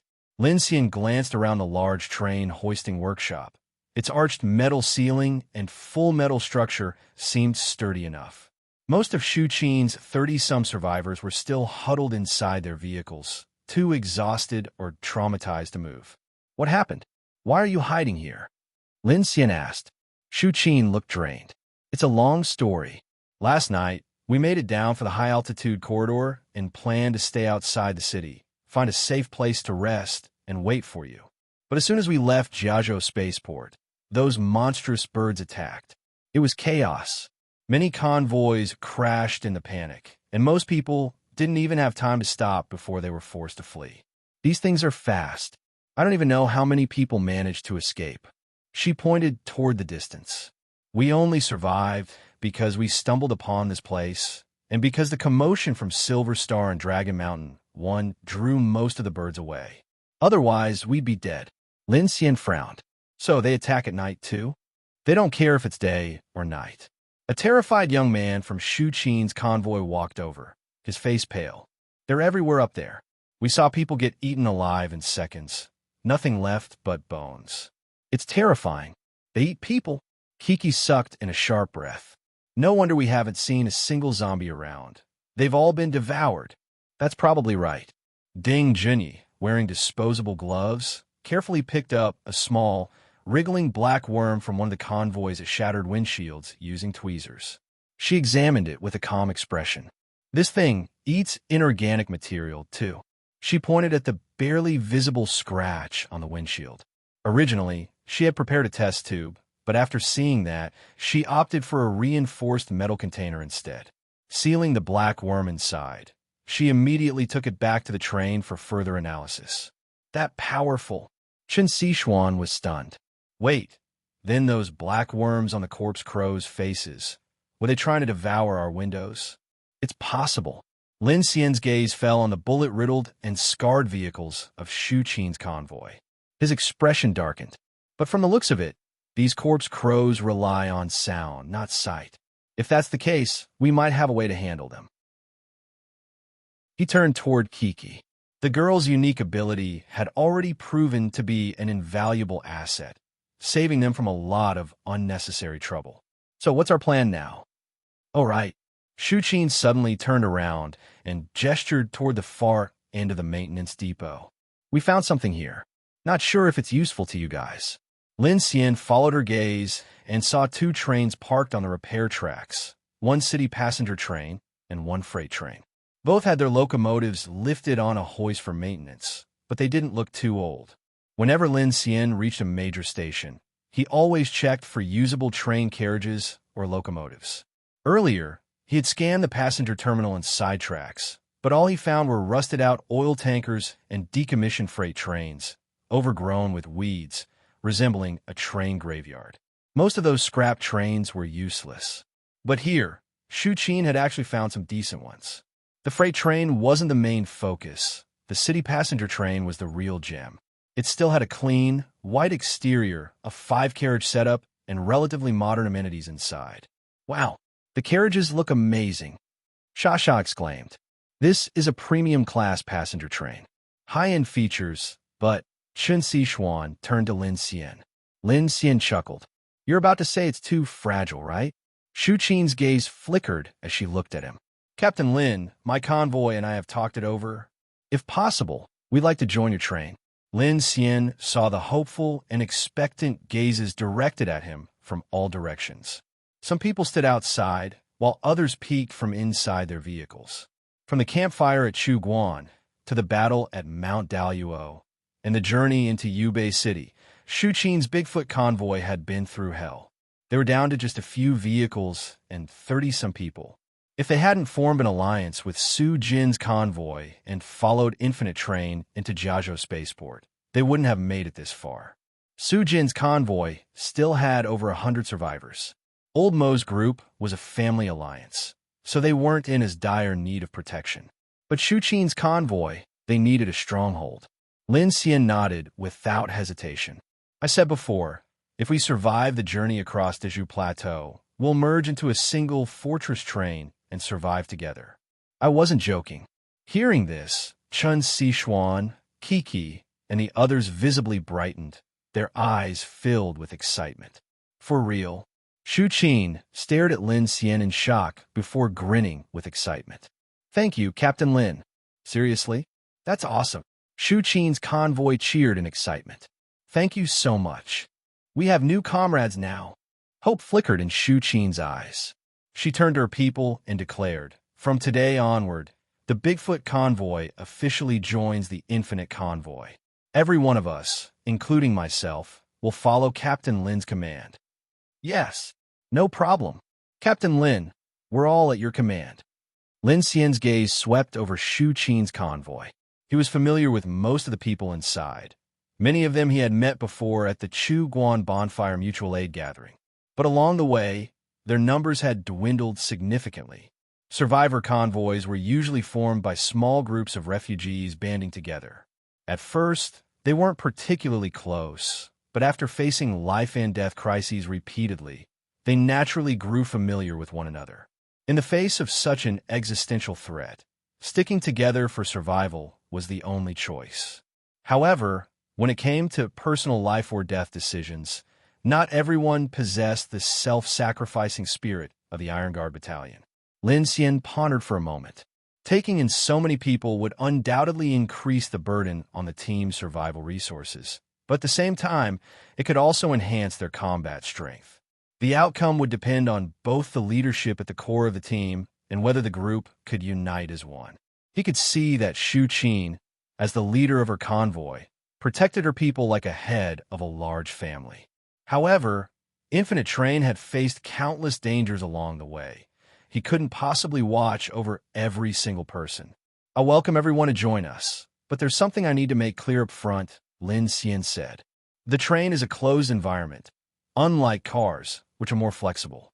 While it provides a greater sense of security, any issue that arises could cause a chain reaction of problems. I know that each of your vehicles represents a household or a close-knit group of friends. But once you board Infinite Train, everyone becomes one unit. I won't tolerate cliques or people who refuse to consider others. If anyone like that exists, I will kick them off the train myself. Or you can take a moment now to think it through, because once you get on board, many of your vehicles will have to be abandoned. There will be no turning back. Lin Xian's words earned approving looks from Chun Sishuan and the others. Allowing new people onto the train was a decision Lin Xian could make. However, Infinite Train had survived this long because of the cooperation of every squad member. The more people there were, the more it would resemble a miniature society. The train was like a moving city. If the teams lost their previous unity, it would be disastrous in the face of danger. Shu Qi nodded in agreement. She swept her gaze over the people behind her. Captain Lin is asking for your opinion. If you want to join, speak up for yourself. She understood Lin Xian's reasoning. Joining a team meant entrusting one's life to the decisions of others. Since it was a matter of life and death, merging convoys wasn't a decision she could make alone. The final choice had to be in each person's hands. I agree. I want to follow Sister Shu Qin and join Infinite Train. A lively young girl was the first to raise her hand. Lin Xian looked at her, and she quickly added, flustered, "And my name is Miao Lu, but everyone calls me Lulu. I'm in charge of logistics and cooking for the convoy, and I know some basic medical care." I agree too. The short young man who had opened the door earlier also spoke up loudly. "I'm Lu Chong. I don't have many skills, but I'm fast and a good shot." "Me too. My name is He Fong. Zhou Yinyao. Zhou Xuan. Our entire Zhong Jiahao family agrees." "Count me in." One by one, the survivors voiced their agreement. Lin Xian listened carefully to each introduction, gradually getting a sense of their capabilities. Chun Sishuan glanced at Lin Xian, a hint of appreciation in her eyes. From the first time she had contacted him, she had seen his ruthless decisiveness. But after surviving so many crises along the way, she could tell that Lin Xian's philosophy on survival in the apocalypse was changing. At first, he was extremely cautious, unwilling to let just anyone on or off the train. But now, he was willing to take in a team of 30 people. That alone showed how much stronger his mentality had become. "Lin Xian," Chun Sishuan asked as she scanned their surroundings, "what's the plan now?" "We leave the city." Lin Xian's decision was firm. "Originally, I planned to resupply and upgrade the train in Jiazhou City, but given the current situation, we need to get out of here as soon as possible. Shake off these crows first." Initially, he had been tempted to stay in Jiazhou, where the sun was shining brightly, to upgrade Infinite Train. Back at Yubei No. 1 spaceport, he had scanned not only robots, but also obtained several useful blueprint components. For instance, automated blast doors from the spaceport, the sentry monitoring system for the traction device, and a lifting base from the maintenance workshop. With these, he could convert an entire carriage into a weapons station, build an 1130 close-in weapon system, and even create an engineering robot for precise welding and ammunition chain maintenance. But all those plans have been thrown into chaos by the appearance of the massive flock of crows. Even behemoths like Silver Star and Dragon Mountain No. 1 hadn't dared to linger here? Who knew how much worse the crows would become after nightfall? So Lin Xian decided to take the 2 trains Shu Qin had found in the maintenance workshop and get out of the city first. They could deal with upgrades later, once they were safe. "We'll drive alongside you on the tracks," Shu Qin said. Lin Xian nodded. For now, their only option was to leave Jiazhou City first. Infinite Train had only one carriage that could store vehicles, and the 2 additional trains they found, one a passenger train and the other a freight train, meant they couldn't just abandon their transport and flee. "Everyone get ready. We leave in 30 minutes. Lin Xian gave the order. "Got it," the crowd responded in unison. The tense atmosphere spread quickly. Lin Xian immediately began offloading the maintenance locomotive from the crane, attaching it to Infinite Train for future devouring and modifications. Once that was done, he returned to the train. At that moment, Director Ding called him over the communicator, summoning him to carriage number 3. "What's up?" "There are 2 things we need to go over," Ding Junyi replied without looking up, still peering through a microscope. This parasite exhibits a clear photophobic response, which aligns with the traits of nocturnal eerie entities. It lacks a visual system. If it detaches from its crow host and is exposed to sunlight, its activity rapidly diminishes. "So, you're saying that if these corpse crows attack at night, they'll be far more dangerous?" Lin Xian asked, realizing his suspicions were correct. "Exactly. If these black threadworms use the crows as carriers to attack survivor convoys at night, they could detach onto vehicles and chew through them at an alarming rate, consuming both the vehicle and the people inside." Lin Xian frowned. "They can chew through anything?" "Judging by the damage to the portholes, their devouring ability is quite strong. Our train's high-strength alloy should slow them down a bit, but if they attack in large numbers, they'll pose a serious threat. This just keeps getting worse." "There's some good news, though," Ding Junyi said calmly. "Besides their inability to see or smell, meaning they rely on air vibrations to detect prey, I discovered a second weakness." "What is it?" "Fire." Ding Junyi turned to him. "They fear both light and fire. I cut off a piece and ran a division test. It contains a flammable substance. If ignited, it could cause an explosive reaction." Lin Xian immediately understood. That's much better than relying on guns. "What's the second issue?" he asked. Ding Junyi raised a hand and pointed to a plant incubation chamber. Inside, Hell's black chrysanthemum was glowing a deep red. "I've been monitoring the growth of Blood Scourge Flora number 1, and it's undergone 2 changes in a short period. One happened after we escaped Underground City number 9. The other was last night." "What do you mean?" Lin Xian's gaze shifted to the eerie Blood Scourge Flora. He had never paid much attention to it before, but after Ding Junyi's reminder, he noticed the flower did look redder. "It's not your imagination." Ding Junyi seemed to have guessed what Lin Xian was about to say. She picked up her mobile terminal, pulled up a set of comparison data, and handed it to him. The red glow, the blooming of the stamens, both have changed significantly. Lin Xian frowned as he studied the surveillance comparison on the screen. "So what does this mean?" "That the flower is blooming." Ding Junyi adjusted her glasses. The number 1 Blood Scourge Flora remained unchanged for 21 days after it was sent to the laboratory and then transported out of the Underground City. The first change occurred the night we left Underground City number 9. At first, I thought it was entering a growth stage, but that wasn't the case. Then, just last night, after we left Yubei Spaceport, its stamens expanded dramatically, and the red glow intensified by at least 50%. Lin Xian was confused. And then, that's it. Ding Junyi casually put her hands in her pockets. "The number 1 Blood Scourge Flora is a valuable asset on the train, so I had to inform you. If you're asking me for an analysis, I can only say there are many possible explanations. For instance, as you suggested, this might be a sign of plant maturity, which I'm inclined to believe. However, both changes coincided with major events we experienced. The fluctuations in the red glow aren't continuous or predictable, so there are other possibilities as well. It could be related to environmental changes or even linked to eerie entities and dark energy." Hearing this, Lin Xian nodded and glanced at the Hell's black chrysanthemum. As long as it doesn't turn into a monster on the train, I guess I can accept it. After speaking, he suddenly recalled something and immediately headed to car number 1. There, he retrieved a plastic bottle of water from a storage cabinet.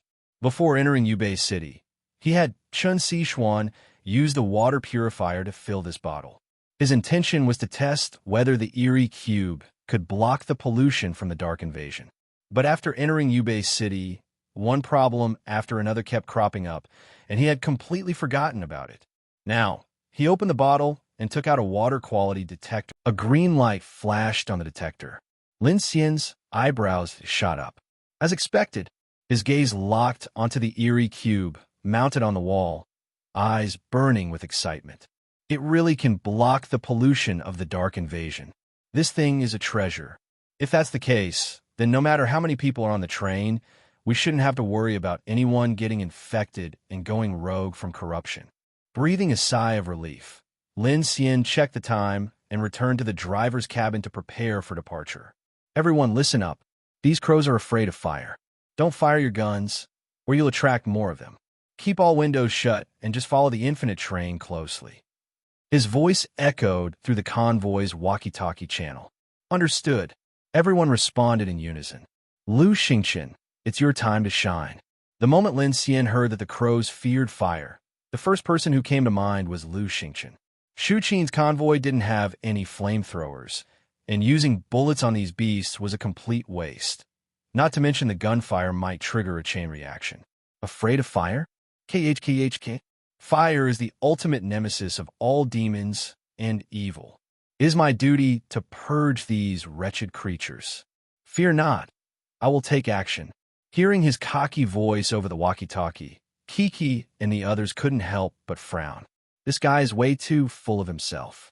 In car number 5, Delu turned to look at Lu Xingqian with an exasperated expression after hearing what he said over the radio. You could see that moment. Lu Xingqian stood before a large mirror, constantly striking different dramatic poses. Divine crossfire. He interlocked his fingers and made a cross shape, but then shook his head. No, not good enough. Then, he shifted the cross to his left eye. Looks a bit creepy. Next, he placed it over his chest, but still wasn't satisfied.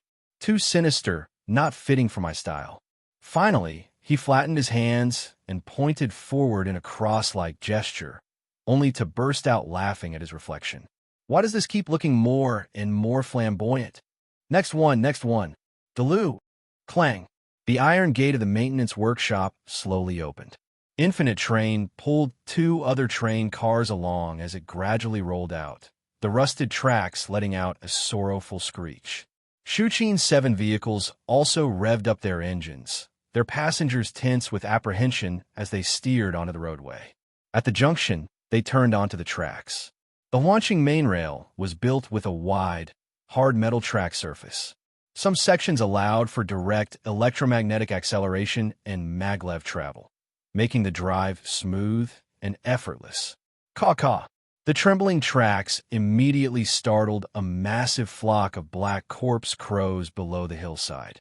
They erupted into the sky like dark dust, swarming toward the train in an overwhelming black tide. Everyone, speed up. Stay in formation and don't fall behind. We'll handle the crows. Virum. The Gemini 11 are nuclear-electric locomotives' engine roared to life, and the Whale gas turbine engine began its mad acceleration. Meanwhile, Lin Xian had already stationed Lu Xingqian at the rear to cover the convoy. Thud! Thud! Thud! The corpse crows lunged at the infinite train's front, their black feathers and shattered bodies scattering in all directions. Their ear-piercing screeches filled the air as they kamikazed into the train.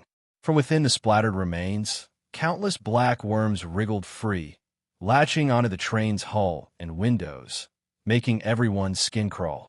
Kiki. Lin Xian had specifically called her to the front for this. Ew. Kiki grimaced at the dense swarm of wriggling bugs.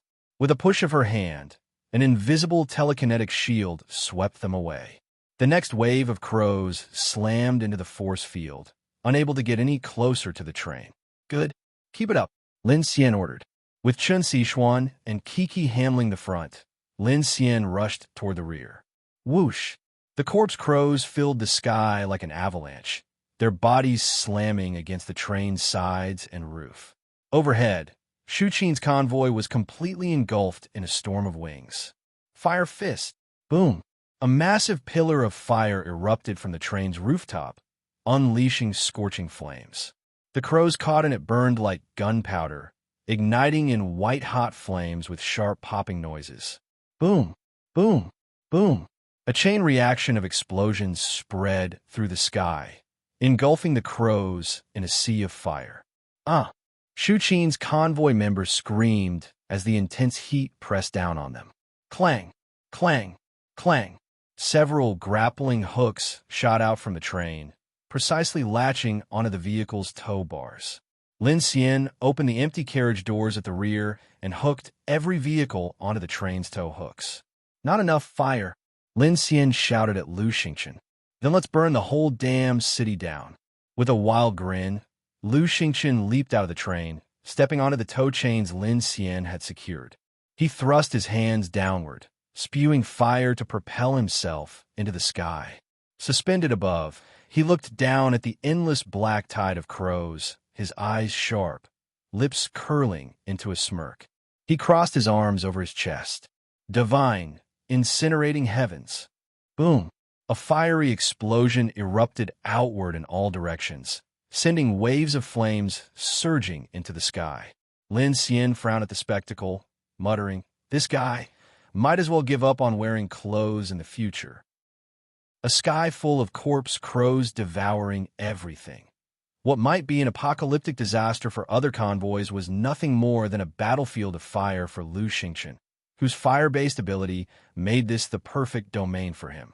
Above, the black cloud of corpse crows erupted into flames, each one bursting into ashes and raining down like gray snow. Yet despite this, waves of crows continued to take off from the roadside, slamming into Shu Qin's jeeps and off-road military vehicles, causing blood and flesh to splatter everywhere. Clang, clang, clang. Seeing this, Lin Xian's heart burned with urgency. He immediately forged layers of metal plates, shielding the vehicles from the onslaught. But some still managed to break through. Boom, boom. Standing shirtless atop the train, Lu Xingchen continuously unleashed fire, incinerating the swarming crows to protect Shu Qin's convoy. Divine, firewall. Looking at the barrier walls flanking the railway, Lu Xingchen unleashed a torrent of flames, igniting both sides to form a blazing firewall that shielded the convoy. Finally, as the train picked up speed, the corpse crows began to fall behind, their relentless impact diminishing sharply. When the infinite train finally left the outskirts of Jiazhou City, the ear-piercing screeches of the birds gradually faded into silence. At this point, Shu Qin's convoy had been forcefully dragged out of the flames and the swarm by Lin Xian, using tow chains, but they were in complete disarray. The outer armor and windows of their vehicles were coated in thick layers of blood and black feathers, with various bird remains piled up like smeared tomato paste. The overwhelming stench of blood stung the passengers' eyes, making it impossible to keep them open. Had they not been tethered to the train, the entire convoy might have already flipped over and perished. Lin Xian surveyed the vehicles and noticed that large sections of paint and coating had been completely stripped away, revealing the bare silver metal beneath. The sight sent chills down his spine. These parasites, horrifying. Even in the darkness, creatures like this exist. Thankfully, the black worms had been burned away. Without fire, even if they had escaped the corpse crows, they would have been forced to abandon their vehicles and flee on foot. Shu Qin, how's the situation? Lin Xian picked up his walkie-talkie. We're okay for now, Shu Qin responded, her grip tense on the wheel. Checking the rear-view mirror, she confirmed that none of the vehicles had been lost, and finally exhaled in relief. However, Lin Xian narrowed his eyes, sensing something was off. He quickly released all the tow chains connecting the convoy. Virum, Virum. Just then, the last off-road vehicle suddenly lost control, veering straight into the railway's metal wall. Something had gone terribly wrong. Lin Xian's face darkened, and he accelerated the train immediately. At the same time, The Shuqin convoy also noticed the anomaly and quickly hit the brakes. Everyone rushed toward the wrecked vehicle. Shuqin flung open the door, only to be met with a scene of pure carnage. The entire interior was a blood-soaked mess. The 3 passengers who were supposed to be inside were gone. Someone gasped, covering their mouth in horror. They were eaten by the crows. Oh my God! Lin Xian stepped forward. Shuqin's eyes widened as she turned to him, her voice heavy with shock. It's Zhong Jiahao's family. The car's been chewed through, Lin Xian observed grimly, taking a step back. There could still be black worms inside. He turned to Lu Xingqian. Burn it. Lu Xingqian let out a deep sigh, raised his hand, and unleashed a blazing inferno. Boom! In an instant, the vehicle was engulfed in flames. The others watched in silence, their expressions a mix of grief and numbness. Lin Xian's gaze swept over the convoy. Many people's faces were blank, as if they had already grown accustomed to death. Every battle for survival came with casualties. Their convoy had suffered so much loss and pain that people were no longer even shocked by it. Shuqin's eyes flickered with sadness, but she quickly turned away, forcing herself to remain focused. We need to keep moving. We might not have completely shaken off those corpse crows yet. Lin Xian glanced at her, but said nothing. Instead, he restarted the train and climbed onto the roof. Pointing at Lu Xingqian, he gave another order. Fire God, disinfect the train. Burn off any remaining worms. But be careful not to start a fire. This so-called disinfection was a necessary cleanup, ensuring that no black worms remained on the infinite train, preventing future threats. Leave it to me. Lu Xingqian nodded. Meanwhile, Lin Xian ran back to the driver's cabin, where Chen Xishuan was monitoring the route. Lin Xian, about 100 kilometers ahead, there's a small station called Puku. It's a level 3 station, so mainline trains don't usually stop there. Should we pull over and check the vehicles? She was clearly concerned about the black worms and felt a deep scan was necessary. All right, Lin Xian agreed. If we've shaken off the crows, we'll use the daylight to do a full maintenance check. Shuqin's group should stay inside the train for safety. Feeling mentally drained, Lin Xian grabbed a water bottle and chugged it down, letting out a long sigh. The team had just expanded, and they had already lost people. It didn't sit well with him. Lin Xian. Chen Xishuan studied him. You don't need to blame yourself. You did everything you could. I know that if you had more time, you'd make this train safer and protect more people. They just joined us. We couldn't fit their vehicles onto the train. Look at Jiazhou City. There isn't a single living soul left. The fact that we escaped those corpse crows at all is already a miracle. Lin Xian nodded, then stood up. Watch the road. I'm going to check on things. Inside car number 1, Lin Xian opened the R&D center, placing Shasha's VOG grenade launcher into the upgrade system. Select an upgrade path. Smaller diamond, firepower, 13 hours. Small blue diamond, mobility, 12 hours. Firepower or mobility, Lin Xian pondered. He ultimately chose firepower. Upgrade in progress. VOG grenade launcher blueprint. 12 hours, 59 minutes, and 59 seconds remaining. A day's wait for a powerful weapon upgrade. A solid trade.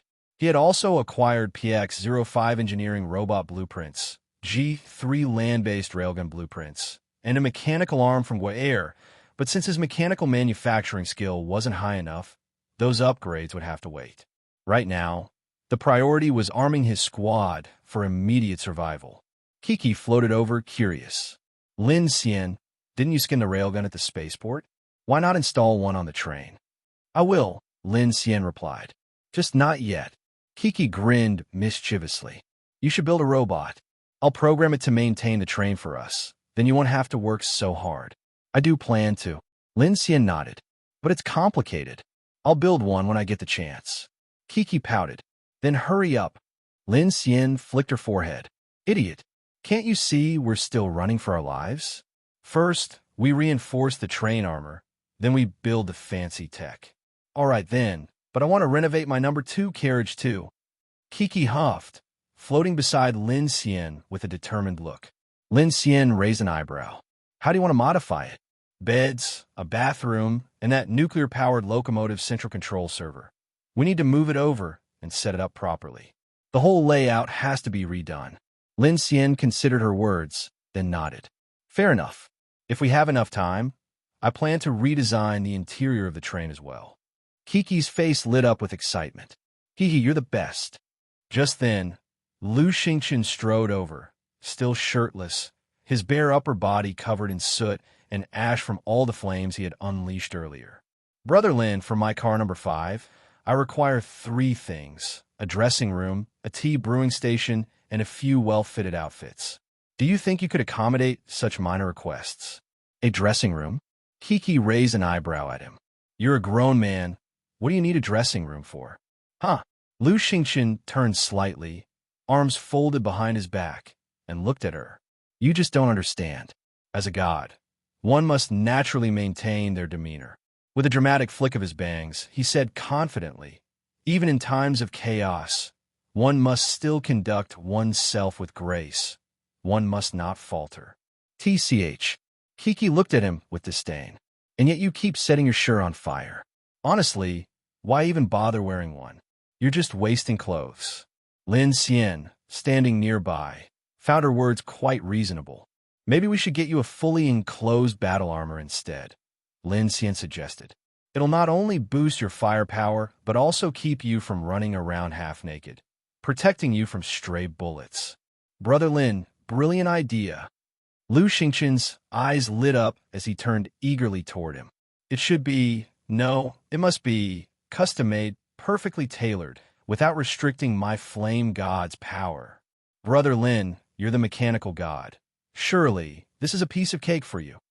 Lin Xian glanced at him, hesitating for a moment before saying, just wait. A fully enclosed battle suit. He had indeed been planning something like that. Unlike combat mechs, fully enclosed battle armor was an exoskeletal suit designed for personal use, similar to Iron Man's armor, whereas combat mechs were large-scale war machines built purely for destruction. His original plan had been to scan and modify the Iron Guard Battalion's exoskeleton combat armor, making necessary upgrades through the R&D center. Once completed, he'd use it himself first, allowing him to fully unleash his mechanical manufacturing combat talents. Right now, his wind cannon and ice wall were barely enough to hold the line. And when the time came, he could custom-make battle suits for everyone. Take Kiki, for example. While her abilities were strong, they didn't enhance her physical durability. She was still just a delicate girl. The red mark on her forehead from when he lightly flicked her earlier still hadn't faded. Unfortunately, time was too tight at Yubei's spaceport, and he hadn't been able to scan any highly sophisticated exoskeletal armor. A bit of a regret, but he'd have to find another opportunity. Infinite Train raced along the high-speed track, sunlight shining down from above, yet the intercom inside the train remained eerily silent. Shu Qin's convoy followed closely behind, not daring to let their guard down for even a second. After leaving Jiazhou City, the tracks entered a mountainous forest region, where multiple highways gradually ran parallel to the railway. Abandoned cars and wandering zombies soon began appearing in sight. Perhaps after facing the nightmarish corpse crow swarm in Jiazhou's dead city, seeing zombies now didn't seem so terrifying. In fact, they almost felt familiar. Zombies spotted. Looks like there aren't any corpse crows in the area. In the control cabin, Lin Xian and Chen Xishuan sat on either side, keeping an eye on their surroundings. Lin Xian, do you have a planned destination? Lin Xian gazed at the seemingly endless orbital rail, then shook his head. I always knew the world would eventually be swallowed by darkness, but seeing Phoenix's countdown made it feel real. 1 year and 96 days. If the Iron Guard Battalion knew that the survivors they fought so hard to protect might not even last a year, I wonder what they'd think. That's not how it is. Chen Xishuan turned toward him, her voice gentle in the sunlight. When they chose to stay and fight, they weren't thinking about gains or losses. Even if it meant just letting us survive until tomorrow, that alone was a victory. Because courage is never measured by distance. It transcends time. It transcends dimensions. So why should it be 1 year and 96 days until humanity's extinction, and not 1 year and 96 days until humanity's counterattack? Lin Xian's expression flickered slightly. Then, after a moment, he smiled. You're right. 1 year and 96 days isn't time for us to flee. It's time for us to act. Infinite Train emerged from the mountains, now over 100 kilometers away from Jiazhou City. Puka Station should be nearby. Qin Sixuan checked the navigation screen, but just as she looked up, her expression suddenly changed. Lin Xian, look ahead. Lin Xian had been resting in the driver's seat, trying to recover some energy, but at Qin Sixuan's urgent tone, he immediately looked up. Up ahead, the main rail track led into a small station nestled in a valley. Beside it, on a wide highway, over 30 survivor vehicles were parked in perfect formation. But from a distance, something felt off. Many car doors were open, and the vehicles and windows were stained with blood. Yet there was no one inside. Lin Xian's face darkened. He recognized those vehicles.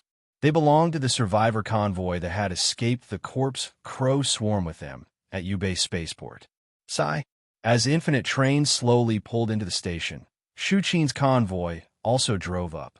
Shu Qin stepped out of her vehicle, visibly shocked. Isn't this the Fireline convoy? You know them.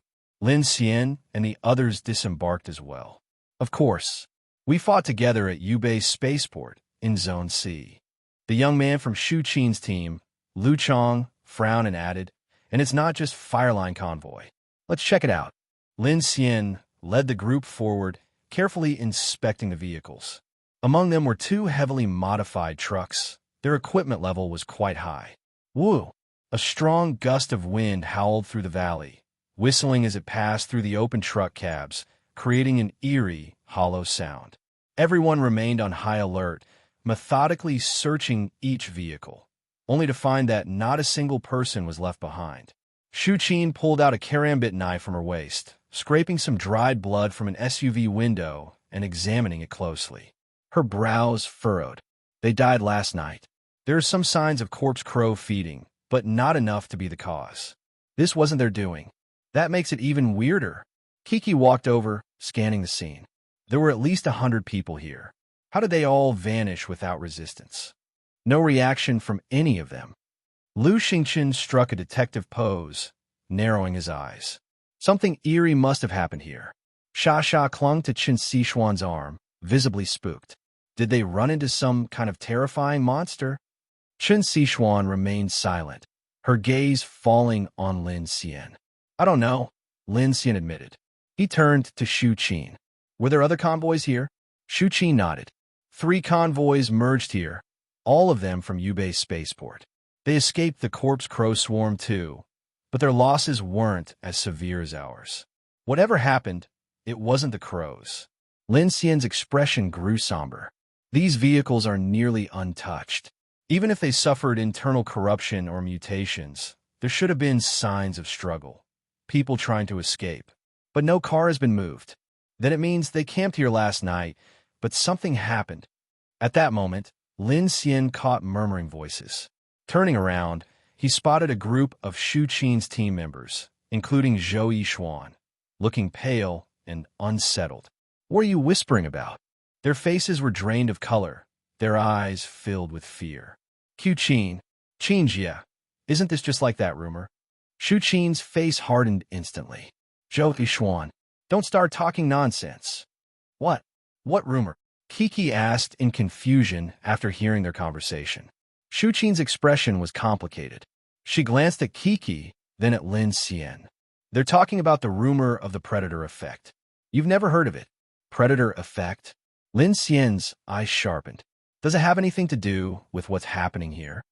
Shu Qin's gaze darkened slightly. It's just some baseless rumors. Rumors? Upon hearing that, Zhou Yixuan walked over, looking tense. Didn't we experience exactly that in Chuguan when we teamed up with Old Su and the others?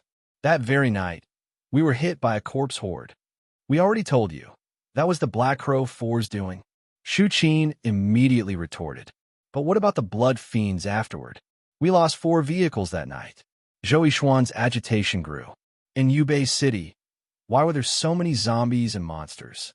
A lot of people think it wasn't normal at all. There were too many survivors gathered there, and that triggered the predator effect. Now, all the way along our route, we haven't seen any other convoys except Fireline Convoy, and they're the ones who got attacked. They merged 3 convoys together. Shu Qin, doesn't that prove it? Lin Xian instantly understood. In truth, he had already considered this theory himself, just as Zhou Yixuan had. So, you're saying that the more people there are, the more eerie entities show up to hunt them? Is that the idea? Chen Xishuan spoke up. Shu Qin nodded solemnly. That's right. There have been rumors circulating on survivor radio stations that the bigger a survivor group gets, the more eerie entities and monsters they encounter. But there's another explanation. If 2 prey being chased suddenly meet, what does that mean? It means there are 2 hunters behind them, Lin Xian replied. Exactly. Either way, it suggests that the larger the group, the greater the danger. Right now, a lot of survivors are banding together, but maybe that's exactly what these monsters want, Zhou Yixuan said. They want to wipe us out in one fell swoop. A girl in the group exclaimed fearfully. Lin Xian's eyes narrowed. This theory did seem plausible. In fact, he leaned more toward the hunter. Explanation.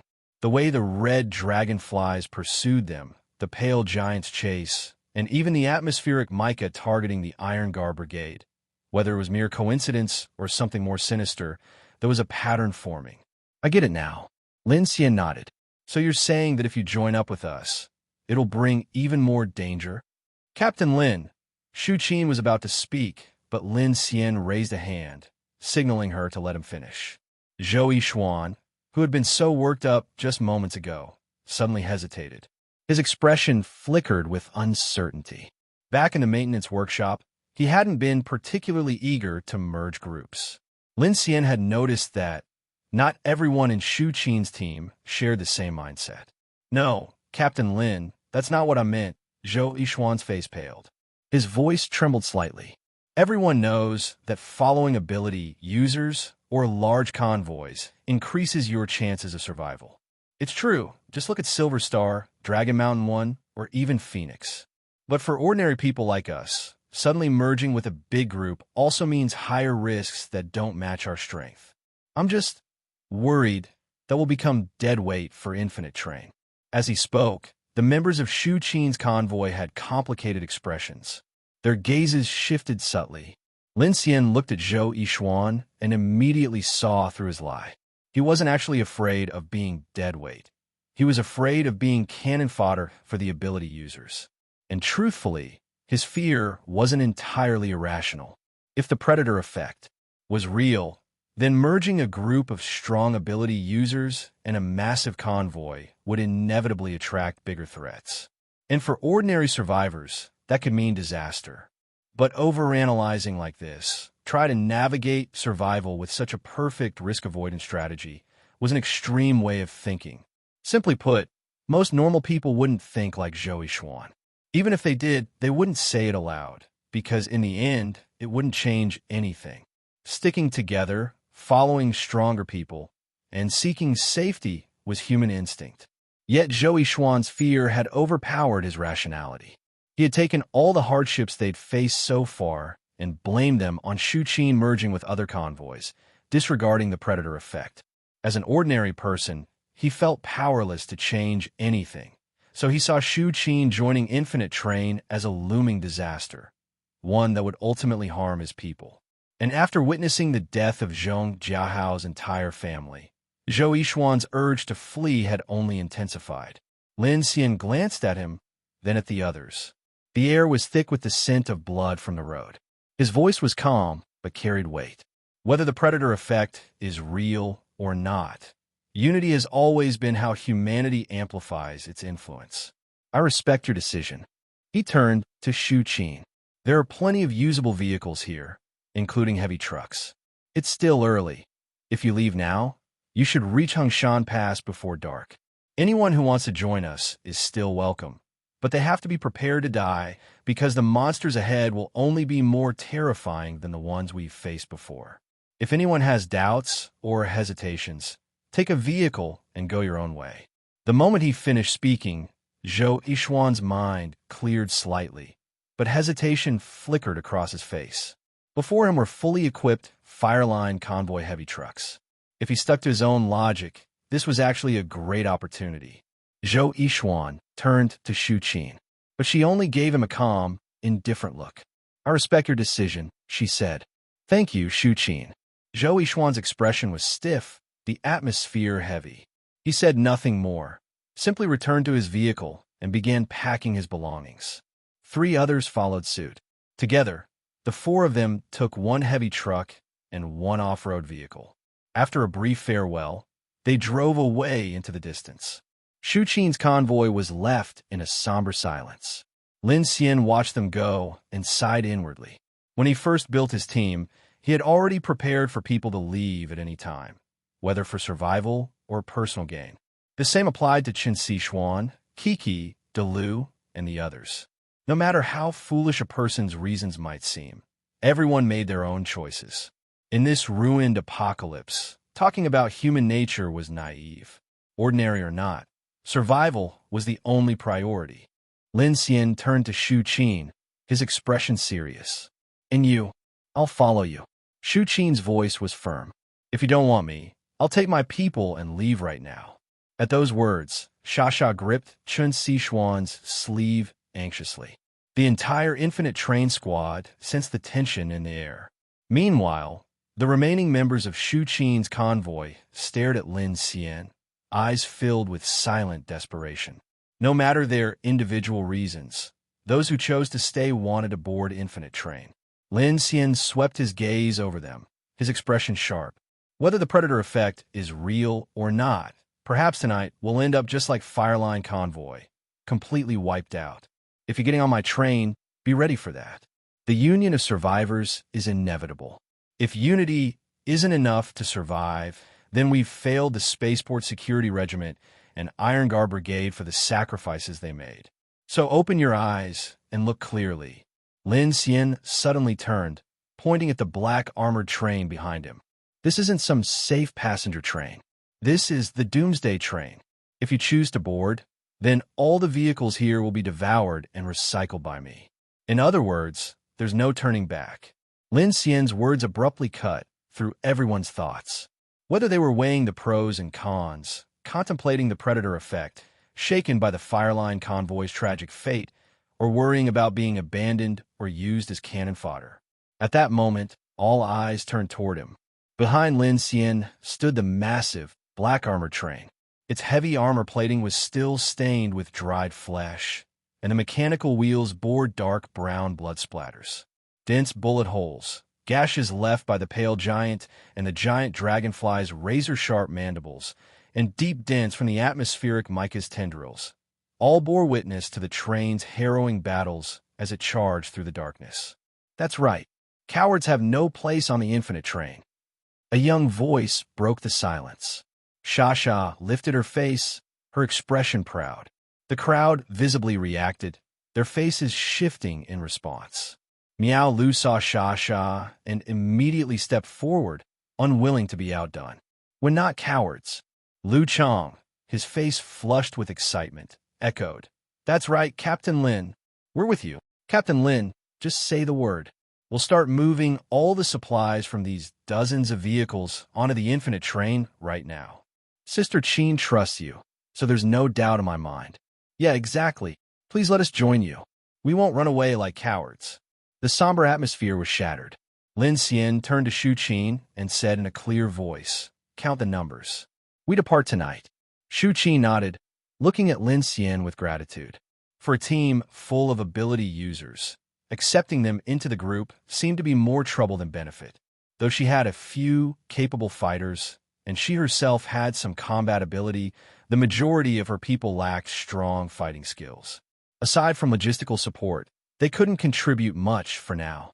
But Lin Xian's words lit a fire in everyone's hearts. Their spirits surged with excitement. Lin Xian, Qin Sixuan surveyed the crowd, noticing their rising morale, and asked, "So what's our next step?" Lin Xian nodded. With all eyes on him, he began to explain. Right now, survivors around the world have 3 basic choices. First, follow the Phoenix organization's Star Abyss reports, and escape the polar night. Along the way, survivors either gather into larger groups or get picked up by the rescue points scattered by the Phoenix organization. But no matter the route, the ultimate goal remains the same: escaping with the Dawn Center towards safer, more expansive regions. Second, head for large shelters or major cities to form resistance forces like Star City. People are still going to Star City. Kiki scoffed. Aren't they afraid of being enslaved by the Federation? They are, Shu Qin interjected. Many survivors have no real direction. Star City is the capital of Dragon Nation, so when Apocalypse Day struck, most people instinctively fled there, believing in its formidable city defenses. The Phoenix organization's guidance only provides a broad escape direction. For many displaced people, the idea of a stable refuge is irresistible. Even if it means hiding in the sewers, they'll still rush in without hesitation. Lin Xian nodded. Shu Qin wasn't wrong. After Apocalypse Day, information became scarce. Many survivors didn't even have access to the dark radio, and fleeing toward big cities or shelters was simply an instinctive drive for safety. Take Underground City Number 9, for example. It was a rumored doomsday shelter, never officially listed online, yet still drew tens of thousands of refugee convoys toward Mount Daluo. Lin Xian recalled the sight, miles of vehicles buried under a blizzard, a scene still hauntingly vivid in his mind. What about the third option? Kiki asked. The third is what Director Ding mentioned before, the Polar ICA. Lin Xian took a deep breath. Since most people believe it's the last safe haven, there are definitely those who made it their target from the beginning. However, right now, it's locked in a polar night. In 4 months, whether they've been lying low or wandering aimlessly, they'll all make a desperate rush there. Lu Xingqian nodded. That makes sense. So, are we heading to the polar ice cap too? Lin Xian shook his head. Lu Xingqian frowned slightly. Then are we following the Phoenix organization's guidance? Didn't I already tell you guys? We're following the orbital rail and heading east, Kiki said, giving Lu Xingqian a glare. Right, Lin Xian. Lin Xian smiled, but didn't respond. Wait, not that either. Kiki's expression tensed. You're not thinking of going to Star City, are you? You're overthinking it, Lin Xian sighed. Then, looking at the group, he said firmly, before we reached Yubei City, my plan was to enter the orbital rail and escape eastward. But now, my thoughts have changed. Chen Sichuan looked at him. We're not taking the orbital rail anymore. No. Lin Xian's voice was steady. When I say my thoughts have changed, I don't mean our route or our method of travel. The destination isn't the issue. The group looked at him, confused. Lin Xian scanned their faces and continued in a calm tone. We've been to Underground City Number 9, a doomsday fortress worth trillions, yet its underground tunnels harbored even greater horrors, creatures that devoured 360,000 people in a single night. In the skies, the Iron Guard Brigade's powerful Warhawk gunships and lightning aerospace fighters couldn't even prevent the collapse of the Sky City Qingwan. And in Yubei City, the more people fled, the more monsters appeared. It's as if the entire world has turned into a massive hunting ground, with predators lurking in the darkness, preying on us humans. He paused, his eyes sharp. I once told my team that I'd use my mechanical ability to make the train fly. That goal hasn't changed. And I also said that if we can't escape the darkness, then we should start preparing for the worst. In that sense, our goal aligns with the Phoenix organizations, and that is to gain the power to defeat the darkness while chasing the dawn. Lin Xian's words struck a chord in everyone's hearts.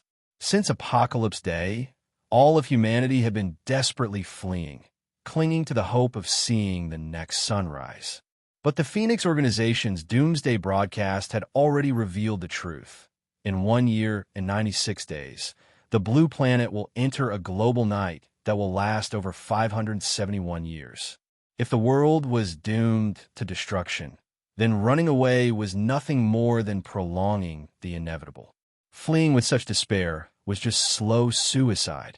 This was also why the old Federation government had insisted on the Underground City project, because a war with no foreseeable victory could only be endured by those with unwavering faith and willpower.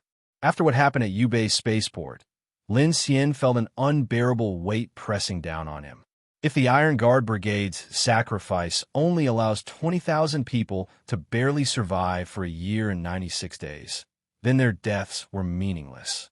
Those soldiers died, believing that the survivors would one day defeat the darkness. Lin Xian looked at Shu Qin. Shu Qin, you never thought you'd be fighting monsters barehanded and becoming this strong, did you?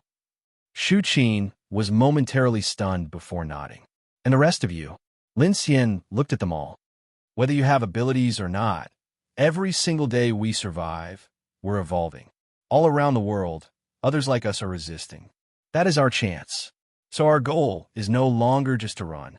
We will grow stronger along the way until we can finally face the darkness. And when that day comes, will the polar night still be an apocalypse? Everyone's eyes widened in realization. Kiki crossed her arms, smirking. If we can survive in the darkness, then it doesn't really matter if the whole world is swallowed by it. Chen Xishuan nodded. 1 year and 96 days suddenly doesn't sound so terrifying. Lu Xingqian's palm ignited with flames. Then let my fire light up the endless night. Shu Qin exhaled, her exhaustion lifting. This goal feels way more motivating than just running for our lives. So, Captain Lin, what's our next step? Lin Xian gazed at the empty platform, at the 2 trains they had brought from Jiazhou City, and at the 30-some vehicles parked along the highway. The sun blazed overhead, the breeze whispering through the air. In a place this nice? Of course, we prepped the train. Oh yeah, Kiki cheered excitedly. We're finally upgrading the train. Even though Shu Qin's group knew Lin Xian had a mechanical ability, they were still a bit dumbfounded when they heard him mention upgrading the train. Lin Xian's mind stirred slightly. Then, with a lift of his right hand, a glow appeared in his palm. Several materials flew out, converging, shaping, forging, and assembling. Clang! A Howler K-23 electric Gatling gun materialized out of thin air. Boom! The massive gun landed heavily on the ground in front of Delu. Delu, here's your new toy. Seeing this incredible scene, everyone in Shu Qin's convoy was stunned. A Gatling gun of this caliber was a game-changer for any convoy, something only mid- to large-scale groups could typically afford. Yet Lin Xian had just summoned one with a wave of his hand. It completely shocked them all. Whoa! Sha and Lu Xingqian were dumbfounded, eyes wide in disbelief. Delu, stunned as well, bent down and picked up the weapon. It was heavy. The 6-barreled muzzle exuded a devastating presence. Coupled with Delu's towering, iron tower-like physique, he now looked like an unstoppable war god. Bro, this is insane. Delu licked his lips, clutching the massive weapon with delight. He turned to Lin Xian and said, Thanks, Brother Xian. What are you thanking me for? Lin Xian gestured toward the infinite train and said, Now that we have time, let's properly upgrade our fortress train. We need to equip it with weapons where needed and remodel the carriages where necessary. With so many people aboard, we have to make sure our living conditions are top-notch. Hell yeah! Kiki's face lit up with excitement. My carriage number 2 needs an upgrade too. Captain Lin. Shu Qin's expression was full of anticipation. Just say the word, and we'll follow your lead. Lin Xian nodded. Gather everything useful from these vehicles, including your own supplies. Have Ms. Chun take inventory of everything. Got it. I'll handle it right away. Lin Xian then turned to Lu Xingqian. Fire God, take a few good hands and set up some sentries at the best vantage points. If you spot zombies or any other threats, take them out immediately. No problem. Lu Xingqian grinned smugly. Leave it to me. Delu, Sha, you two handle all the weapons and ammunition. Lin Xian pointed to an open area. Organize our firepower over there. Got it, Brother Xian. Yes. Sha was pumped up. Everyone else, help me clear out those passenger carriages. Kiki, Ms. Chun, let's rework the train's layout. Understood. Kiki and Chen Xishuan responded in unison. Lin Xian looked at the infinite train. Now that he had manpower, time and a proper workspace. He wasn't going to waste this golden opportunity. At his command, the entire group sprang into action. His plan was to first build the combat carriages, reinforce the carriage doors, install elevating platforms, and equip the train with an external electroblade defense system, a sentry system, and 1130 CIWS close-in weapon system. Inside carriage number 2, Lin Xian, Kiki, and Chen Xishuan were huddled around a computer, studying the train's layout. The Whale 03E heavy gas turbine locomotive stays as the lead engine, and the Gemini 11, our nuclear electric locomotive, remains the rear engine. Those won't change. Kiki pointed at a rough 3D model of the train on the screen. But we do have 2 major issues to address. She tapped the screen. First, we need to link the nuclear locomotive's control system to my station. That way, I can monitor the entire train's operations. We'll also integrate the sentry and radar systems with the train's water, air, heating, electricity, and communication systems. Once that's done, tada! Infinite Train will be a smart train. And the second issue. Firepower, obviously. Kiki smirked, pointing to the last carriage. With 5 additional carriages, we'll have 12 in total. In a crisis, we can't afford to run back and forth with just walkie-talkies. Plus, the nuclear locomotive must be well protected. That's why I think carriage number 12 should be converted into a weapon station. The 1130 CIWS you're planning should go there. Lin Xian nodded. Kiki's idea aligned perfectly with his own. That was my plan too. If we keep adding people, our nuclear-powered carriage should remain sealed unless necessary. Converting carriage number 12 into a defense carriage will help protect the power system. Should we add extra defenses like Dragon Mount number 1? Chen Xishuan suggested. I observed its layout last night. Their firepower and anti-air defenses are evenly distributed along the entire train, covering all angles. Good point. Let's do that. Lin Xian agreed. Carriage number 5 will be our flexible defense unit, with a retractable Gatling gun on the roof and an access point for defenders. The Lu and Lu Xingchen can hold the midsection. Wait, what? Kiki's eyes widened. I thought you were making another 1130 CIWS? Lin Xian gave her a deadpan look. You think I'm some kind of walking arms factory?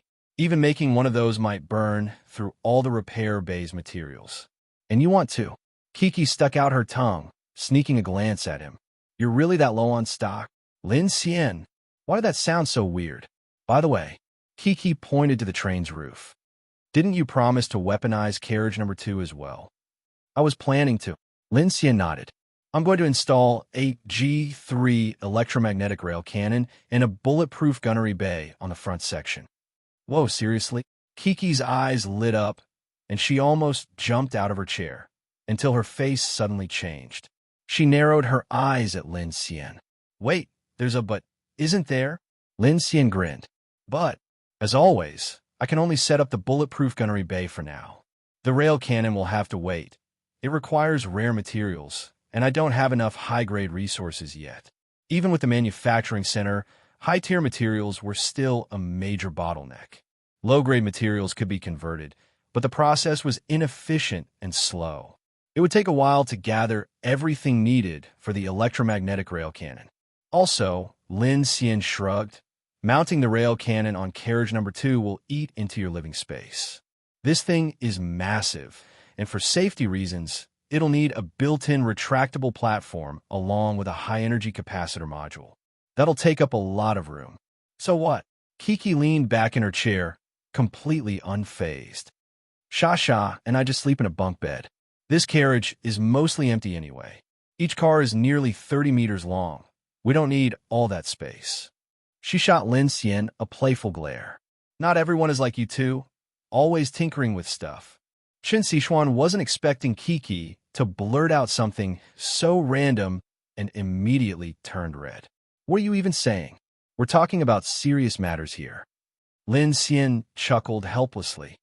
All right then, I'll install everything in carriage number 2, server hub, drone control, sentry system, and nuclear locomotive monitoring.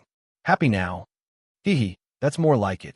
Kiki seemed to really enjoy the feeling of controlling the situation. With a playful smile, she continued. So, what about the remaining carriages? How do you plan to arrange them? Lin Xian looked down the train corridor. Here's what I was thinking. Carriages 1 and 2 stay as they are. I've promised Director Ding that the third carriage will remain as the research carriage, so no change there. The fourth carriage will be slightly modified to become the planning carriage. For the fifth carriage, which will be where Lu and Lu Xingchen stay, I'll equip it as a defense carriage with both light and heavy firepower. I'll store some weapons there and install an automatic explosion-proof door for easy access by armed personnel. Then, for the 11th carriage, it will be used for storing tools and miscellaneous items. Our armored vehicle and 2 high-spec vehicles from Shu Qin's group can stay there. I'll design a large lifting gate to make unloading the vehicles easier. Sometimes, we'll need these cars and motorcycles for exploration. Lin Xian turned his gaze toward Chen Xishuan. The remaining carriages will mainly be for living purposes. Teacher Chen, do you have any suggestions? Upon hearing this, Chen Xishuan's expression brightened slightly. Feeling appreciated, she happily responded without hesitation. Carriages 6 through 10 can be used as living carriages. My suggestion is to transform the 6th carriage into a dining carriage and the 7th into a storage carriage for supplies. Shu Qin has a few women who are good at cooking, so they can handle the logistics. With so many of us now, we can arrange to supply food for the whole train. We can centralize the food and supply management in the 6th dining carriage and 7th storage carriage, which will allow us to keep track of our food supplies and avoid hygiene issues.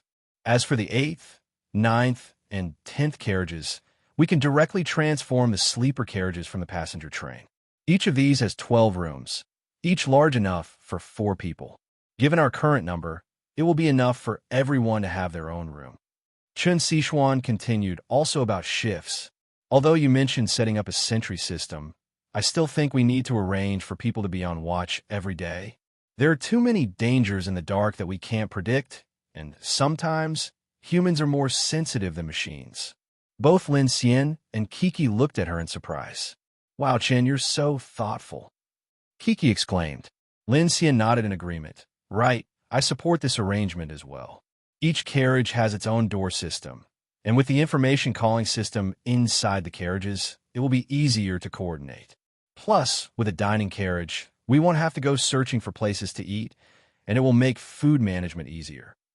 There's one more thing, Chen Xishuan said as she turned to Lin Xian. Director Ding, you haven't made arrangements for her yet. Are you just going to have her stay in the lab? I'll ask her later. Lin Xian thought for a moment before responding. By the way, Kiki said, I have a suggestion. Shooting holes. We have a lot of people and guns now, but we can't design shooting chambers for every carriage, can we? So, for the living carriages at the back, we can design some closable shooting holes for defense. Speaking of which, Teacher Chun, you can even use a sniper rifle now, so the first carriage should definitely have one. Upon hearing this, Chen Xishuan hurriedly waved her hand. Carriage 2 has a bulletproof shooting chamber on the roof. I'll use that one. It's more convenient, and I'm not yet particularly skilled with it, so you don't need to set one up for me. Not skilled, Kiki exclaimed. Chen, you turned that ability user into a phone holder, and you're not skilled? Phone holder. Lin Xian was stunned for half a second, then quickly realized, that image does come to mind. After some discussion, Lin Xian confirmed the preliminary upgrade and modification plan for the train. While there were still many issues to address, nothing could be done all at once. The work of modifying the 12 carriages was no easy task, but fortunately, they had enough manpower, time, and tools, making it a good fit for the renovation work. The final plan was as follows. Aside from the locomotive and the tail power unit, the first carriage would become Lin Xian's living quarters. The current space was quite empty, so he decided to fully renovate it. He gave up on the original carriage and planned to use a new luxury cabin for the transformation. This cabin would feature an enclosed first-class living area with good privacy, a bright and clean large bathroom for the girls to use, and ample storage space for important supplies. The second carriage, which had already been turned into an information center, would remain unchanged. The unoccupied space could be put to good use for other setups. Kiki and Shasha's beds would be transformed into more enclosed cabins similar to those for the crew. The roof would also need to be reinforced with bulletproof material, and space would be reserved for an electromagnetic railgun. This was the most complex carriage to modify. The third and fourth carriages were originally core, 3-type biological research carriages, and Lin Xian just needed to manufacture a series of plant cultivation chambers or hydroponic support frames for the fourth carriage. At the same time, the water purification system and the air circulation system would be integrated here, making it the second most complicated carriage to modify. The fifth carriage would be modified for automatic explosion-proof doors and an elevation platform for firepower, allowing Delu to focus on fire support. There would also be gun racks to store the convoy's weapons. The sixth and seventh carriages, which were to be converted into a dining carriage and a storage carriage, would be easier for Lin Xian. He had already acquired plenty of kitchen equipment, and Shu Qin's old convoy had some as well. Lin Xian would only need to build some simple dining tables, chairs, and food storage cabinets. He also had blueprints for the Binger TG-56 commercial freezers obtained in Jiang City, which would allow them to store perishable foods. For the 8th, 9th, and 10th carriages, Lin Xian would use the sleeper carriages from the passenger train with minimal modifications, adding armor to the outside. Shu Qin's group could stay here, and there would still be plenty of room, so it wouldn't feel cramped. The 11th carriage, which had originally been Lin Xian's 5th tool carriage, would now store tools, motorcycles, and 3 modified armored vehicles. With an automatic door and a large lifting side panel, people and vehicles could be easily loaded and unloaded. Finally, for the 12th carriage, Lin Xian planned to install the 1130 CIWS close-in weapon system. While he didn't have all the materials yet, they had 2 intercity train locomotives and carriages from Jiazhou, plus more than 30 vehicles parked outside. After they devoured these, and with some modifications at the preparation center, he'd have enough to complete the weapon system. If this big weapon could be finished, the infinite train would be much safer when encountering zombie hordes or C-level and B-level eerie entities during the night. Additionally, the survivor convoy's equipment was still being gathered by Shu Qin's group, but it should be yielding significant results soon. Beyond these, Lin Xian also planned to install explosion-proof surveillance and an active phased array radar on the front of the train to form a sentry system for 24-hour monitoring of the train's exterior. He would also integrate the GK-03 electric blade module into the train's design, adding it near the wing armor to provide strong protection against zombies and any bandits attempting to climb the train. With these enhancements, the train's external armor, sentry system, external electric blade devices, along with the internal defensive system like the mechanical cube and soul wave detector, the infinite train's defenses and safety would reach a whole new level. With a clear plan in mind, Lin Xian arrived at the 3rd research carriage, intending to arrange Ding Junyi's accommodation, only to find her still deeply engrossed in studying the black nematodes taken from the corpse crows. "I don't like being disturbed while I'm working." Ding Junyi stopped her work and turned to look at Lin Xian. "But you're the exception." Lin Xian was slightly surprised. "That's unexpected. You're both my employer and the partner I've chosen to work with, so I should show you respect and regard," she said. Lin Xian smiled as he walked over to her. "I'm not your employer since I won't be paying you, and I don't think of the people who've survived with me as partners. This world is already full of dangers and challenges. Since I've agreed to join your train, you don't have to assess our communication from a partnership perspective. Relax. I have no expectations of your research results. If you insist on setting contribution conditions for yourself, just grow those seeds for me," she added. Lin Xian's mindset had indeed shifted over time. When he first formulated the Infinite Train project, he wanted everyone to contribute to the train's mission as much as possible. Back then, he was nervous and cautious. But now, he no longer wanted to evaluate people solely based on their contributions. For survival, everyone shone in their own way, within their abilities. Having these people around gave him the sense of team support. This unity was the source of strength that kept them all holding onto their beliefs through the endless night. Ding Junyi noticed the change in his expression and broke the silence. Thank you. Your attitude has made me feel much better. But I'm a scientist, not a gardener. Aside from the planting carriages you want, my research into dark creatures will not stop. It's my way of realizing my self-worth, and something I wish to work on, she added. All right. Lin Xian understood and fully supported her stance. He had just recently set up a radio for Ding Junyi to listen to the Apocalypse Radio, which could provide useful scientific information for the team. Her research would certainly provide valuable analysis for them. By the way, Lin Xian suddenly remembered something important. I've been rearranging the carriages, but haven't figured out where to arrange for you to stay. No need to arrange anything. Ding Junyi pointed to a nearby partition. The disinfection room has a lot of space. I've already tidied it up. I can rest on the nap bed during breaks, and it can also serve as my personal rest area. Lin Xian glanced at the partition. There was space for a single bed, but it was indeed a bit cramped. Ding Junyi saw the look on his face and immediately said, "It's just a place to sleep.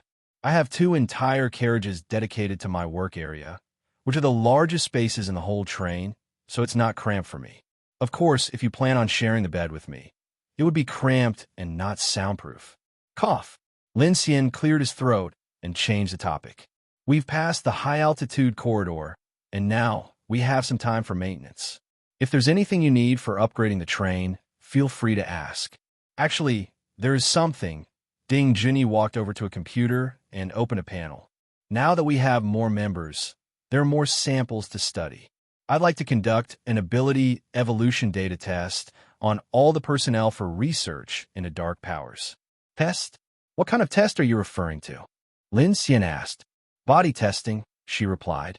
People like Shu Qin and Chen Xishuan, who don't have abilities, have already shown signs of evolution.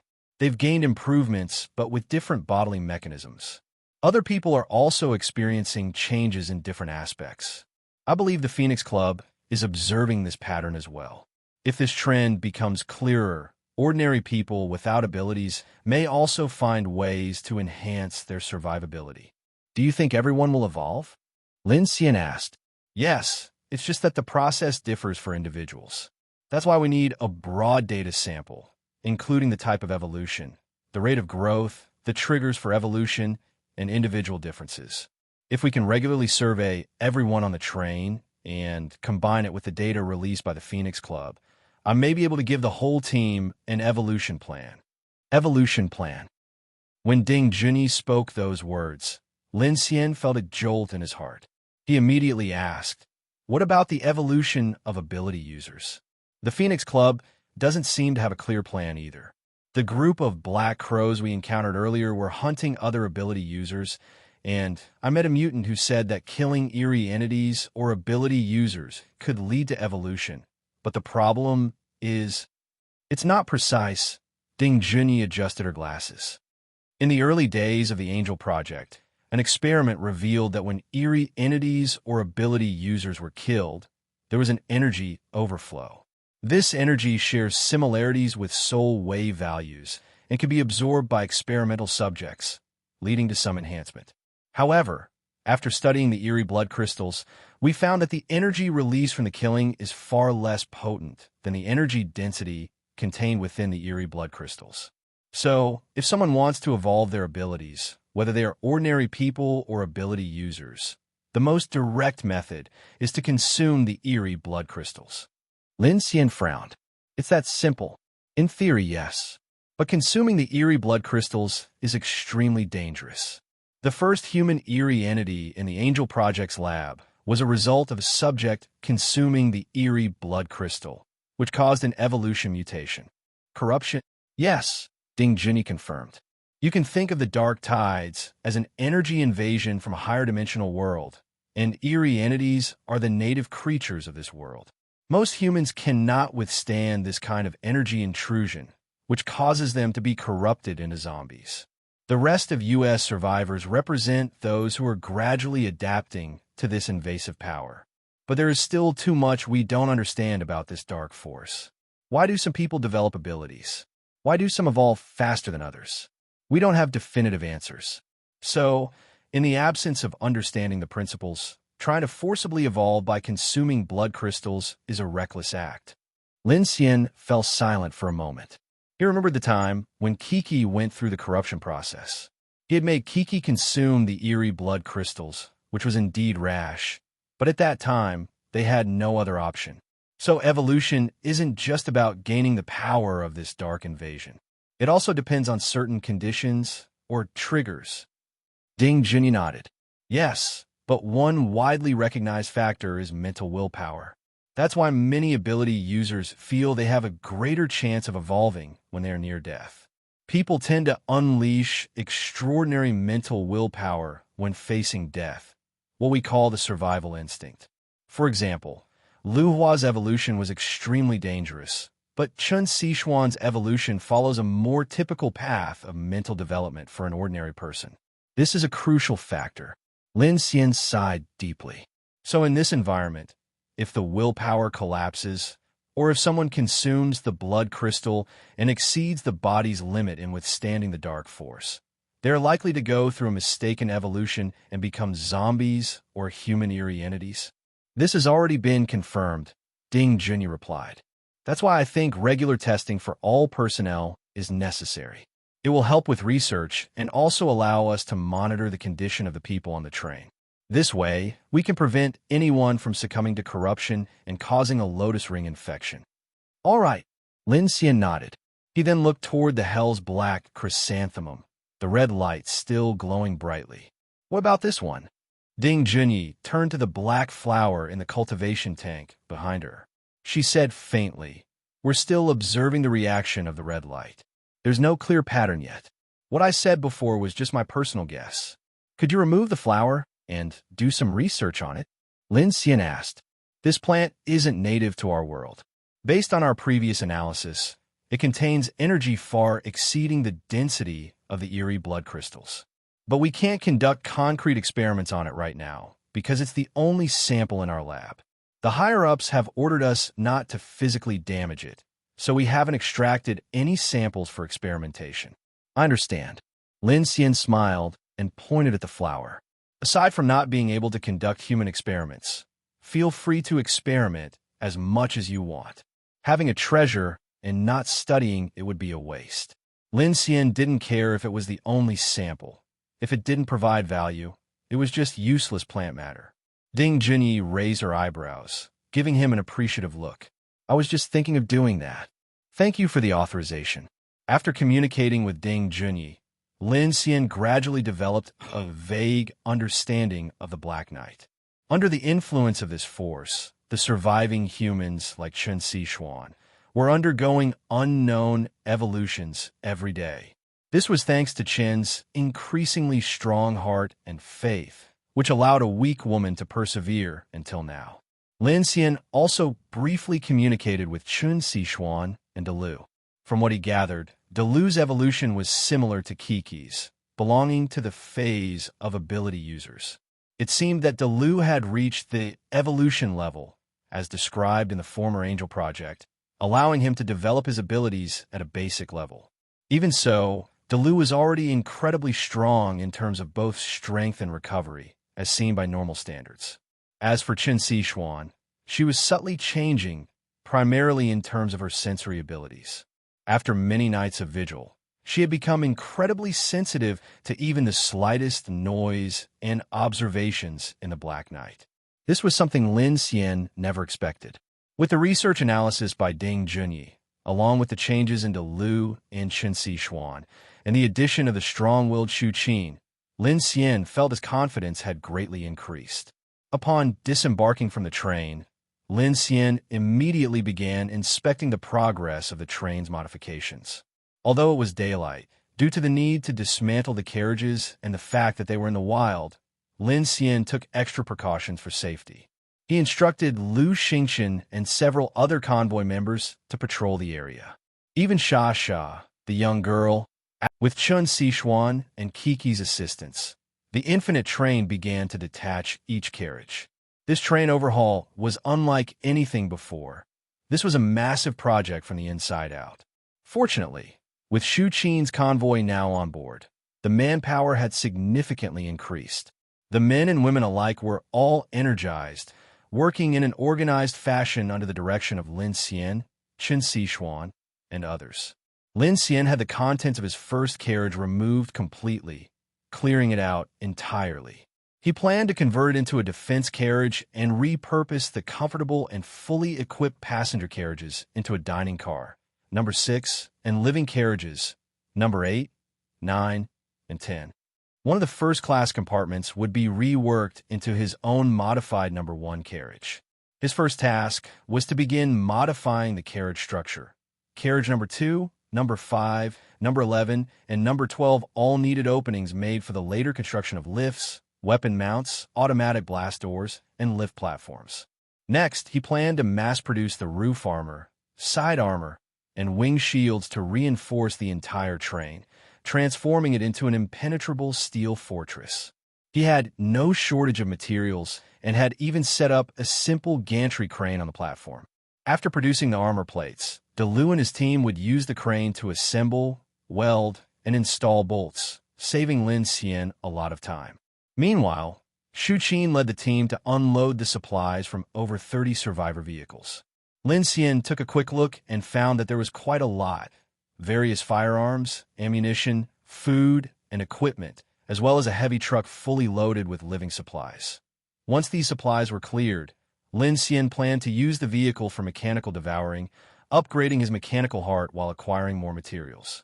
The advanced materials needed for the 1130 close-in weapon system and PX-5 engineering robots were not easy to come by. These were high-level items that Lin Xian had never constructed before, unlike simple door panels that could be made on a whim. At this point, Lin Xian felt like a creator, fabricating thick armor plates out of thin air. They radiated warmth as they were hoisted away by the crane. The next steps involved the automatic blast doors for carriages number 5 and number 11. Lin Xian used the blueprint for blast doors from the internal security areas of the spaceport.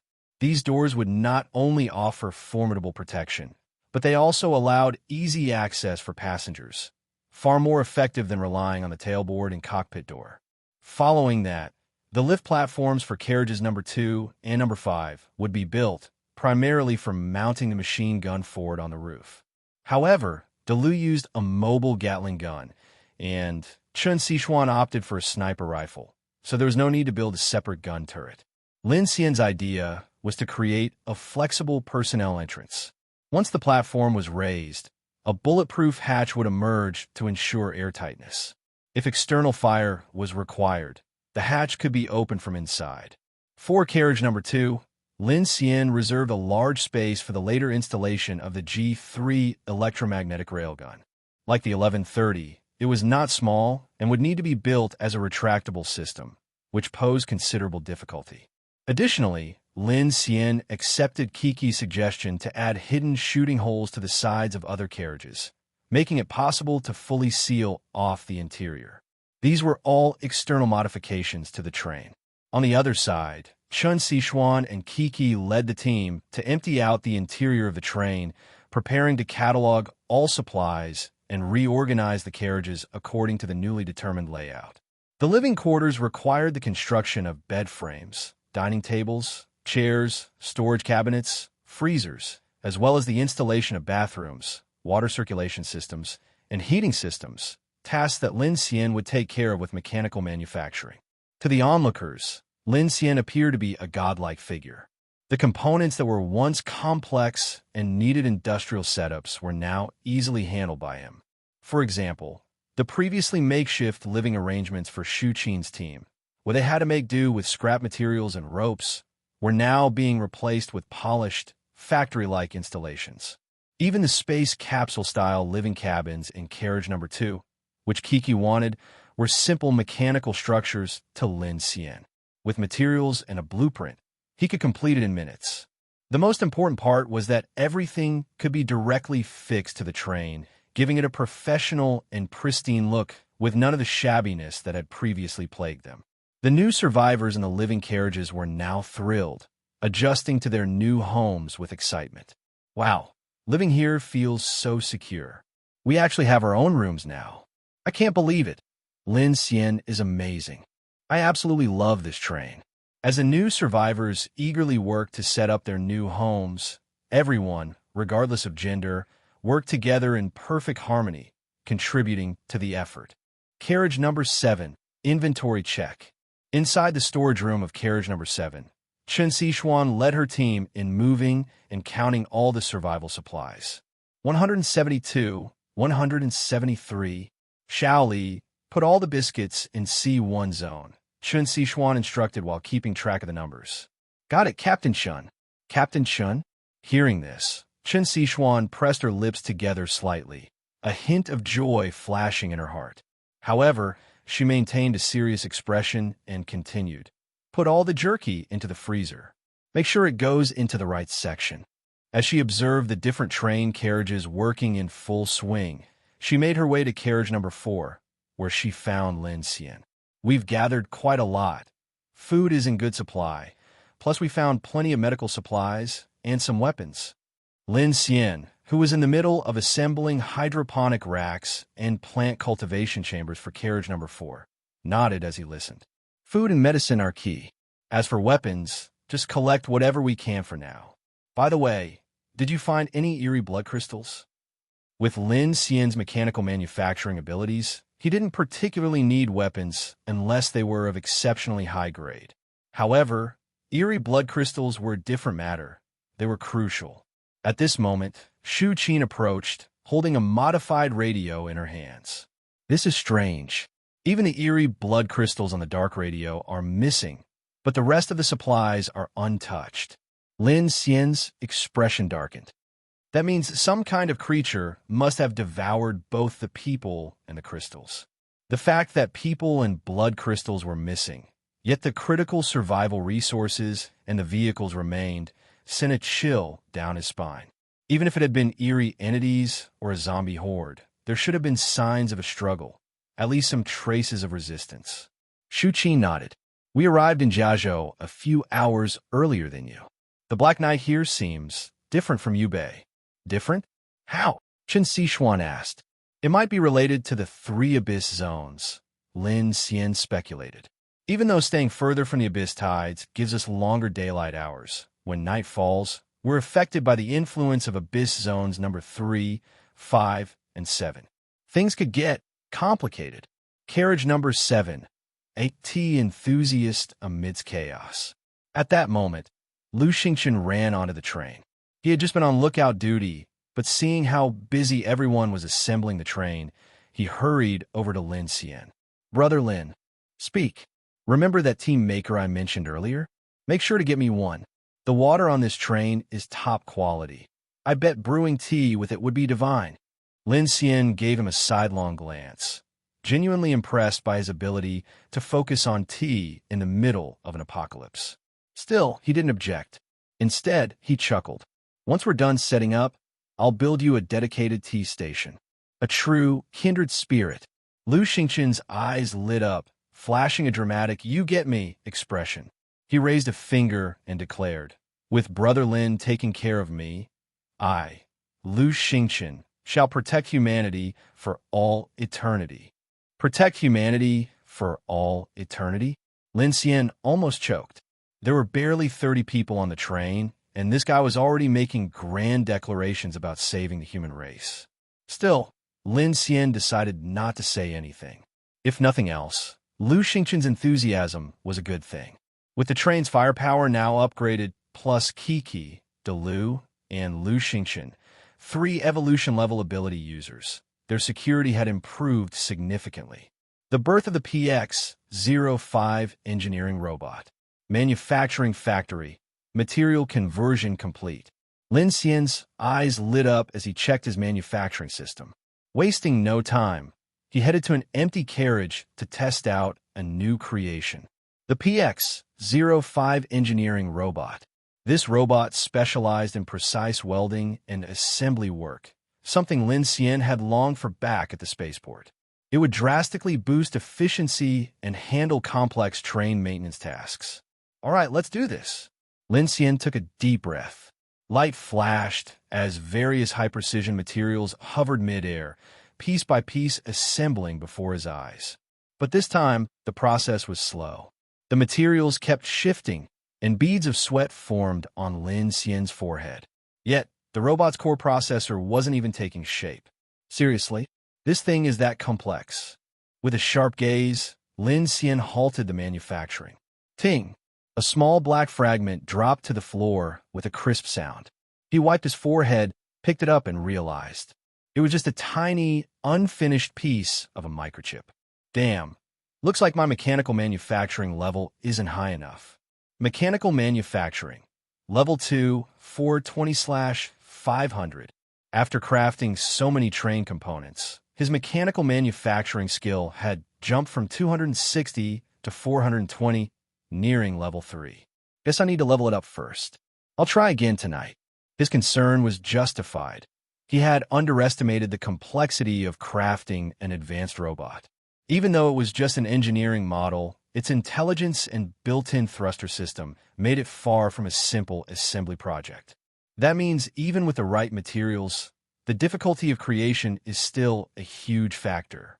The 1130 CIWS will probably take even longer. Letting out a deep breath, Lin Xian stepped out of the carriage. Final preparations before nightfall. Wong. The black infinite train was being disassembled and reinforced. Overhead cranes lifted new defensive armor panels onto the train as upgrades continued nonstop. All right, let's finish up the heavy work first, then tackle the precision systems. Armored carriages, living quarters, storage compartments, food distribution. These were the essentials. Securing them was the top priority so that if things went south, they could escape immediately. Defensive upgrades always took priority. Their train's armor had saved them countless times before, allowing them to survive total annihilation scenarios and escape to safety. With an entire daylight cycle at their disposal, the train crew found the situation oddly unsettling.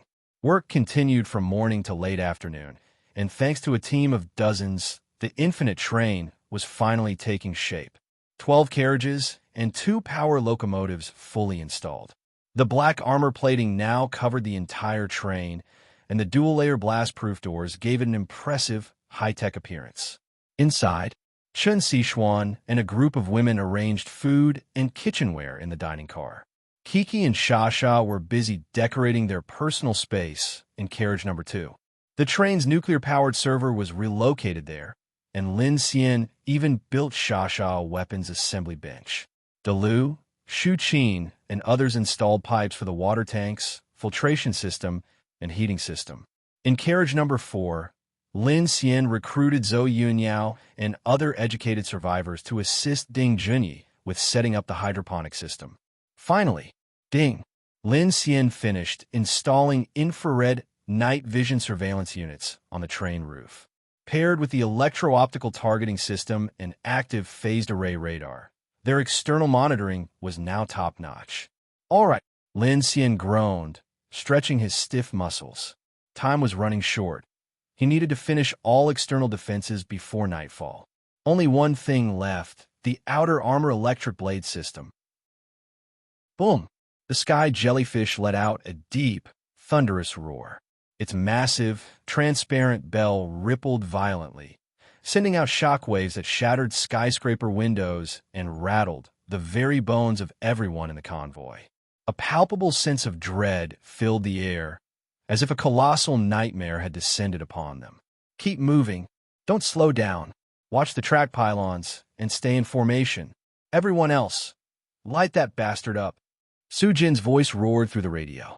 On board the heavy trucks, the Gatling guns swiveled, locking onto the monstrosity above. BRRRT.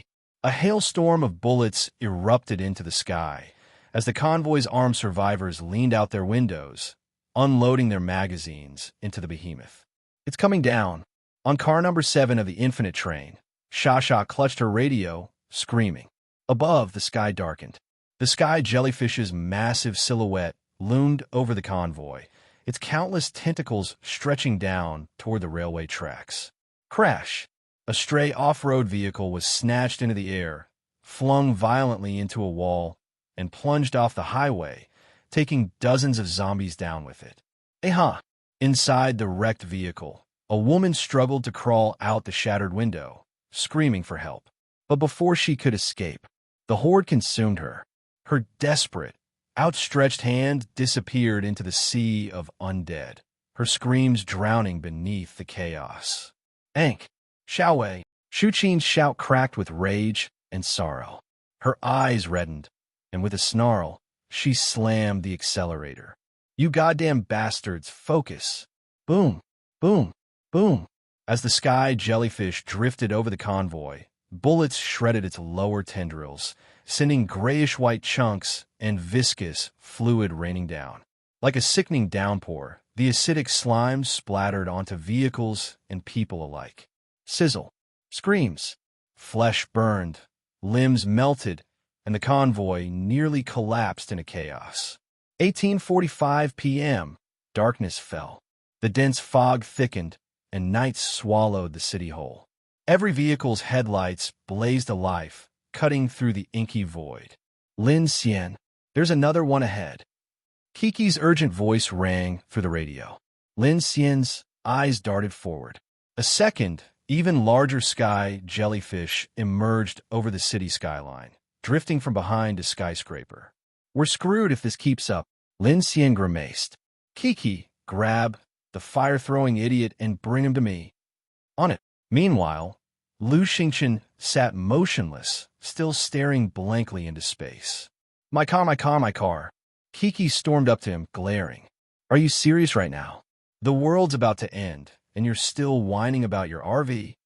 Lu Xingqian lifted his head, eyes hollow. You don't understand?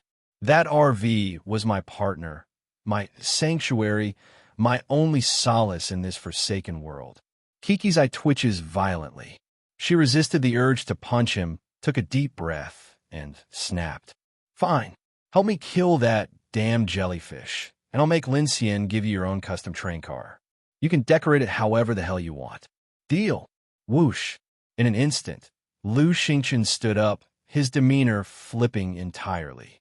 His chest puffed out, his gaze sharpened, and he nodded solemnly. Time is of the essence. Let's go. Kiki, the hell did I just witness?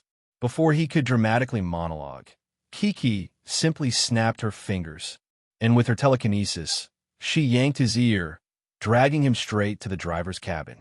Lin Xian, I got him. Lin Xian glanced at Lu Xingqian, eyes narrowing. Can you fight? Lu Xingqian opened his mouth to complain, then caught sight of the enormous, eldritch monstrosity in the sky. His expression hardened. I can. Good. Lin Xian turned to Kiki. Gather every drum of gasoline we have and get ready to launch them. Got it. Before Lu Xingqian could question why Lin Xian called the sky jellyfish a squid, Kiki had already bolted toward the cargo hold. Setting the trap, Lin Xian kicked open the driver's cabin door, conjuring a steel staircase leading to the train roof.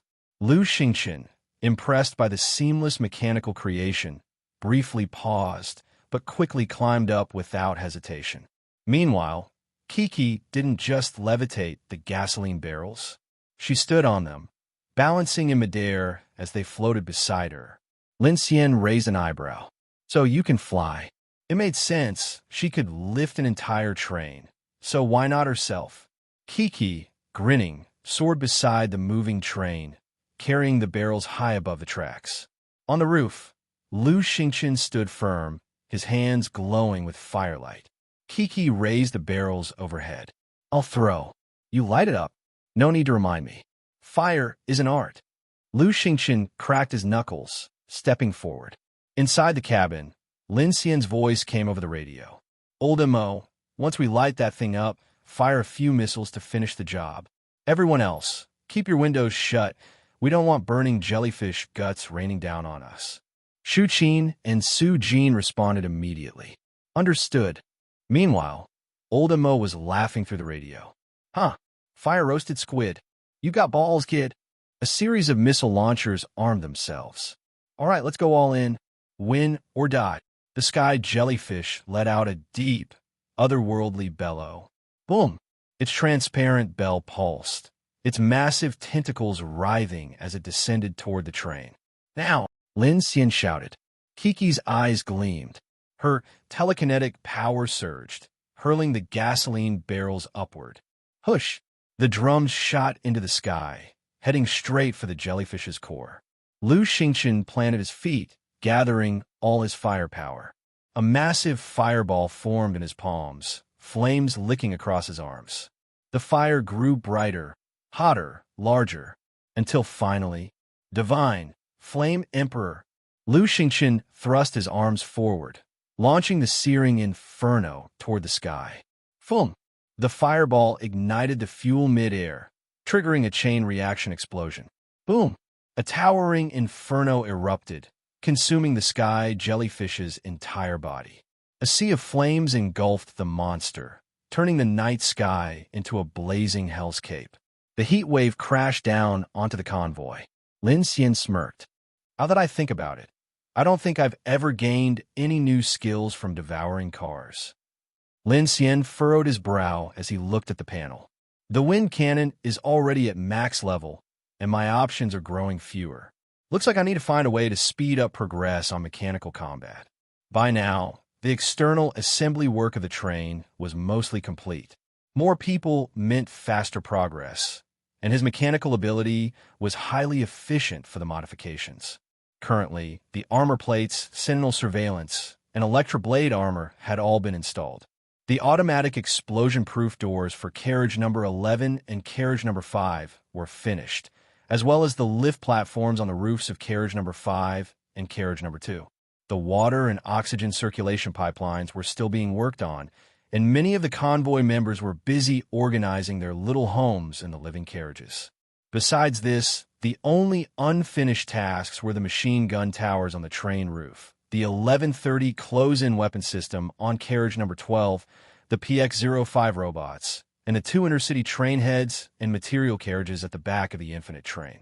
However, Lin Xian planned to finish these inside the train for safety reasons. Beep beep, the watch's alert sounded. Lin Xian took a deep breath, wiped the sweat from his face, and immediately called everyone back on board. The night was coming. The heavy hatch doors of the cockpit, as well as the automatic explosion-proof doors of carriages number 5 and number 11, slowly closed.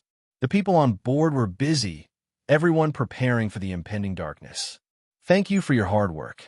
Inside the cockpit, Chun Sichuan saw Lin Xian walk in and immediately said, "This should be our first night entering the Yunjiang Plains, right?" Lin Xian nodded as he started the train. "The daylight lasts a bit longer here. I just hope we won't run into too much trouble tonight." "Do you plan to reaching Shan Pass tonight?" she asked. "Yes. It's a large transfer station with many branch lines. We don't need to reroute. If the situation clears up, we can rest there. The weapon station isn't built yet, and I'm still a bit worried," Lin Xian replied, glancing at Chen Sichuan. "Transfer stations like that should have a lot of trains, supplies, and mechanical resources. Now that we have manpower, we need to gather everything we can. There won't be much food available in the wild." Chen Sichuan nodded. As the train began to speed up, she spoke up again. "What do you think about the group hunting effect that Zhou Yishuan mentioned in Bai Tian? There's a possibility. Actually, I had a similar guess before." Lin Xian sighed and took a seat in the cockpit. He stared ahead, watching the vast sky gradually darken. "Before we entered Daliao Mountain, I didn't think much of it. I just thought the eerie entities showing up at night was too sudden, as if the night itself was a form of overlapping space. Once night fell, they suddenly appeared. Perhaps they exist in a higher dimension, and during Bai Tian, they could see us, but we couldn't see them." Lin Xian's thoughts drifted to the time when he unexpectedly encountered the corrupted demon on the 1542 frequency, and that idea hadn't left him ever since. These eerie entities didn't seem like they came from a specific nest. If we were to call a nest, perhaps the abyss involved in the dark tides is the real nest. Chen Sichuan, surprised by his thoughts, furrowed her brow. "If that's true, then it's terrifying. It's possible that the attacks from the eerie entities were just triggered by the large crowd gathering in Yubei City, or maybe these eerie entities were the hunters chasing after the survivor convoys. But after entering the black night of Yubei City, they all came out," Lin Xian shrugged.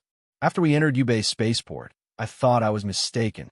After all, when night fell, so many survivors gathered, but the eerie entities didn't appear directly at the spaceport. But now, hearing about the group hunting effect, I'm starting to think this could explain things. If that's the case, Chun Sichuan took a deep breath, her gaze shifting to the time on the train screen. It was only a few minutes before the sun would set. She then glanced toward the long corridor behind them and said, "We've expanded our team. That means more danger, and it will soon escalate." Lin Xian replied, his voice low.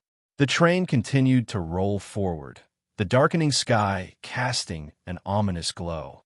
The outer armor electroblade device was Lin Xian's own idea. There were no blueprints. He purely relied on the principle of the GK-03 electric knife. With the electrical power provided by the nuclear-powered locomotive, he was able to implement this simple high-voltage blade device directly onto the train's armor. When he re-equipped the entire train's armor, Lin Xian had already left a metal groove embedded with ceramic between the steel plate's flaps and side panels. Now he just needed to insert the body armor blade and connect the discharge modules. It seemed simple, but Lin Xian thought the effect and power shouldn't be far off. After all, the electric knife could cut through the defense skin of evolved human eerie entities like Tang Hai. Even if an eerie entity charged at them, it would at least strip off a layer of skin, if not kill them outright. SZZZZ. The silver electric blade, 10 centimeters wide and several meters long, was built piece by Lin Xian. After inserting and fixing them with the help of a few assistants, it took more than an hour, leaving Lin Xian sweating profusely. The automatic door opened, and Kiki excitedly walked out. Seeing Lin Xian still busy, she couldn't help but say, "Wow, hard at work, big shot. I'm the only one resting in the high-altitude corridor. Since you guys haven't slept, of course, I'm more energetic than you all." Lin Xian finished installing and said to Kiki. Kiki glanced at the long blade Lin Xian had installed, nodding in delight. "Is this the electric blade you mentioned yesterday? You really did make it." Lin Xian reminded her, "Just test the retracting and extending, don't power it on." "Got it." Kiki returned to the second carriage, operating the system. A subtle sound of an electric motor hummed, and a circle of silver blades slowly extended from the side wing of the infinite train, glinting coldly and sending a chill down one's spine. Lin Xian watched the result, quite pleased. Not bad. Although it's simple, cold weapons might work wonders in the right moment. Congratulations. Mechanical manufacturing has been upgraded to level 3. A notification popped up, and Lin Xian sighed in relief. He checked the time, and it was already 4 p.m.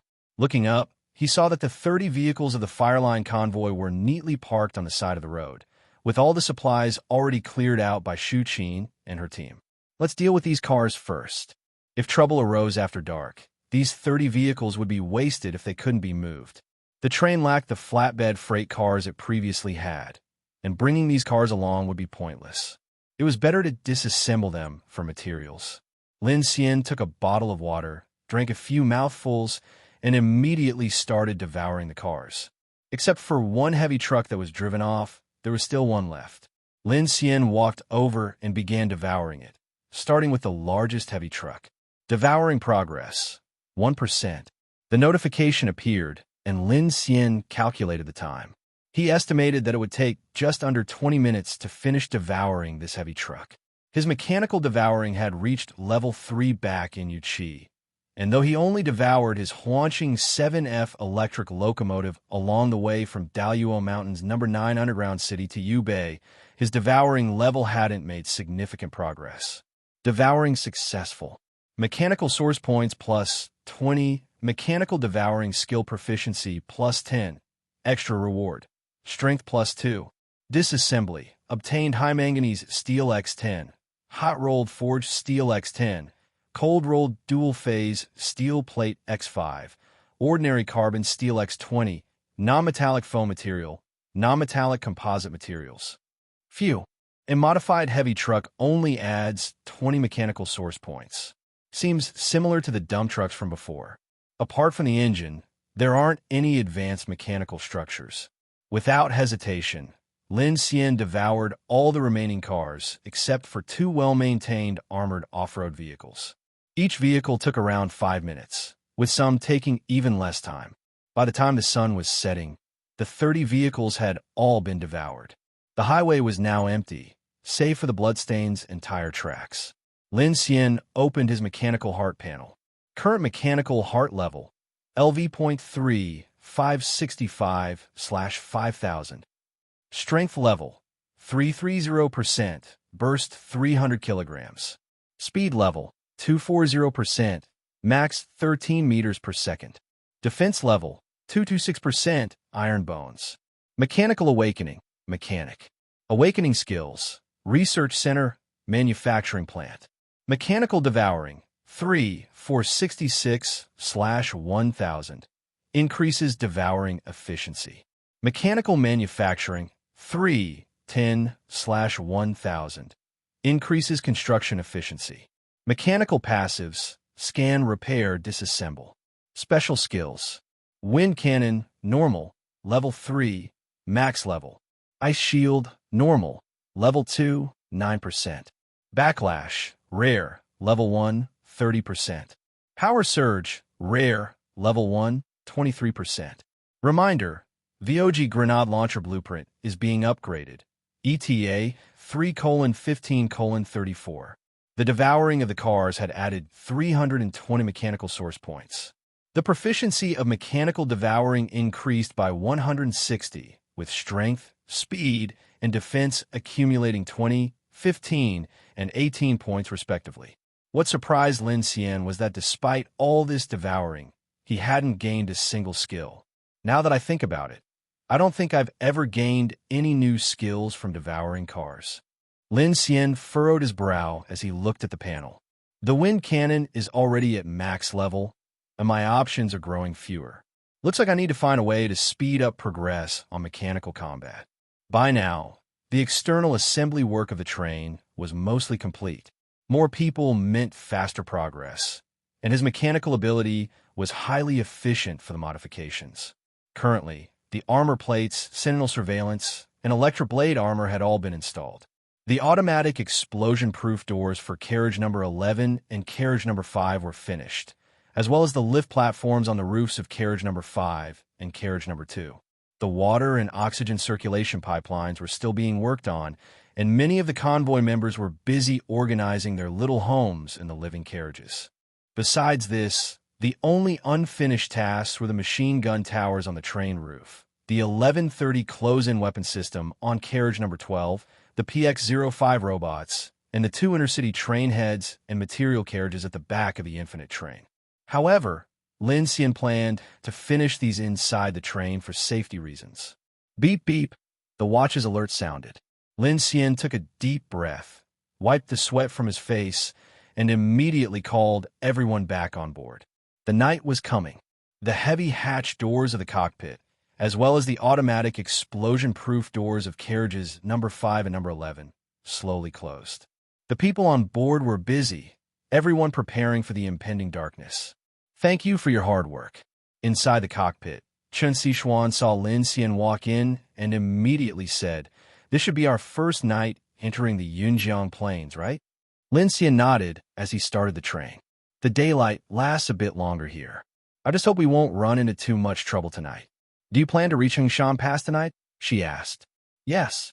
It's a large transfer station with many branch lines. We don't need to reroute. If the situation clears up, we can rest there." "The weapon station isn't built yet, and I'm still a bit worried," Lin Xian replied, glancing at Chen Xishuan. "Transfer stations like that should have a lot of trains, supplies, and mechanical resources. Now that we have manpower, we need to gather everything we can. There won't be much food available in the wild." Chen Xishuan nodded. As the train began to speed up, she spoke up again.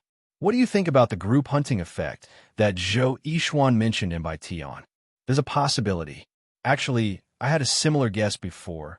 Lin Xian sighed and took a seat in the cockpit. He stared ahead, watching the vast sky gradually darken. "Before we entered Dayuo Mountain, I didn't think much of it. I just thought the eerie entities showing up at night was too sudden, as if the night itself was a form of overlapping space. Once night fell, they suddenly appeared. Perhaps they exist in a higher dimension, and during by Tion, they could see us, but we couldn't see them. Lin Xian's thoughts drifted to the time when he unexpectedly encountered the corrupted demon on the 1542 frequency, and that idea hadn't left him ever since. These eerie entities didn't seem like they came from a specific nest. If we were to call it a nest, perhaps the abyss involved in the dark tides is the real nest. Chen Xishuan, surprised by his thoughts, furrowed her brow. If that's true, then it's terrifying. It's possible that the attacks from the eerie entities were just triggered by the large crowd gathering in Yubei City, or maybe these eerie entities were the hunters chasing after the survivor convoys. But after entering the black night of Yubei City, they all came out, Lin Xian shrugged. After we entered Yubei's spaceport, I thought I was mistaken. After all, when night fell, so many survivors gathered, but the eerie entities didn't appear directly at the spaceport. But now, hearing about the group hunting effect, I'm starting to think this could explain things. If that's the case, Chen Xishuan took a deep breath, her gaze shifting to the time on the train screen. It was only a few minutes before the sun would set.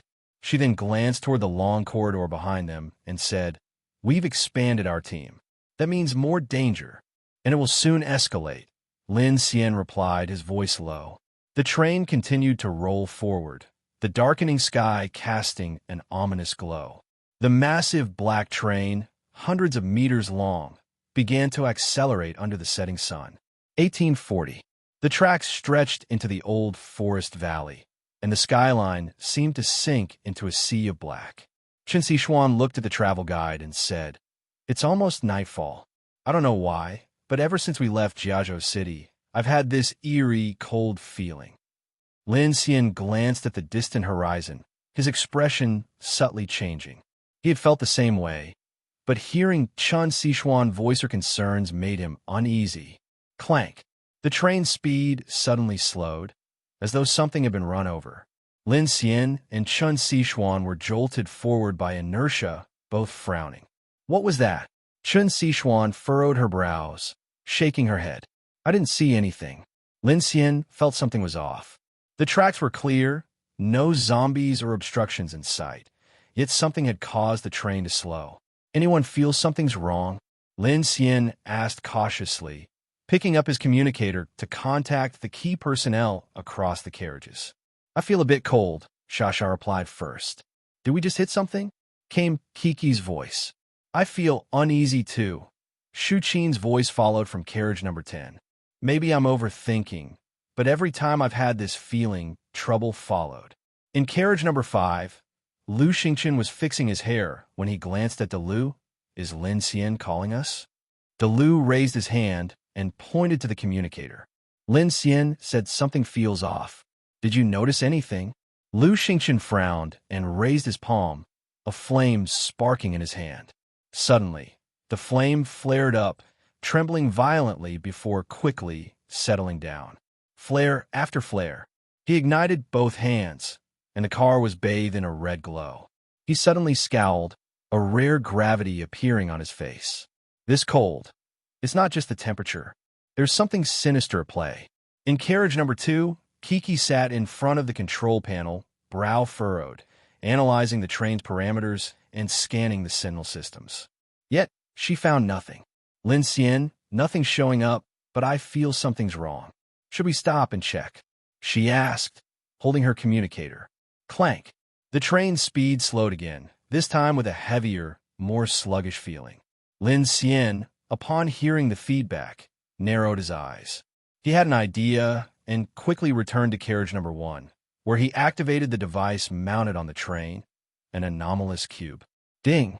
Using non-mechanical force for reflection detection. Detection successful. No fear risk detected.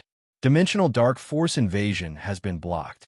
No sign of anything inside. Could it be that I'm overreacting? His heart skipped a beat as he grabbed the soul wave detector, pressing the button. The eerie blood crystal began to emit a faint red energy pulse, quickly retracting, causing the detector's needle to twitch. -100, -200, 300, -500, -1,000. Looking at the rapidly descending negative soul wave values, Lin Xian's expression darkened. -1,000 wasn't the actual data. It was the limit of his simple soul wave detector's range. Lin Xian's face grew grim as he picked up the communicator, his voice low and steady. Everyone be alert. The soul wave detector is picking up dangerously high levels of dark force. Something anomalous might be targeting us. At those words, tension spread through the carriages. Lin Xian walked to carriage number 2, where Kiki, still furrowing her brows, reported, "Nothing. I haven't found anything here. Is it those crows in the sky?" "No." Lin Xian. Just as Lin Xian was about to visit the other carriages, Kiki called out.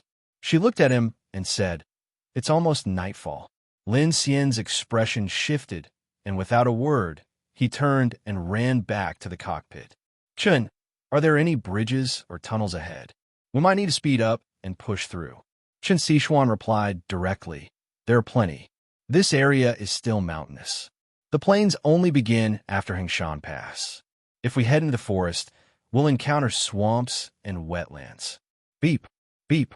The second alert from his wristwatch went off. 1845. It's getting dark. Lin Xian looked ahead.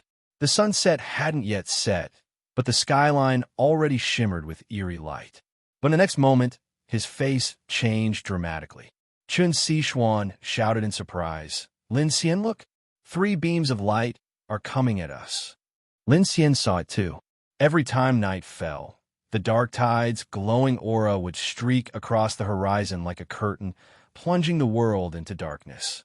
This time, however, there were 3 beams coming from different directions, rippling through the sky like waves across water. That's a tidal wave coming from 3 abyss zones. Before Lin Xian could finish, the world was suddenly engulfed in blackness. Clank! The train encountered another drag, and in an instant, all the windows of the infinite train, including the Sentinel system's monitors, went completely black. "What's happening?" Kiki jumped up from her seat and rushed to the window, lifting the blackout panel. She looked out, but the windows seemed to be covered by something, and she couldn't see anything. In the cockpit, as the darkness descended, something large and black suddenly blocked the front window.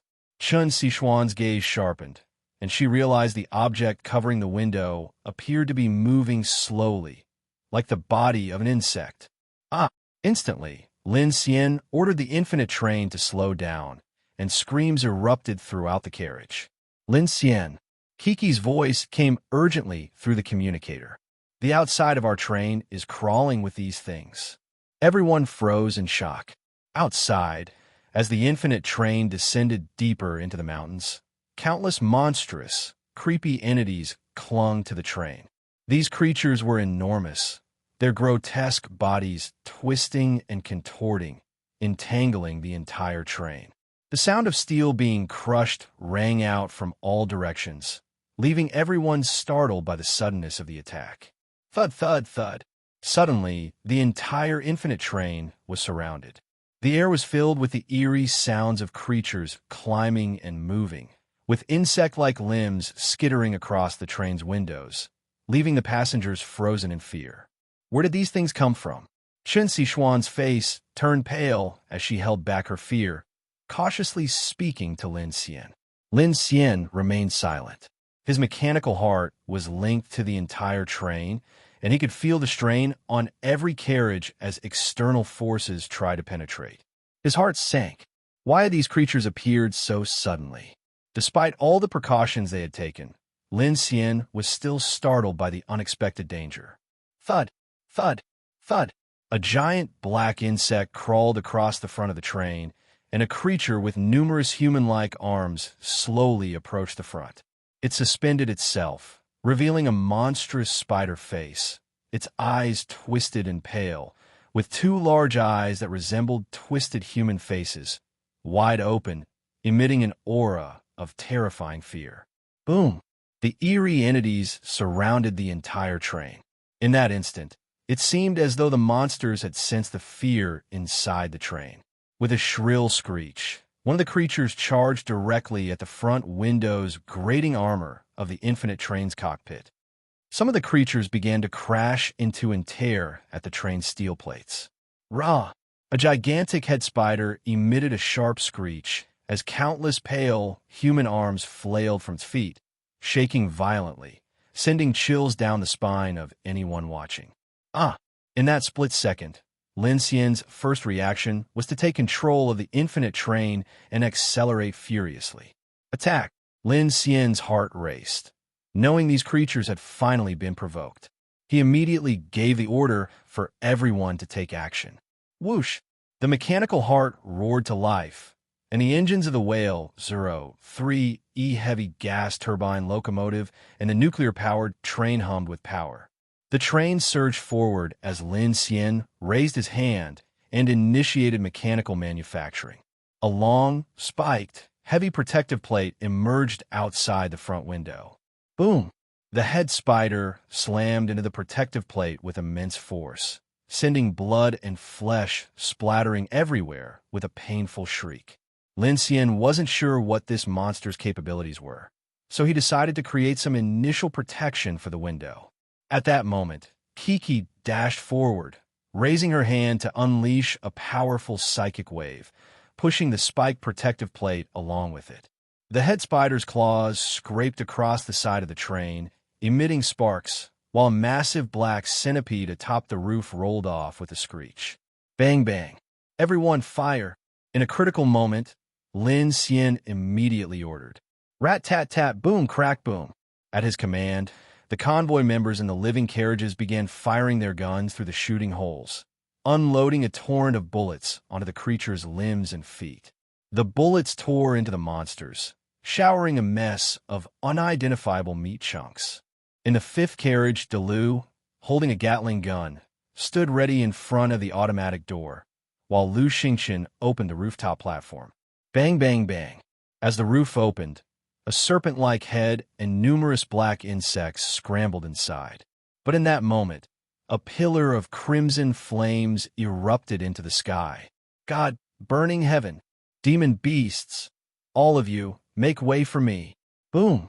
The searing flames shot out from the combat window, with such force that the circular window's fire eruption speed doubled.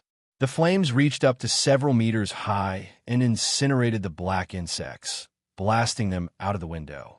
The strange serpent head howled and retracted back. The automatic door opened, and in an instant, Delu began pulling the trigger.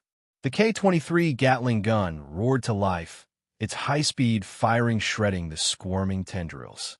The stench of gunpowder filled the air as the fiery blast obliterated one of the furry, scorpion tail-like appendages. Bang, bang, bang. A barrage of ferocious creatures began to collide violently with the train's armored exterior, with the roof shaking.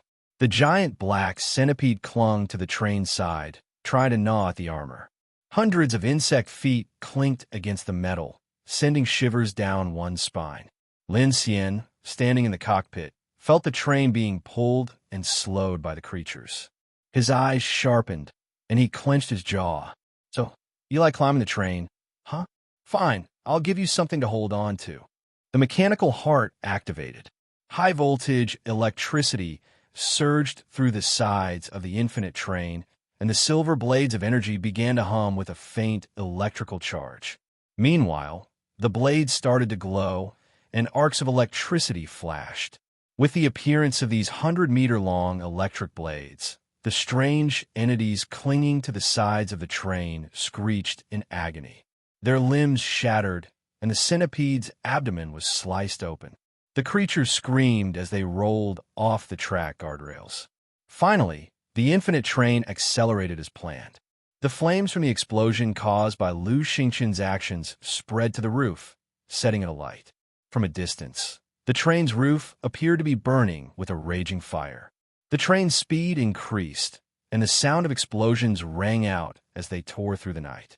We've shaken them off. Kiki, put out the fire. As the train picked up speed, Lin Xian worried that the flames might spread through the armor to the carriages. So he ordered Kiki to take care of the fire and the remaining strange entities. Okay. Bang, crack, bang, crack. Kiki swiftly flew toward the rear of the train and used her psychic wave to knock the flames off the roof, sending the burnt remains of the strange entities flying off with it. Screech! Ah!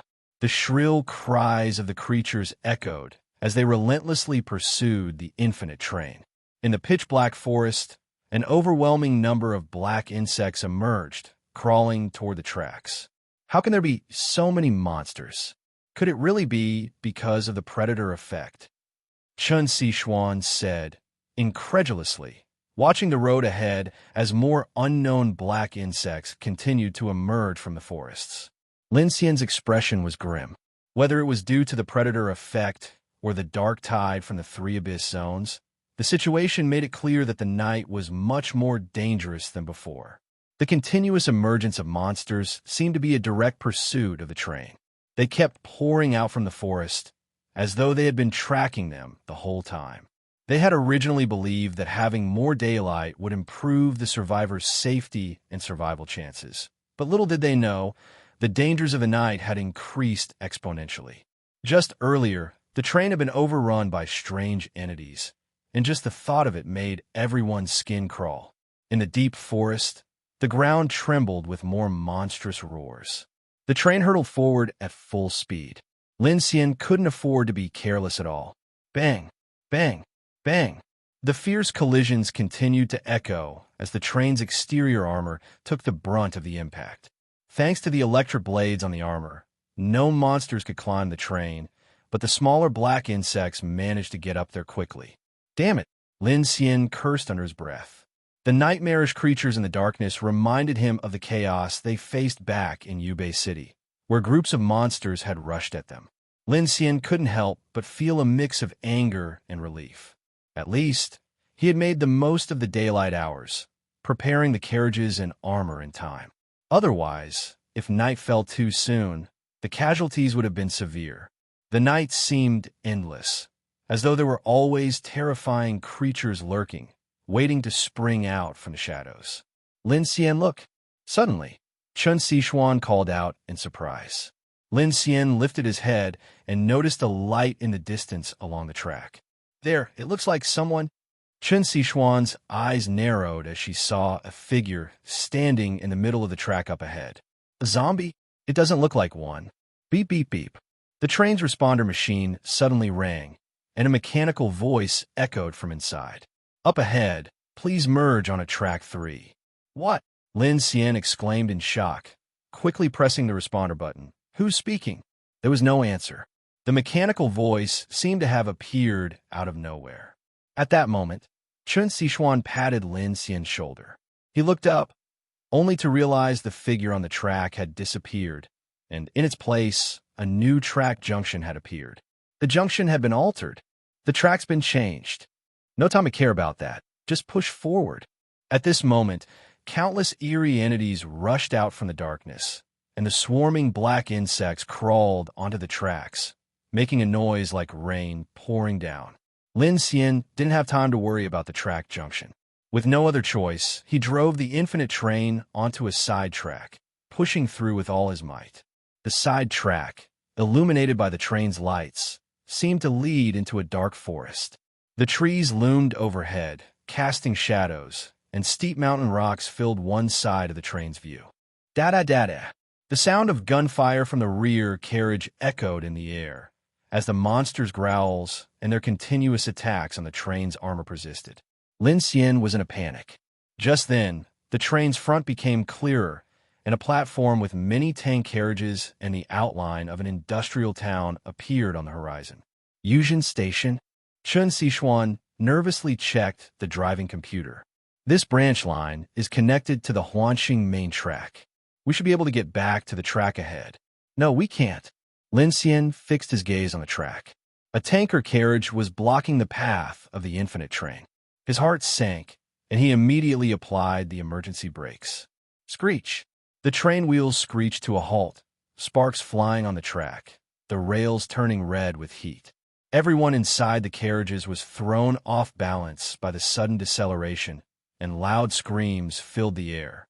As the train came to a halt, debris from the ceiling scattered to the floor. The smell of hot metal from the wheels mixed with a foul odor that began to spread through the train. What should we do? Reverse. Break through. Lin Xian grit his teeth, preparing to reverse the train. But at that moment, something strange happened. The sounds of the attacks from the rear suddenly ceased, and the gunfire gradually faded. Before anyone could react, Kiki, using the surveillance system, noticed something odd. Lin Xian, the monsters seem to have stopped following us. What's going on? Shu Qin. Lin Xian, all the eerie entities are gone. The voice of Shu Qin came through the communicator. I checked, and the rear carriages are intact with no damage. The middle section is fine too. Dalu also spoke through the communicator. In carriage number 2, Kiki checked the sentinel system. Although the armor on the outside and the roof of the carriage looked battered, the integrity of the armor was still intact. Only a lot of insect corpses were wedged into the gaps. Hearing Shu Qin's words, Lin Xian exchanged confused looks with Chen Xishuan. He immediately stood up and rushed to carriage number 2. Sure enough, the sentinel system showed no monsters outside the infinite train. He moved on to carriage number 5, opened the door, and a strong, rancid smell hit him. There were some monster remains hanging from the ceiling, but there was no movement outside. He quickly shut the door and turned to Kiki. Kid, use the drones to check outside. On it. Knowing Lin Xian was extremely cautious, Kiki immediately deployed 2 drones to begin checking the entire train in the dark. From the drone's perspective, the infinite train was surrounded by a horrific scene, but fortunately, the interior was intact. When the drone camera pulled up, Lin Xian immediately saw that, in the distance, a large number of black shadows were quickly disappearing into the woods on the side of the track. What's going on? Sha, standing next to them, exclaimed. Lin Xian, those monsters seem to be unable to get in. Unable to get in? Lin Xian was taken aback when he heard this. Kiki furrowed her brows, staring at the screen, and pointed out, Wait, Lin Xian, this looks like a kind of barrier. Yuzhen isn't a famous place. There are many chemical factories here, Chen Xishuan said, thinking aloud. Could there have been some chemical leak that scared the monsters off? Lin Xian shook his head and stood up, opening the sunshade to look outside at the empty freight platform. His expression became grave. There's something strange going on. Kid, use the drones to investigate the section of the track ahead. See how long the tanker blocking the track is. Let's not disembark yet. We need to observe the situation here. Shu Qin, is anyone injured in the back? Lin Xian, everyone's fine. No issues here. Shu Qin's voice came through, and Lin Xian breathed a sigh of relief. They had barely entered the night when they encountered a series of strange situations that had put Lin Xian on edge. He was still puzzled about how to escape the suffocating eerie insect tide when they suddenly arrived in this eerie town. And the strangest thing was that once they entered, they were safe. This was a situation Lin Xian had never encountered before. It wasn't a steel fortress, so he thought, could there be something that was unknowingly blocking the monsters? Lin Xian walked from carriage number 1 to carriage number 12, inspecting every carriage. Despite the lingering smell of smoke and anxiety inside, everyone seemed to be fine. Many people in the living quarters were still confused, but some were thankful they had survived. Wow, if we had stayed on the train tonight, we'd definitely be doomed with so many monsters around. Yeah, I'm so scared. Lin Xian, are you okay? In the living area, the young girl Miao Lu saw Lin Xian approaching and stood up enthusiastically to ask.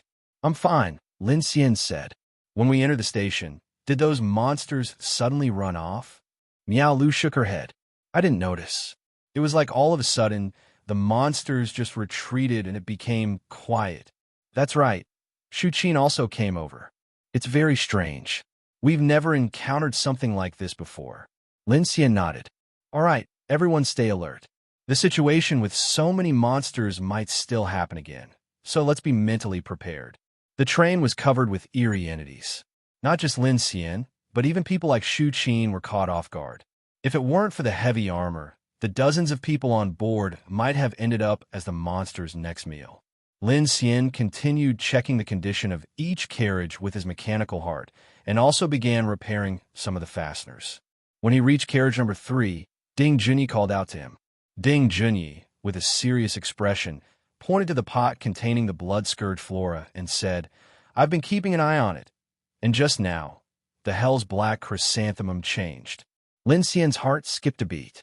He quickly walked over and furrowed his brows as he looked at the black chrysanthemum. "The red light, has it dimmed a little?" "Exactly." Ding Junyi nodded. "Not only that, but during the recent fight, I saw a wisp of black smoke being absorbed into it, and the red light weakened a lot afterward." "Black smoke," Lin Xian frowned. "We've seen this smoke before when we killed the eerie entities. So, during the recent attack, we must have killed some eerie entities," Ding Junyi said. "What does this mean?" Lin Xian asked. Ding Junyi crossed her arms. "The appearance of eerie blood crystals is also accompanied by this black smoke. According to this logic, the blood-scourged flora should have the ability to absorb the power of this black smoke." "That makes sense." Lin Xian's expression darkened. "But we don't know what effect or significance this has yet. In the lab, we can't monitor these changes," Ding Junyi said. "But at least now we know some of its characteristics. If possible, please try to kill or capture some eerie entities. It'll help me test the effects of the black smoke produced by their deaths on the blood-scourged flora. The more experiments we do, the sooner we can get results." Lin Xian blinked. "Wait, did you just say capture eerie entities?" Ding Junyi tilted her head slightly, and under her black-framed glasses, her gaze was serious. "Yes, from a scientific perspective, the more experiments we have, the more accurate our conclusions will be." "Is she speaking human language?" "Forget about capturing them. If any monsters die near the train later, you can observe them." Lin Xian walked away helplessly. He understood Ding Junyi's point, but right now, he had no mood for discussing experiments.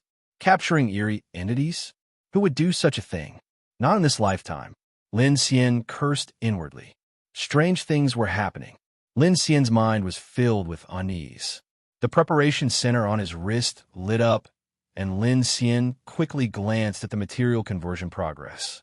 The materials needed for the 1130 close-in weapon system were mostly ready. "Better build one soon, or I won't be able to sleep peacefully," he muttered to himself. As he walked into carriage number 2, Kiki's voice greeted him.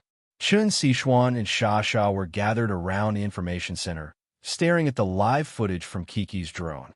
"Come take a look," Chun Sichuan called out to Lin Xian. He walked over, and his eyes narrowed when he saw the drone's feed. It was heading toward a small town far off the station platform.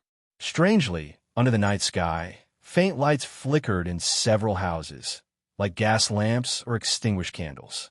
Lin Xian furrowed his brows. "Is this town inhabited?" "This is strange," Kiki murmured, her legs crossed as she floated on the stool, zooming in on the drone's footage.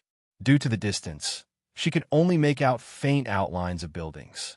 If it's survivors, why would they light lamps like that? Lin Xian immediately understood. The dim lights didn't seem like a post-apocalyptic survival setup. They resembled what you'd see in a town that had experienced a power outage. It didn't look like a place that had suffered through the end of the world. "This town's strange. Not only are there people, but the dark creatures can't get in either. Could there be some special ability user there?" Kiki thought aloud, her chin resting in her hand. "An ability like that would make someone invincible," Sha Sha chimed in, her eyes wide in exaggerated disbelief. "One person could protect everyone." Chun Sichuan looked at Lin Xian, her expression questioning. "Lin Xian, what do you think?" Lin Xian shook his head, still unclear. "I'm not sure, but for now, we're safe here." He then turned to Sha Sha. "What did you find up ahead?" "A chemical tanker train. We just need to move it out of the way. The road ahead is clear." "Good. Should we go to the town and check it out?" "No need." Lin Xian glanced again at the distant, eerily quiet station and the small town. "Even if we did, we should wait until daybreak. Let's move the tanker and keep the track clear for the train. We'll see how things go tonight." Someone deliberately redirected us to this sidetrack, so I'm cautious. Better to stay put for now and avoid attracting attention in the dark. Chun Sichuan and Kiki nodded in agreement. Lin Xian's cautious nature was a comfort in this strange situation. Rushing to explore the town in the dark was definitely not a wise decision.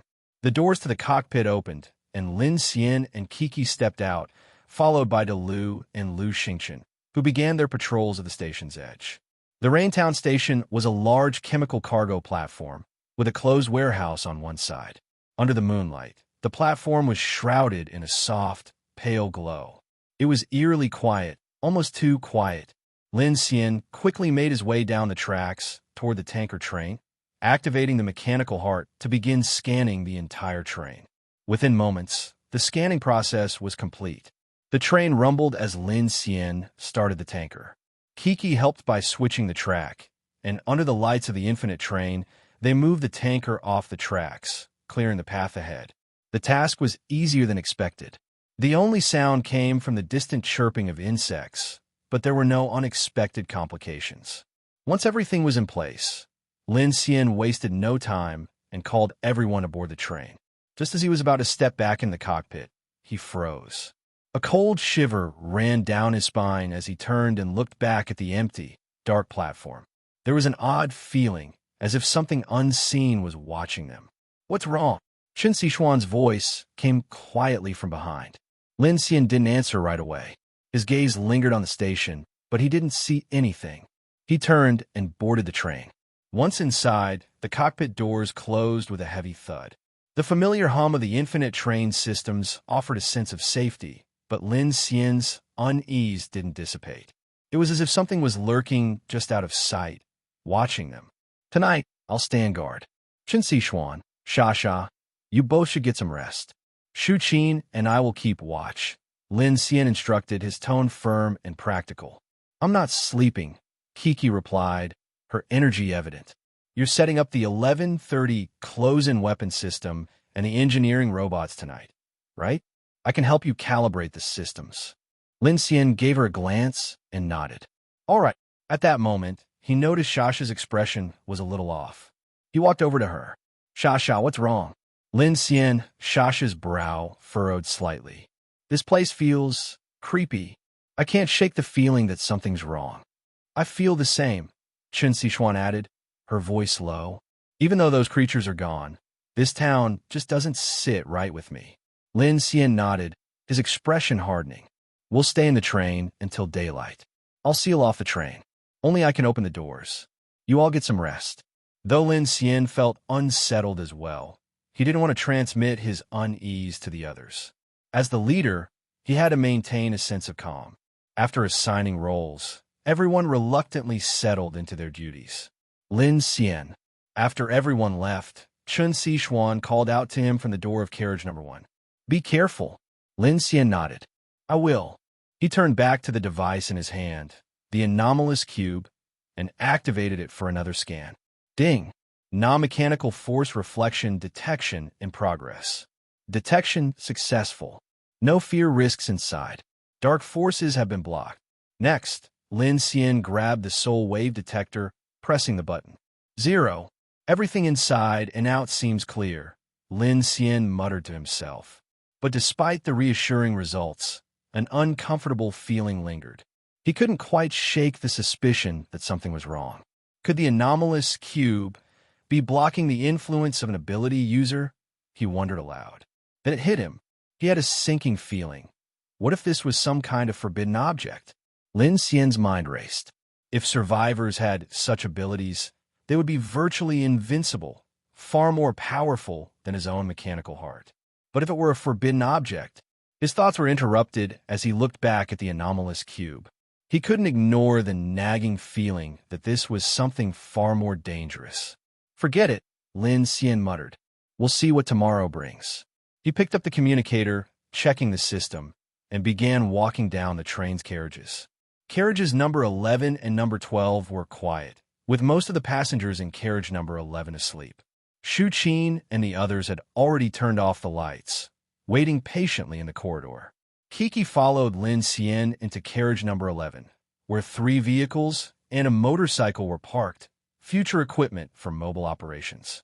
Carriage number 12 was empty, and Lin Xian had plans to turn it into a weapon station, starting with the 1130 close-in weapon system. Inside carriage number 12, the lights were bright, but it was eerily silent. Kiki, sitting at the control panel, looked up at Lin Xian. You can make a Gatling gun now, can't you? Why don't we build a few more? Our firepower will be much stronger. Lin Xian gave her a dry smile. You think I'm a factory? I don't have that much time. Currently, the upgraded firearms weren't too difficult for Lin Xian to create, but the main issue was the ammunition. The preparation of gunpowder, material conversion. While the bullets themselves weren't too complicated, the speed at which Lin Xian could manufacture them was limited. The problem was these things were used up quickly, and he couldn't multitask. The 1130 close-in weapon system hadn't been completed yet, and once it was finished, it would be another huge consumer of ammunition. Lin Xian had calculated that, to allow the system to fire for 15 seconds, his preparation center would need to work nonstop for an entire day. Then, after the gunpowder and materials were produced, he would have to keep manufacturing to turn them into bullets. On top of that, he needed to devour mechanical resources, manufacture other items, and upgrade the research center. All of these required his time and energy. But Lin Xian's mechanical manufacturing was single-threaded. He couldn't do everything at once. If he were to supply the entire train with firepower, it would be exhausting. There wouldn't be enough time to devour and upgrade either. Hee, I'm still waiting for you to build the electromagnetic cannon. Kiki teased him with a playful grin. I'll get to it after the 1130 is done. The next step is the electromagnetic cannon, Lin Xian replied. By the way, Kiki said, floating into the air with a graceful motion. She crossed her arms as she hovered, looking back at Lin Xian. I think we should take a trip to Xingqing. Since we've already burned our bridges with the Federation, why not steal some high-tech blueprints from them? You mean we should march into Xingqing and start fighting the Federation's defense forces? Lin Xian asked, raising an eyebrow. Silly. Kiki pointed a finger at Lin Xian's forehead. We won't openly attack. Just let me tap into their system terminal. I can steal the blueprints you want, or you can quietly scan their systems if you prefer. Lin Xian smiled. You're right, I forgot you can fly. It's worth considering, definitely something to try. It was indeed a good plan. Most of the world's advanced military technology was either in the hands of the Starfleet or the Federation. With the right approach, acquiring blueprints without a desperate escape might be the most efficient way to gain advanced tech. Hee, you're finally coming around. Kiki teased. All right, let's get to work. Lin Xian took a deep breath, raising the cover on the carriage's window to glance outside at the dark platform. He then sat down in the empty carriage, preparing to start. Which one first? Of course, it's the robot, Lin Xian said as he extended his hand. Light flashed, and rare materials began to fly out. A black ship slowly started to form. The PX-05 engineering robot can autonomously connect to system programs. Aside from maintenance, welding, and transportation, it's pretty fast and durable. With this, it can directly help me maintain the weapon stations and feed the ammo chains. Kiki's eyes lit up. Wow, smart. Have you thought about modifying it into a combat model for enemy defense? I've thought about it, Lin Xian replied. But my ability level isn't high enough yet to mass-produce drones. Making one takes several hours. Kiki nodded. All right, make it first. I'll overwrite the system and have it help you with the train's modifications and maintenance. Sounds good. The assembly of the 1130 was a massive undertaking. It wasn't just about building it and placing it on the train. Since no one else could assist, Lin Xian planned to create this engineering robot first to handle some of the key tasks. This large-scale equipment required Kiki's psychic abilities to assist. With this, we'll have a powerful mechanical helper. Kiki grinned as she watched the materials continue to fly from Lin Xian's hand. Don't get too excited just yet. Lin Xian's expression was serious as he focused. The mechanical heart worked over time. Even though his mechanical manufacturing had reached level 3, he still felt immense pressure starting this creation. The core, the central control, the frame, the hull anode layer thrusters, sensors, small motors, energy groups. 2 hours later, the engineering robot's form began to take shape. Kiki watched nervously, seeing Lin Xian sweat profusely. She flew over and started waving a fan at him. Don't rush, it's almost done. Now you think manufacturing things is easy. Lin Xian said with a chuckle. Okay, I know it's tough, Kiki laughed. How about I give you a shoulder massage? No need, don't distract me, Lin Xian said, exasperated as he continued working. Humph. With the final piece of the robot's shell attached, the small PX-05 engineering robot was successfully built. Wow, we did it! With a puff of smoke, the yellow-armored robot slowly toppled to the floor. Lin Xian wiped his sweat and let out a long breath.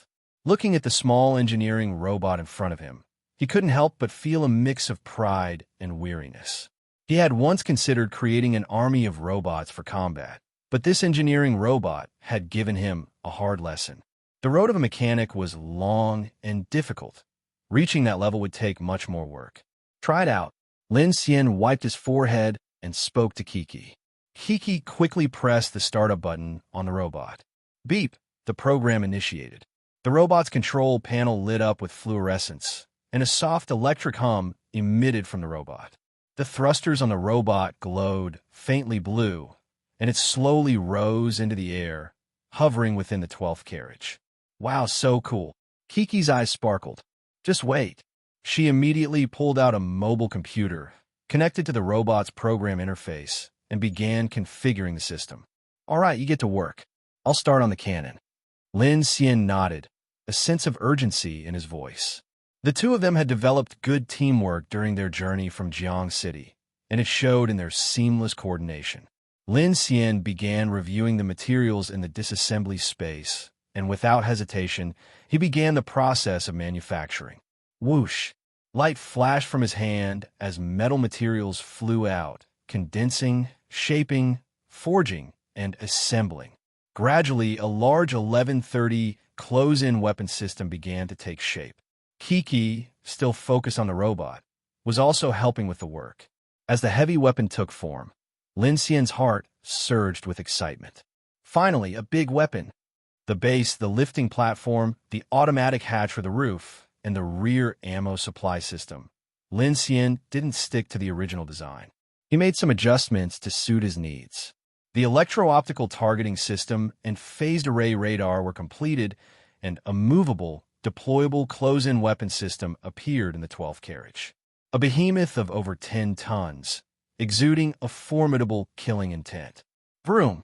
At that moment, Kiki's PX-05 engineering robot flew over, having completed its basic configuration.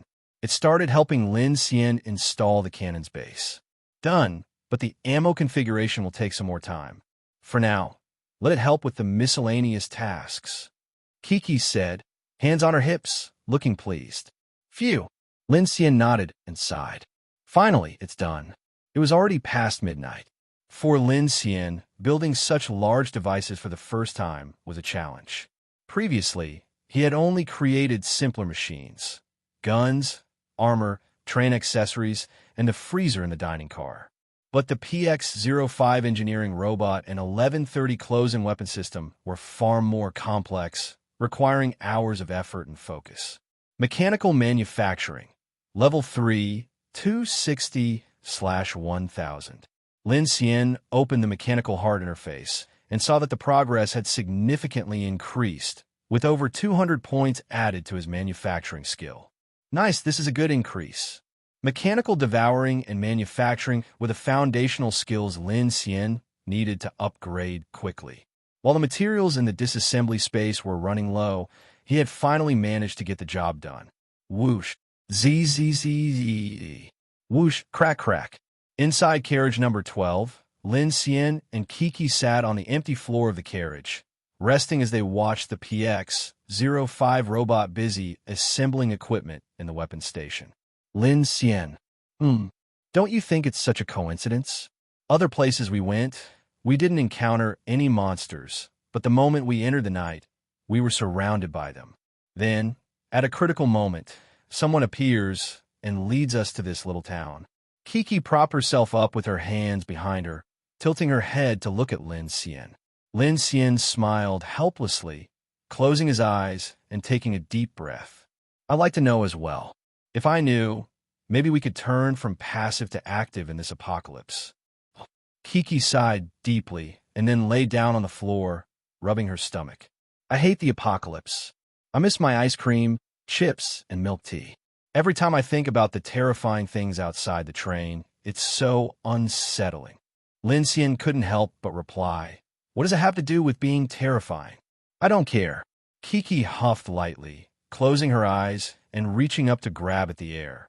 "When my powers are stronger, I'll fly up to the sky, crush all those monsters, and go into the abyss to see what the hell is going on in there." "Kid," Lin Xian said, "do you remember your dream?" I'm not listening." As soon as Lin Xian mentioned the dream, Kiki immediately covered her ears, seemingly unwilling to discuss her memories with Lin Xian. "I'm not," Lin Xian said seriously. "What I meant is, I saw a giant floating in the air in your dream." Hearing this, Kiki froze and quickly answered, "A very big person, a giant floating in the air, a giant dried corpse, right?" Lin Xian nodded. "I think this kind of thing couldn't possibly be a hallucination. Since I saw it, you must have seen it at some point too." "It was when the helicopter crashed in Jiang City," Kiki said, looking at the ceiling. "I can't remember too clearly since it was during the crash, but after some time, I started to remember a little. I think I saw a really scary monster in the clouds." "A monster? A thing that big? Isn't that a monster?" Kiki said, her tone dismissive. Lin Xian was momentarily speechless. "True, a giant like that, but it's a dried corpse. I don't even know if it's alive or dead." "Who knows?" Kiki closed her eyes, seemingly not wanting to think deeply about it. She scoffed. "We can't even handle the stuff we're facing now. All we can do is run. The more we run, the more monsters there are, and the stronger they get. It's as if we've been targeted, like the monsters in the night put a bounty on us. With so many ability users in our train, we must be worth a lot." Lin Xian furrowed his brows slightly and fell into silence. Seeing that Lin Xian wasn't speaking, Kiki sat up and asked, "What's wrong?" Lin Xian shook his head, feeling a little confused. "Nothing, just thinking about what you said. It's late now. You should sleep for a bit," Lin Xian suggested, glancing at his watch. "I'll wait for this to finish and then need to deal with the train at the back." "All right." Kiki nodded sleepily, got up, glanced at Lin Xian, then took a few steps before stopping. Suddenly, she floated back to him, wrapping her legs around Lin Xian's waist like a koala, her arms around his neck, burying her head in his chest. Lin Xian raised his hands in surprise. "What are you doing?" "Don't move. I'm just going to sleep here for a bit," Kiki murmured in his arms. Lin Xian felt her warmth and the softness of her waist, helplessly saying, "Isn't this a bit ambiguous?" "I meant, in this kind of situation." "Shut up." Kiki closed her eyes and moved Lin Xian's hands to her waist. "Hypocrite. When you were peeking in my underwear, you weren't so serious. You didn't talk so much when I asked you to hug me. Anyway, you don't need to move while you're devouring the machines. I can protect you." With that, Kiki shifted her position, wrapping her legs tightly around his waist. Her body was light and agile, like a well-behaved cat, soft and comforting. At that moment, Kiki suddenly felt something pressing against her lower abdomen. Her face turned red, and she frowned, biting her silver teeth. "Pervert." Lin Xian was caught between amusement and helplessness. "You're being unreasonable now. I didn't want to move. You insisted on clinging to me. What else can I do?" "TCH." Lin Xian looked down at Kiki, who had closed her eyes and looked drowsy in his arms. His heart warmed. He knew that Kiki was only trying to protect him. The situation outside was unclear, and to devour the trains, he had to take some risks. But with Kiki, who had a telekinesis ability, by his side, he could relax a little. However, he knew that Kiki hadn't slept for 2 straight days. While he had collapsed from exhaustion on the ascension elevator, Kiki hadn't fared much better. "Are you sure you want to do this?" Kiki whispered softly, almost asleep. "All right then." Though it felt strange, since it was Kiki's special bodyguard service, Lin Xian didn't feel like complaining. He stood up and, holding Kiki like a koala, walked out of the nuclear-powered locomotive's cockpit and headed toward the inner-city train heads pulled from Jiazhou City, ready to begin devouring. Before boarding, he glanced around at the pitch-black freight platform, sighed, and climbed into the long-and-used train cockpit. With Kiki by his side, Lin Xian felt surprisingly calm. It seemed like she really could fall asleep in his arms, her breathing becoming steady. He settled into the seat and began his mechanical devouring. Lin Xian opened his mechanical heart panel. Current mechanical heart level, LV.3, 565/5000. Strength level, 330%, burst 300 kilograms. Speed level, 240%, max 13 meters per second.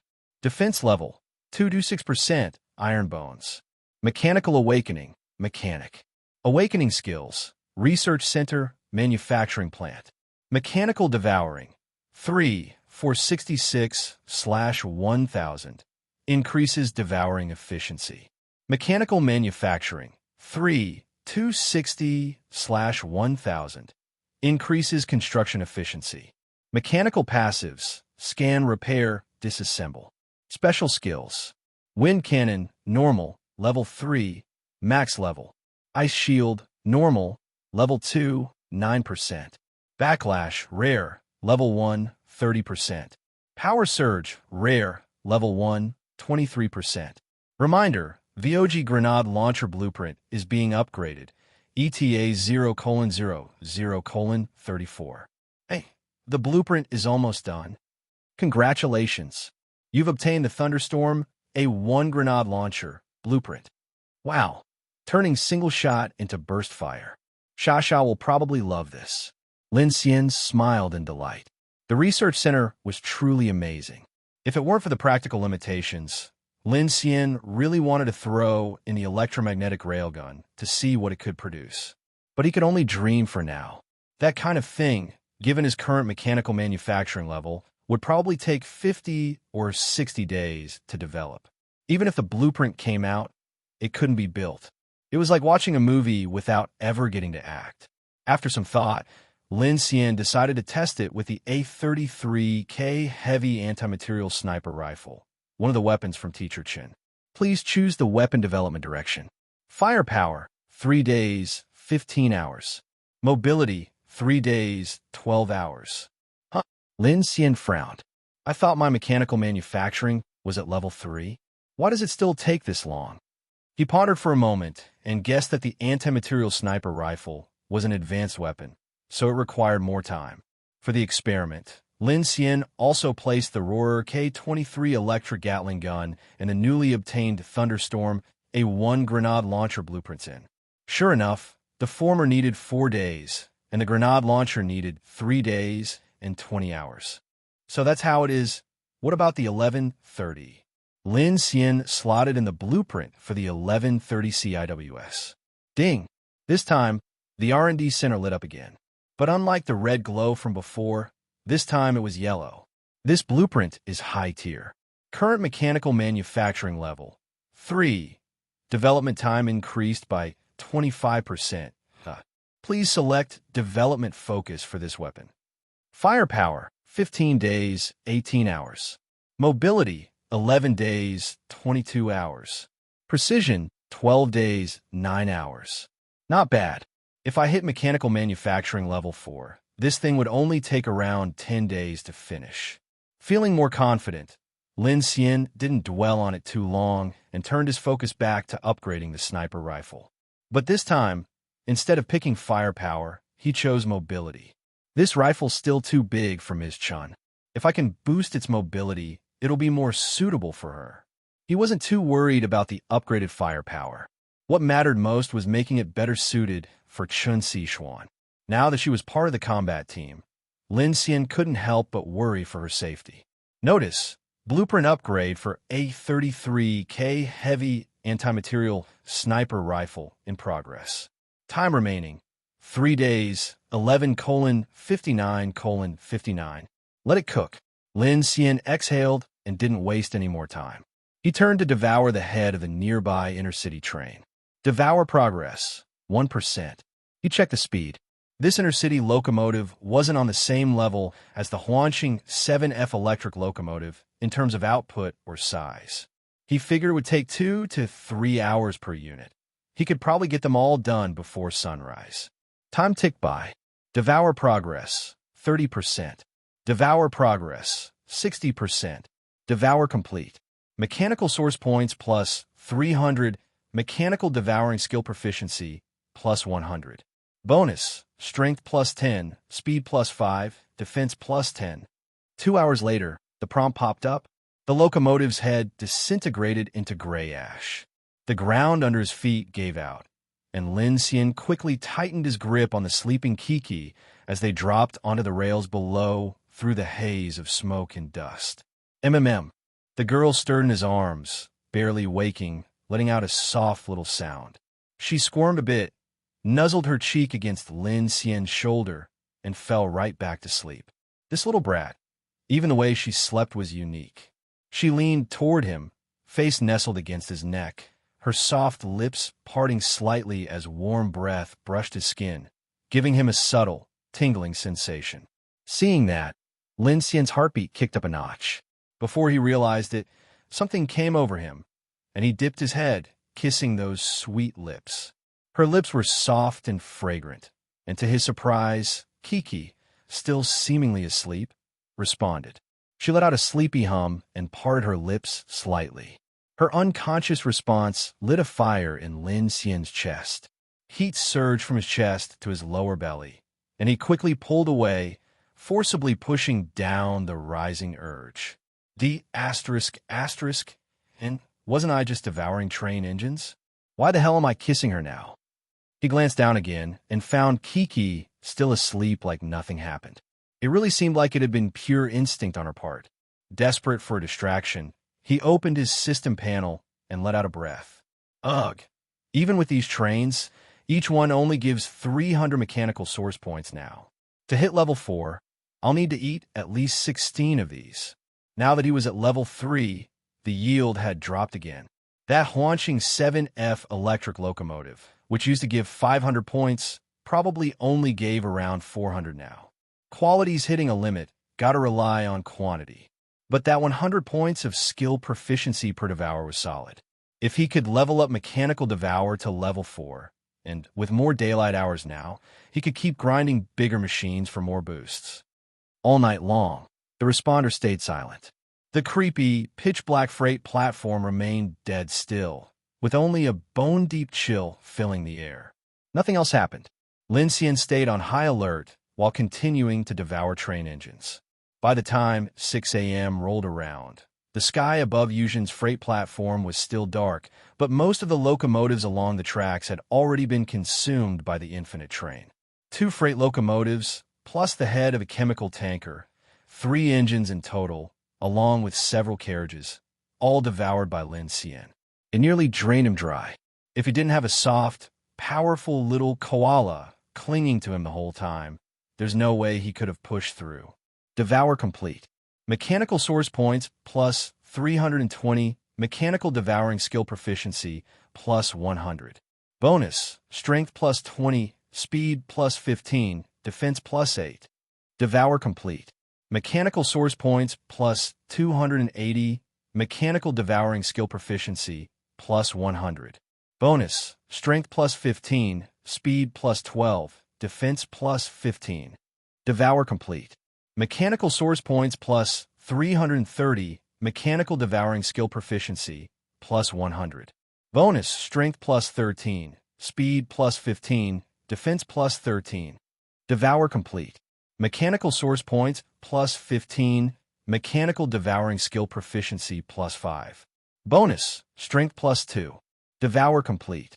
Mechanical source points plus 13, mechanical devouring skill proficiency plus 5. Bonus, defense plus 1.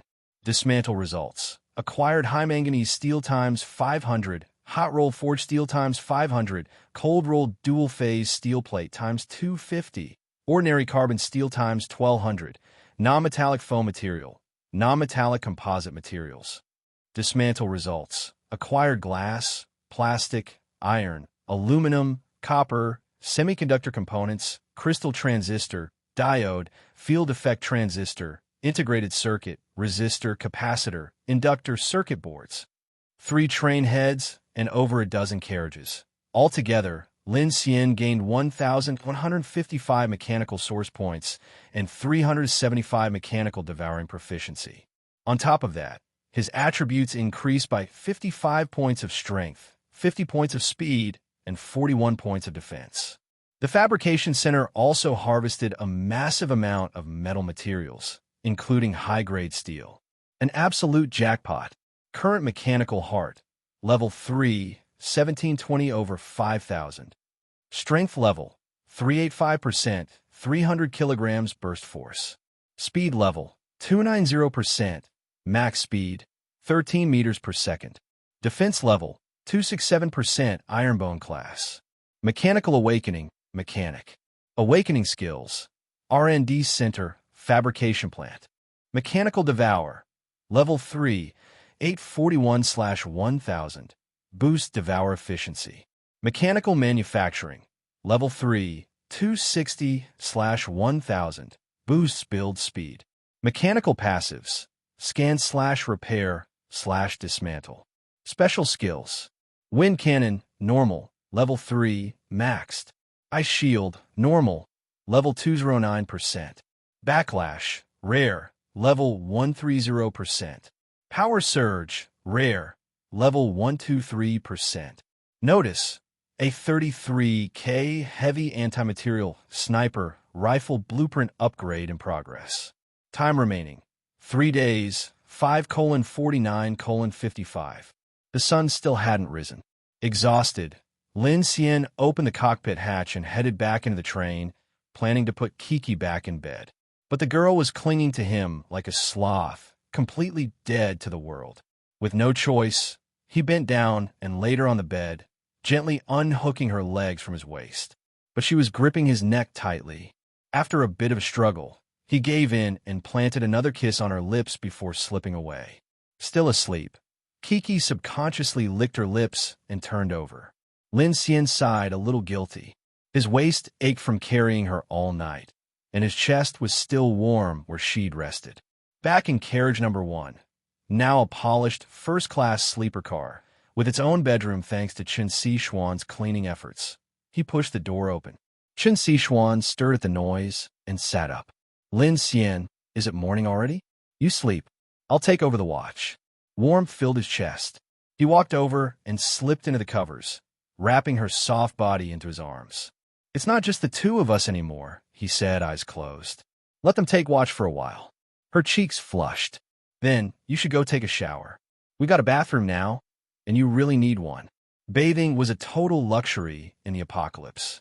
But now that the Infinite Train had a water purification system, their basic needs were finally covered. And also, I'm not, Her heart was pounding. She thought Lin Xian wanted to take things further, so she mustered her courage to say what was on her mind. But there was no response. She turned and saw Lin Xian completely passed out. Her jaw dropped. Then she puffed out her cheeks and muttered, You don't have to. I'd be okay even if you. Seriously asleep? Chen Sichuan bit her lip, shot him a glare, then softened. Her fingers brushed his hair as she gently pulled him into her arms. The restless heat in her chest slowly eased as she joined him in sleep. At 10 a.m., the sun was shining brightly. After a night of nerve-wracking vigilance, the arrival of daylight brought a sense of relief aboard the Infinite Train. The tense and anxious atmosphere finally eased a little. Since the train doors remained shut, Chen Sichuan led the group in continuing to improve the living area inside the carriages while distributing water and food. Sha, having slept through the night, got up early and joined her brother in car number 5 to sort through their stockpile of weapons. Lin Xian had only managed to sleep for 3 hours, but he felt somewhat refreshed. As he stepped out of the living quarters, he saw Kiki already seated in the information center, chewing on bread while operating a drone to scout out the nearby town. When she saw Lin Xian enter car number 2, Kiki glanced at him with a smirk, the corners of her mouth curving into a knowing expression before she quickly turned back to the screen as if nothing had happened. Lin Xian immediately sensed that something was off about her gaze. He felt a little awkward. Had she caught him stealing a kiss last night? If so, then in Kiki's mind, he was now undeniably a complete B*******************. You're awake? At that moment, Chen Sichuan approached and said, Only slept for a few hours. Lin Xian was about to say something, but seeing Chun Sichuan walk over, he cleared his throat and replied, "It's enough. I can't sleep for too long. Now that it's daylight, I'm planning to take a group into the town to check it out. I want to go. I want to go too." Shasha ran down the corridor, her face full of excitement. "You're staying.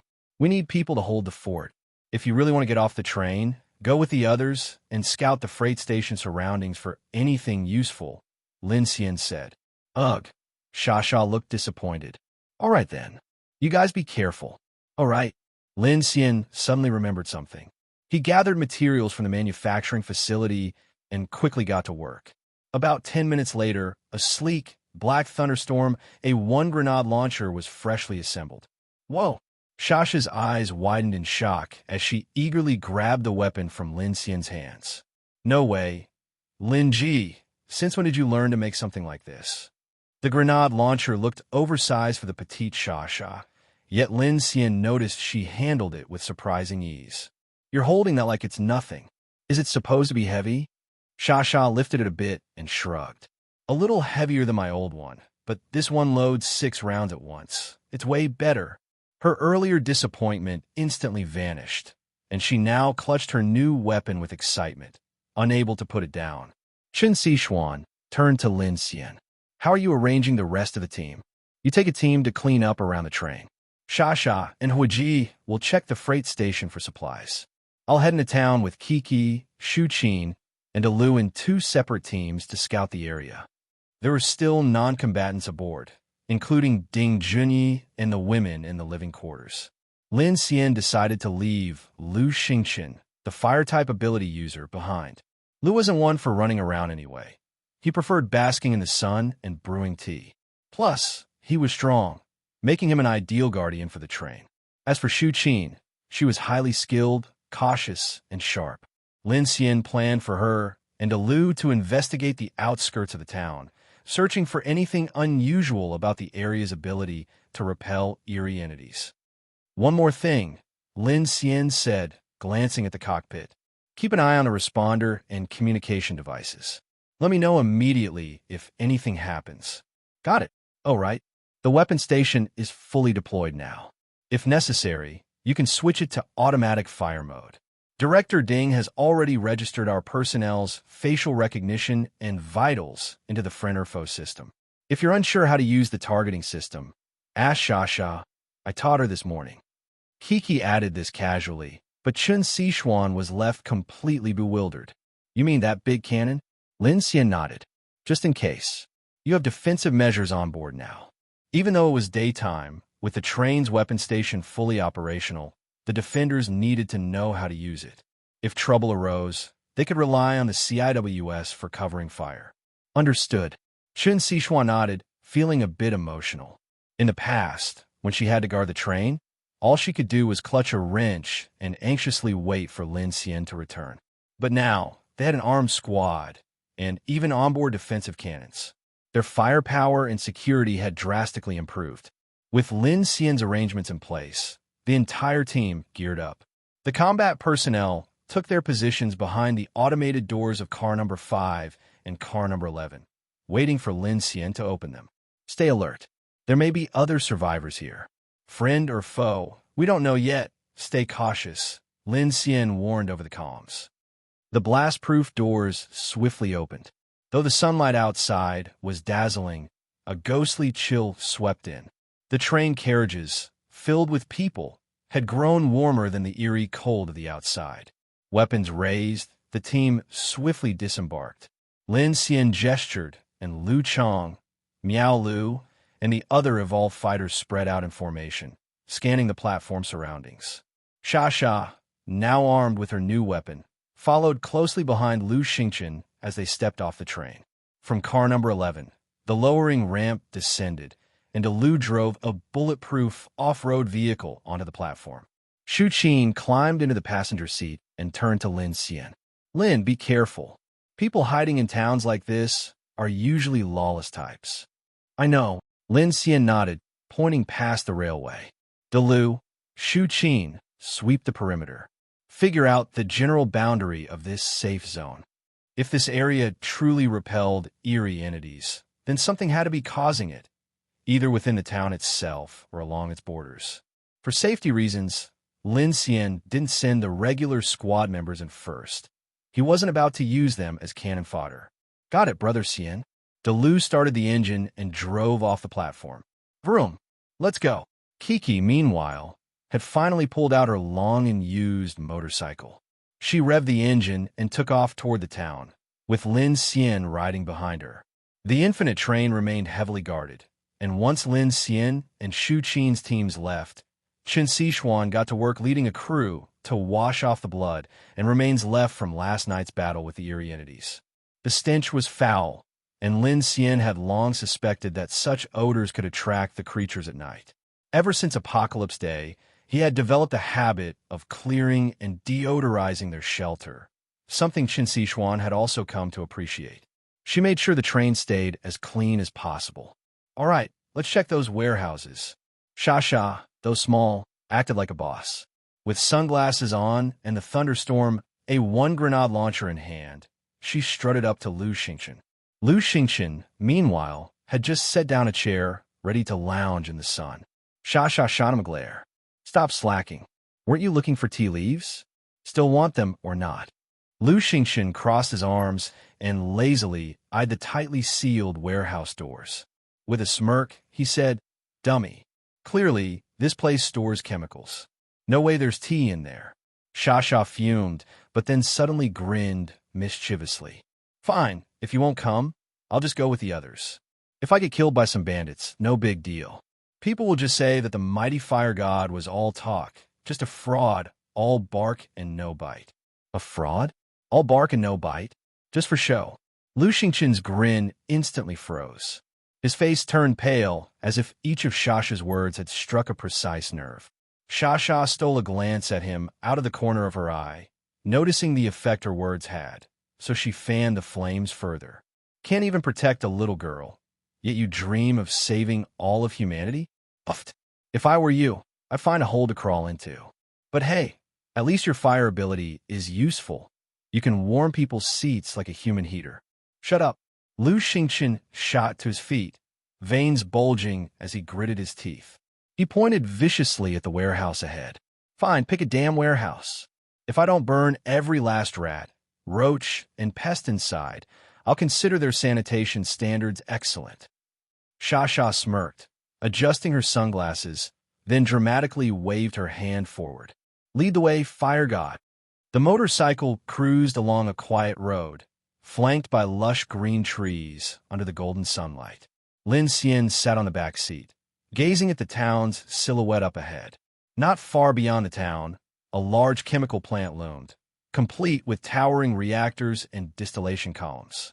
Normally, a chemical plant this size would be built farther from residential areas, Lin Xian remarked. But here it's practically next door. Kiki responded, maybe that's the reason the eerie entities can't get in. Some kind of chemical leak? Lin Xian sighed, rubbing his temples. The monsters can't get in, but we can. So, who's really the monster? Kiki smirked. Not necessarily. There could be things that humans can tolerate, but they can't. Haven't you seen those alien invasion movies? Sometimes, even a common human virus can wipe out an entire alien army. Lin Xian was speechless. Damn, she actually made a good point. He sniffed the air, trying to detect any unusual chemical odors. As they approached the town's main street, Kiki slowed the bike. Buildings came into view, low-rise houses, shuttered shops, and abandoned streets. Some doors were tightly shut, while others creaked open, swaying with the breeze. Fallen leaves, yellowed prematurely by the cold, covered the roads. The convenience store shelves were empty, coated in dust and mold. Kiki frowned at the desolation. This place is weird. It doesn't even look like anyone's been living here. Lin Xian kept scanning the surroundings, eventually pulling out his soul wave detector and activating it. A faint glow pulsed outward before retracting. The dial, which had started in the negative, slowly crept toward zero. That was odd. Lin Xian frowned. Was the old detector malfunctioning, or was something affecting its readings? The movement of the needle seemed sluggish, unnatural. The motorcycle rolled into a crossroads, likely the town's center. Not much of a center, though. A small supermarket, a bank, and across the street, a relatively large cinema. They dismounted and took in the view. The streets, bathed in sunlight, felt eerily lifeless. Everything was in decay, quiet, desolate. Rotten, dried-out corpses of townspeople lay on the sidewalks, their clothes fused to the ground. Flies buzzed over the remains. "This is strange. I saw people here last night," Kiki muttered. She glanced up at the second-floor windows of a nearby store, dark, empty. In the shattered display case of a clothing boutique, a few mannequin torsos stood awkwardly, their clothes long since stripped away. Their vacant faces seemed to stare directly at Lin Xian and Kiki. A chill ran down Lin Xian's spine. They had both seen lights in the town last night. Not just one, but multiple sources. "Stay alert," Lin Xian warned, eyes locking onto the cinema. "Let's check inside." This town had no eerie entities, no zombies, yet no living humans either. It made no sense. He wondered if Shu Qin and Alu had uncovered anything on their end. Kiki nodded. Maybe there are people here just hiding. Lin Xian pushed open the cinema's doors. A wave of damp, decaying air rushed out. He grimaced, but stepped forward cautiously. If this place repels eerie entities, it should be an ideal safe zone. A shelter here will be much safer than running around. But if there are no survivors, then something worse than eerie entities is lurking here. Kiki cut in. Lin Xian didn't answer. He just hoped he was wrong. The cinema lobby was pitch black. Lin Xian quickly manufactured a high-powered flashlight. Click! A harsh white beam pierced the darkness. A mess lay before them. Rows of ticket machines, a broken popcorn stand, and in the corner, tattered tents. Scattered across the floor were human skeletons, their remains twisted in the dust. "Doesn't look like anyone's still alive here." Lin Xian swept his light around. Just as he was about to leave, "Lin Xian," Kiki whispered suddenly. "I hear something inside." He instantly turned, directing his flashlight toward the theater hallway. The two exchanged a glance, then wordlessly advanced. Drip, drip. Water dripped somewhere in the darkness. Apart from that, the silence was suffocating. Kiki floated ahead, stopping outside one of the theater doors. She pointed at it. "That's where the sound came from." Lin Xian nodded, electricity crackling faintly around his hands. He reached out and slowly pushed the door open. Creak! The rusted hinges groaned. Suddenly, a wave of nauseating rot burst from within. Kiki recoiled violently, flying backward while clutching her nose, eyes wide with horror. Lin Xian staggered. The stench nearly knocked him out cold. He had seen his share of blood-soaked battlefields, but nothing had ever smelled this putrid. Forcing down his disgust, he yanked the door fully open. But aside from the overwhelming stench, there was no movement inside. Lin Xian raised his flashlight and swept it across the theater. The aisles were empty. The projector screen had long since rotted into tattered shreds. The two cautiously stepped inside. Kiki followed closely, still pinching her nose. "It stinks, Ugh, it stinks." "Chill." Lin Xian's expression grew grim. He motioned for silence. They reached the main theater seating area. Lin Xian aimed the flashlight up the sloped rows of seats. And in that instant, both of them froze. Kiki gasped sharply, ducking behind Lin Xian in terror. Under the stark white glow of the flashlight, row after row of seats were occupied. Every single seat was filled, but they weren't people, nor were they zombies. They were skeletal figures, flesh peeled away, left to decay. Rotten, mold-covered husks, lined up in perfect, orderly rows, as if still watching a movie that had ended long ago. Kiki, usually fearless, was completely shaken by the sight before her. She clung to Lin Xian's side, her face twisted in disgust. How is this possible? These people, Lin Xian's brows furrowed deeply. Even for him, this scene was a shocking sight. He scanned the rows of flesh-bone beings, his voice low and tense. Something's off. The level of decay is drastically different from the corpses outside. These look less than a month old. "Then this place isn't safe at all," Kiki said, steadying her breathing. Do we even need to keep investigating? No, we're leaving. Lin Xian shook his head. He swept his flashlight over the rows of grotesque remains. But just as the beam reached the last row, his body tensed. Among the skeletal husks, one person was still intact. Lin Xian, there's someone alive. Kiki gasped. The woman was slumped in one of the back row seats, her hair disheveled, her body battered and filthy. It was unclear whether she was dead or barely clinging to life. Let's check on her. Without hesitation, Lin Xian sprinted toward the seats, Kiki gritting her teeth and following despite the nausea churning in her stomach. As he got closer, Lin Xian became increasingly certain this woman was alive. Just to be safe, he crafted a long pole on the spot and cautiously poked her back. The woman's body slumped sideways, but there was no stiffness, and more importantly, she was still breathing. Lin Xian and Kiki exchanged a glance. Kiki immediately raised her hand, using her ability to lift the woman from the chair and gently place her on the aisle floor. She's alive, Kiki confirmed, pressing her fingers to the woman's wrist. But her heartbeat and breathing are all over the place. She's barely hanging on. Lin Xian brought his flashlight closer. The woman looked to be in her early 30s, her skin a sickly pale gray, her body emaciated from malnutrition. Her hair was a tangled mess, her tattered clothing hanging loosely over her skeletal frame, and she had no shoes. The sheer aura of death surrounding her was unsettling. He glanced back at the last row of flesh-bone beings. Their decay was fresh, too fresh. She might be a survivor. Lin Xian knelt to examine her. But just as his flashlight illuminated her face, she flinched, reacting to the light. The woman groaned weakly, her brows scrunching together as she struggled to move her arms. Lin Xian and Kiki's expression shifted. Her breathing turned rapid. Slowly, she opened her eyes. The moment she saw Lin Xian and Kiki, her pupils dilated in terror. With a sharp gasp, she began frantically crawling backward, her body trembling. Don't be afraid. We won't hurt you. Who are you? Lin Xian hadn't expected her to wake up so suddenly, and seeing how terrified she was, he immediately tried to reassure her. But she didn't react to his words. She was completely panicked, desperately dragging herself away before struggling to her feet and bolting toward the exit. Catch her. Lin Xian didn't hesitate.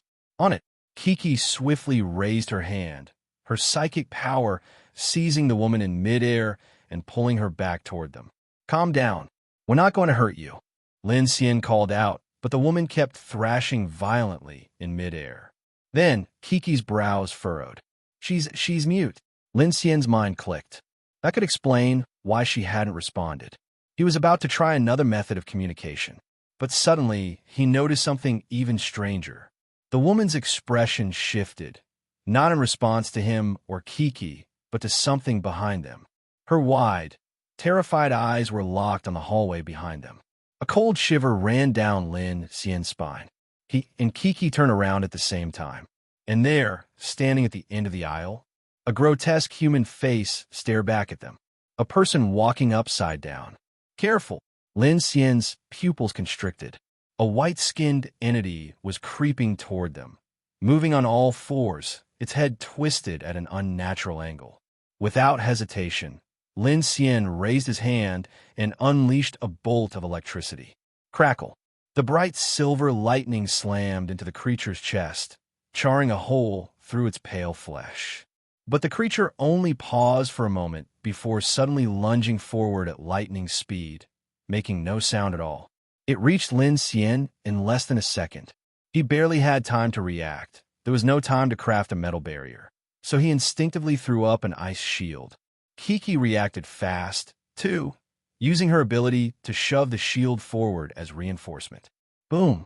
The upside-down monster smashed into the shield, its long, thin limbs flailing wildly, knocking over the rows of flesh-bone beings.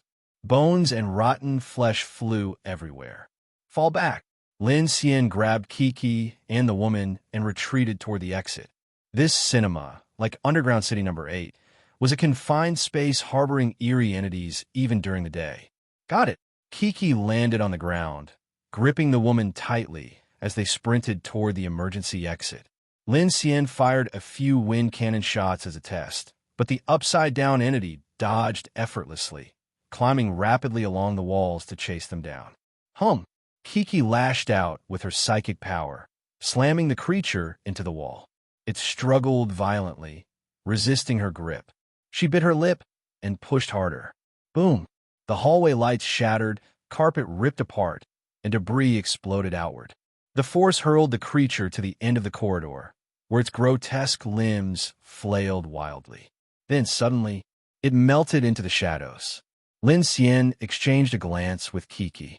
"This thing isn't easy to kill," she muttered. "Let's get outside," Lin Xian said. He spotted the projection room hallway, leading to the exterior. He had powerful weapons like the Roarer K-23 electric Gatling gun, but he couldn't create a 100-pound machine gun on the spot while running for his life. Outside, it was daytime. That should keep the creature at bay. And if it didn't, they could retreat to the train. The 11:30 CIWS would handle it. They sprinted toward the exit, and then silence. The upside-down creature was gone. A deep sense of unease crept into Lin Xian's gut. He lifted his flashlight, and at the end of the corridor, a man stood there, motionless. A smile stretched across his face as he stared at them. Who the hell? Kiki reacted instantly, raising her hand to seize him with psychic power. But before she could, the man's mouth split open. Brown-red tendrils erupted from his throat, lunging toward them. A human eerie, Kiki caught the creature in midair, holding it with her ability. Lin Xian charged up a bolt of electricity. Boom! The lightning punched a hole through its skull. The creature shrieked, thrashing violently. Lin Xian rushed forward and fired point-blank wind cannon blasts into its head. Then, in one swift motion, he slashed it apart with his electric blade. Blood and gore splattered. But then, he and Kiki froze. Inside the torn human skin, writhing underneath, wasn't a person. It was a mass of wriggling red worms. And then, Lin Xian turned his gaze to the woman they had rescued. She had stopped struggling. Her lips curled into a chilling smile. Her face began to peel back. A chilling cold surged from the depths of Lin Xian's heart. That eerie smile sent shivers down his spine, making his hairs stand on end. No time to shout. As the woman slowly opened her blood-stained mouth, lined with dense, razor-sharp teeth, Lin Xian reacted instinctively, stepping forward to shield Kiki while frantically summoning an ice wall and iron gate. In the blink of an eye, the icy barrier materialized in the air, encircling the rapidly thrusting tentacle. Its razor-sharp tip was mere inches from piercing Lin Xian's heart. Then, boom! A piercing sonic boom shattered the corridor silence. A black spear shot past Lin Xian's vision, streaking through the air like a thunderbolt and piercing straight through the eerie woman's forehead. Nia! Before she could even scream, she was pinned against the corridor wall, skewered like an insect. Thud! The black spear vibrated with a metallic hum, its sheer force embedding it deep into the reinforced concrete wall. Crack! Lin Xian's ice wall and the ironclad barrier slammed onto the ground, their echoes reverberating through the hallway. Ah! Kiki gasped, clutching on to Lin Xian as he instinctively pulled her back. Regaining their composure, they turned around to face the corridor's far end, where two figures had appeared, a man and a woman. The man was middle-aged, broad-shouldered, and sporting a buzz cut. He wore an exoskeleton power suit, glowing with a faint blue luminescence, still poised from his recent throw. The woman beside him was younger, holding a large-caliber firearm at the ready. Bzzz. The man flicked his wrist, and a mechanical hum resonated through the air. The black spear embedded in the wall trembled, letting out the whir of an engine. With a swift motion, the spear dislodged from the corpse's face and flew back into the man's hand. Lin Xian narrowed his eyes. Magnetically controlled weapon? That spear undoubtedly housed some kind of precision magnetic propulsion system, enabling dynamic control within short distances. Such technology was usually found in Starfleet battle drones and Sentinel systems, but seeing it integrated into a melee weapon was bizarre, almost absurd. "Be careful, kid," the man spoke in a deep voice. "These aren't just eerie entities. They can peel off human skin and disguise themselves. Apart from being mute, you'd never tell them apart." "Imposters?" Lin Xian glanced at the impaled female imposter, his eyes flashing with unease. "Who are you people?" Before the man could answer, boom! The projection room's iron door buckled and exploded outward. A ghastly, elongated hand shot forth, grabbing the middle-aged man and slamming him against the wall with brutal force. Rat-a-tat-ta! The woman reacted instantly, raising her rifle and unleashing a barrage of bullets at the grotesque white, inverted monster that emerged. Pinned against the wall, the man's power armor groaned under the impact, sparks flying as it absorbed the otherwise lethal blow. With a grunt, he twisted his body, flipping his spear and plunging it into the creature's thick hide. "Nia!" The monster howled, jaws gaping wide, swiping its clawed hand to knock away the black spear. The man landed, rolling swiftly to retrieve his weapon and regain distance. Bzzzzet. A brilliant arc of electricity burst through the corridor, slamming into the creature's face. The air crackled, the acrid scent of burning flesh spreading through the hallway. Electrokinesis. The man's expression shifted. Deep in the corridor, Lin Xian stood firm. Behind him, Kiki levitated into the air, her psychokinesis surging. With a flick of her wrist, she snatched the spear-impaled monster with invisible force and, with a savage motion, slammed its head against the wall. Hard. Crack. The creature's skull dragged across the corridor, leaving behind a black blood-streaked gouge as the concrete and rebar were torn apart. Nia! With an unnatural twist, the white inverted monster rotated its head a full 360 degrees. Its freakishly elongated hand sprouted 10 sharp bone spikes, before whipping out at Lin Xian and the armored man from opposite directions. "Look out!" The man lunged, tackling his female teammate just as the bone spikes ripped through the wall behind them. Crack! Before the monster could recover, Kiki clenched her teeth and slammed its skull into the floor hard. Lin Xian, hovering midair, Kiki gritted her teeth, exerting all her telekinetic might to suppress the struggling monster. Despite being pinned, the white monster contorted its body, arms stretching sideways, claws swiping at both Lin Xian and the armored man. Swoosh! A silver flash swept through the corridor. An intense air pressure wave followed. The white monster's waist suddenly bore a gaping, horizontal slash. Backlash. Lin Xian landed, gripping his GK-03 electric blade. The confined space restricted the skill's movement, but he'd still landed a direct hit. Yet, before he could catch his breath, the creature's waist wound didn't spill blood. Instead, countless black tendrils slithered out, lunging straight at Lin Xian. Whoosh! A sudden gust roared past. The mechanical hum of an engine flared up.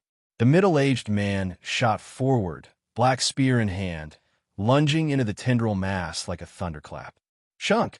The spear impaled the white monster's skull, driving it deep into the floor. Yet the creature still twitched. The man's eyes turned ice-cold. He twisted the spear. The spearhead expanded, morphing into a razor-edged umbrella shape, before exploding open like a blooming flower. Boom! The monster's head was obliterated, black blood splattering the walls. The claws froze mid-swing before crashing on the ground, motionless. Pant! The 4 survivors stood in silence, glaring at the corpse, breath heavy. SCHLK. With a sharp pull, the man retrieved his spear, shaking off the blood before retracting the umbrella blades. A wisp of black smoke dissipated into the air. "Yeah," the man muttered. "That one's dead for good." Then, casually, he bent down, plucked a level 2 eerie blood crystal from the corpse's remains, and pocketed it. He turned to Lin Xian. "Electrokinesis. Psychokinesis. Not bad." Guess I underestimated you too. Extending a hand, he introduced himself. Ding Qing. Duanmin King Kong Convoy. Lin Xian. Lin Xian shook the offered hand, his gaze lingering on Ding Qing's power armor. That was a TRP 4th Gen Special Industrial Exoskeleton, incredibly expensive. Unlike military models, it boasted extreme power output and multiple expansion slots. Ding Qing's suit had been heavily modified for combat, making it even deadlier. Hey! Kiki's voice snapped them out of their thoughts. She stomped over, glaring. You just pocketed that crystal without even asking? Ding Qing barely glanced at her. Instead, he strode to the fallen impostors. Raising his spear umbrella, he stabbed their chests, before extracting 2 wriggling, white-tailed parasites from within. Without a word, he tossed 2 glass vials to Lin Xian. Save your lives just now. With these 2 parasites, I'll take 1 crystal. Seems fair, right? Huh? What is this thing? Lin Xian frowned, holding up the glass vial. Inside, the tiny parasite wriggled weakly, its movements sluggish. That's a bone worm. The woman, Duan Min, finally spoke. Don't worry about the name. What matters is that we found these things inside the spinal bones of those imposters. Having one on you prevents them from attacking. Lin Xian looked at the 2 of them. Have you been here long? Not really. About a week or so, Ding Qing said, nudging the corpse of the white, inverted monster with his boot. Just like you, we got chased here by eerie entities in the middle of the night. A whole week? In a place this dangerous? Kiki asked, her face full of doubt. Duan Min was about to say something when Ding Qing cut her off. Let's talk outside. This place is cursed. Who knows what else is lurking in the dark? With that, he shook off his spear and strode toward the emergency exit. Lin Xian and Kiki exchanged glances before following. With a loud kick, Ding Qing blasted open the cinema's fire exit. The 4 of them stepped outside, the stench of blood still clinging to their clothes. The battle earlier had been perilous. Eerie entities were always unpredictable. Despite its humanoid form, that creature was the fastest thing Lin Xian had ever fought. Its elongated limbs moved like a spider, closing distances in the blink of an eye. A normal person wouldn't have even had time to react before being torn apart. The afternoon sun was blinding, making them squint as they stepped onto the street. Behind the cinema, a mountain off-road vehicle was parked, heavily armored, looking like it had been driven in after Lin Xian's arrival. You guys are the convoy? Lin Xian asked, noting the thick plating on the vehicle. We set up our own temporary shelter, Ding Qing replied with a casual smirk. No need to tell you where. Your train, on the other hand, now that's hard to miss. We spotted you the moment you arrived last night. Smart move, not entering the town after dark. Looks like you've got some real leadership skills. Kiki cut in. Wait, so you weren't the ones lighting up the town last night? Duan Min scoffed. Hell no. You think a normal person would do something like that? She hesitated for a moment before adding, that was the imposters. And at night, they do more than just light up buildings. Her voice trailed off, as if unwilling to say more. Lin Xian weighed the parasite vial in his hand, his expression thoughtful. Mind telling me how you figure out these things work? Ding Qing's eyes darkened slightly. Come on, kid. You're smart. Do I really need to spell out for you? Kiki let out an exaggerated, oh, and grinned. So, you guys stayed here for a whole week because you already know why this town blocks out the Black Knight entities, huh? Neither of them spoke, but the answer was obvious. Their goal was the same as Lin Xian's. They had stumbled onto something strange in their escape, and like any sane person, they were trying to figure out why. Compared to the lethal horrors outside, this town was at least stable. No horde riots, no eerie swarms overrunning the streets. Ding Qing didn't bother hiding it anymore. You don't want to dig too deep, he said flatly. If you can leave, then leave. You saw how dangerous those imposters are, and there are things hiding in the dark. If you insist on staying, then keep those bone worms on you. We lost several teammates learning that the hard way. Imposters. Lin Xian fell into thought. The skin-wearing monsters they fought earlier had been truly terrifying, especially the female imposter. He and Kiki hadn't noticed anything off about her. Looking back, the only unusual thing was that she never spoke. Not even the slightest sound from her throat. And Kiki had sensed something unnatural about her breathing and heartbeat. Now it was clear. That wasn't a heartbeat at all. You guys leaving then? Lin Xian asked as Ding Qing climbed into the armored vehicle. Ding Qing studied him for a long moment before finally speaking. Listen, kid, I know what you're thinking. You think this town has something that keeps the Black Knight entities away. Well, I'll tell you now, it doesn't. But I also know you won't believe me. He pointed toward the chemical plant on the edge of town.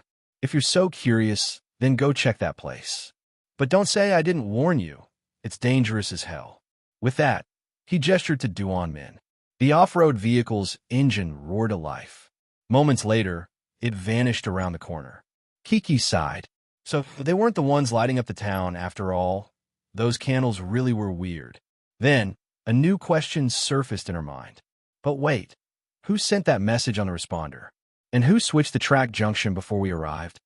Lin Xian's gaze locked onto the chemical plant in the distance. We'll find out soon enough. Kiki eyed him suspiciously. You really want to go check it out? What if it's a trap?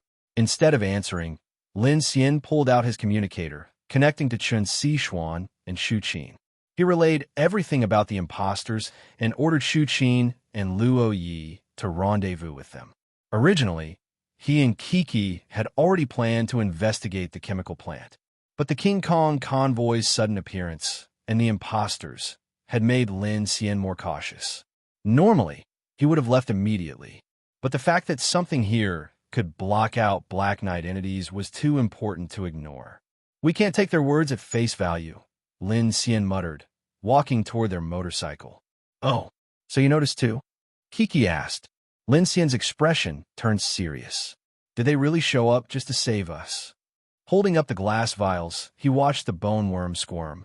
If these things prevent imposters from attacking, then it means they've been searching for or have already found the reason this town blocks out eerie entities. Lin Xian started the motorcycle, motioning for Kiki to hop on the back. No one could resist investigating something like this. This town definitely has a secret, but we'll be careful. Let's send the drones in first. Kiki grinned.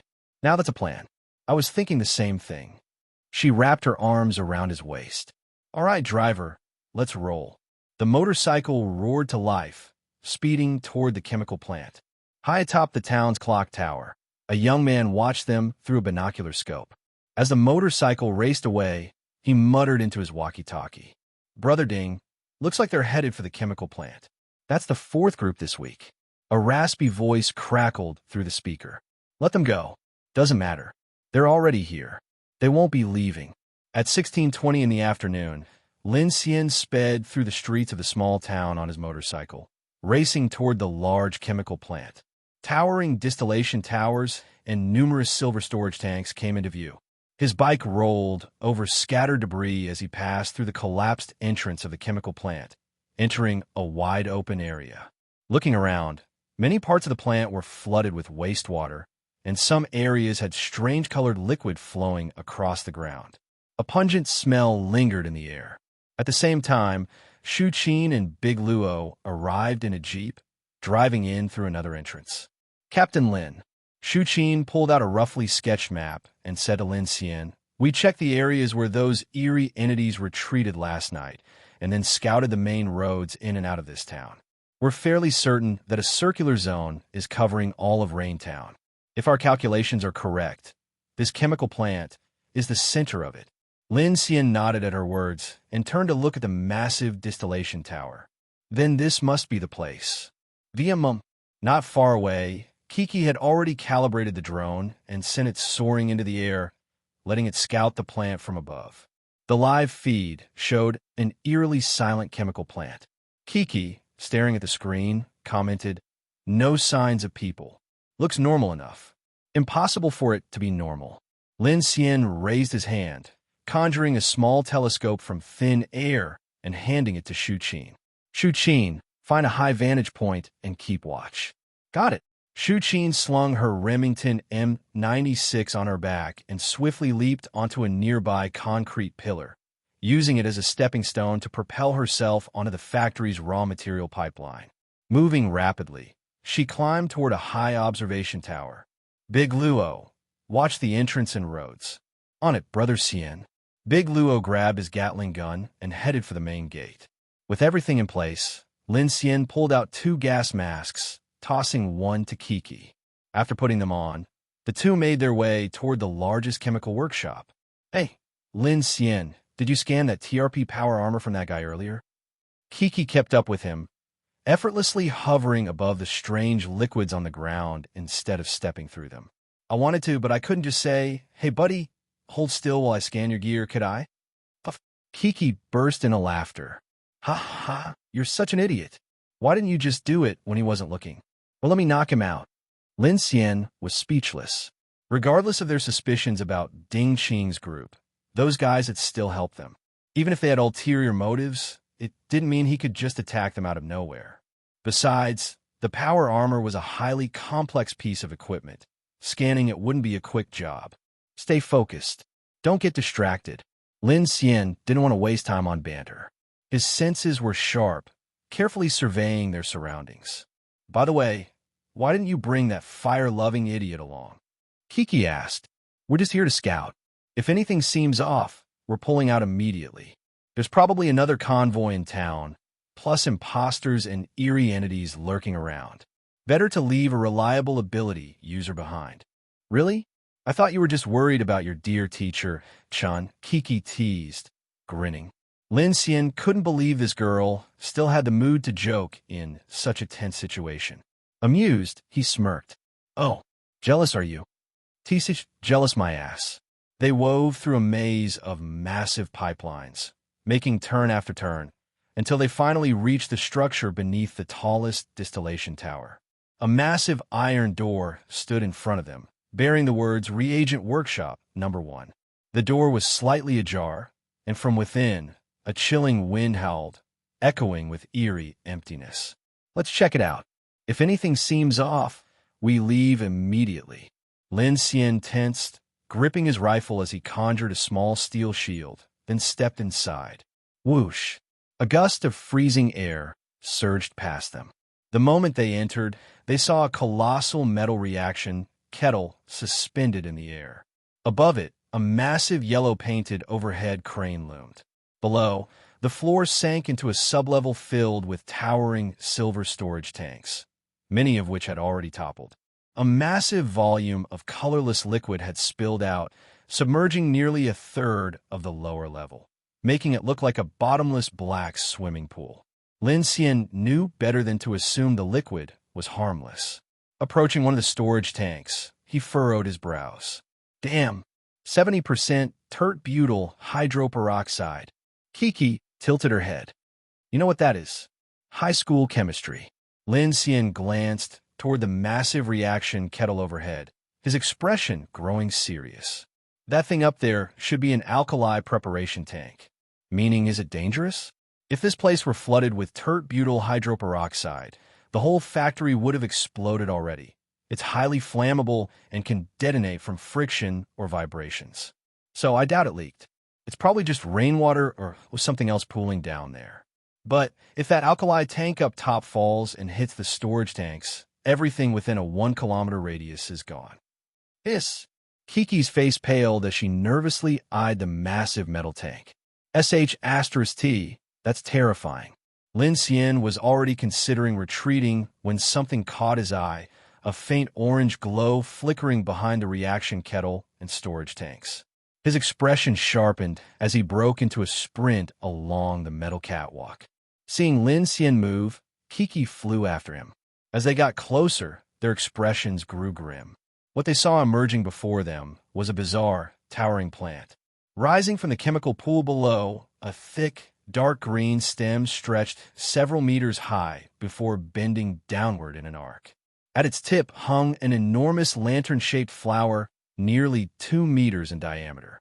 Inside the flower's bloom, layers of deep red, fleshy filaments pulsed with a dim, eerie glow. Its orange petals, veined with intricate patterns, gave off a strangely hypnotic radiance. This gigantic plant, growing in a pool of chemical waste amid towering metal tanks, was utterly unnatural. Whoa, that's one big-ass flower. Kiki's eyes widened in astonishment. Could this be like our hell's black chrysanthemum? A blood scourge flora? Lin Xian sucked in a breath. I was thinking the same thing, but he fixated on the flower, unsettled by the unnatural pulsations of its red-orange glow. It gave off an almost sinister presence. More than that, it felt alive in a way plants shouldn't. But what? It looks like a plant, but it also doesn't.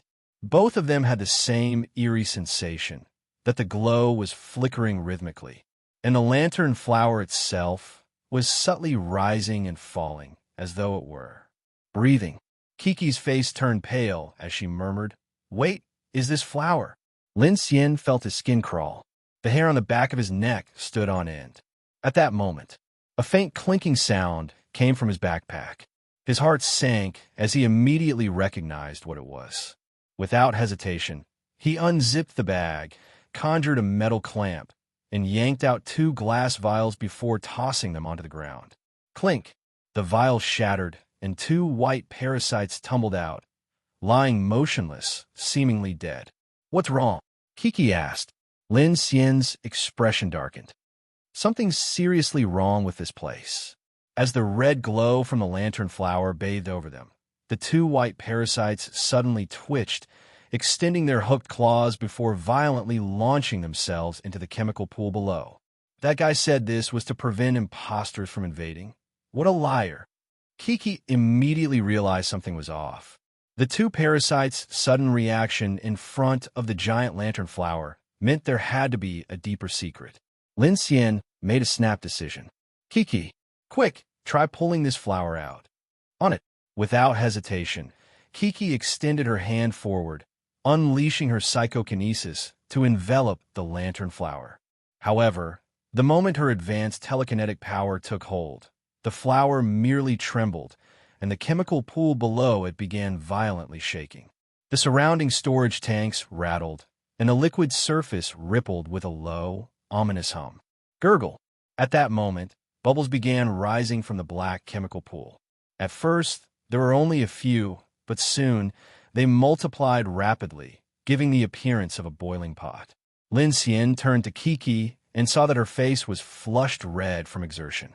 Below them, the storage tanks were starting to warp under the invisible force she exerted. "Stop pulling!"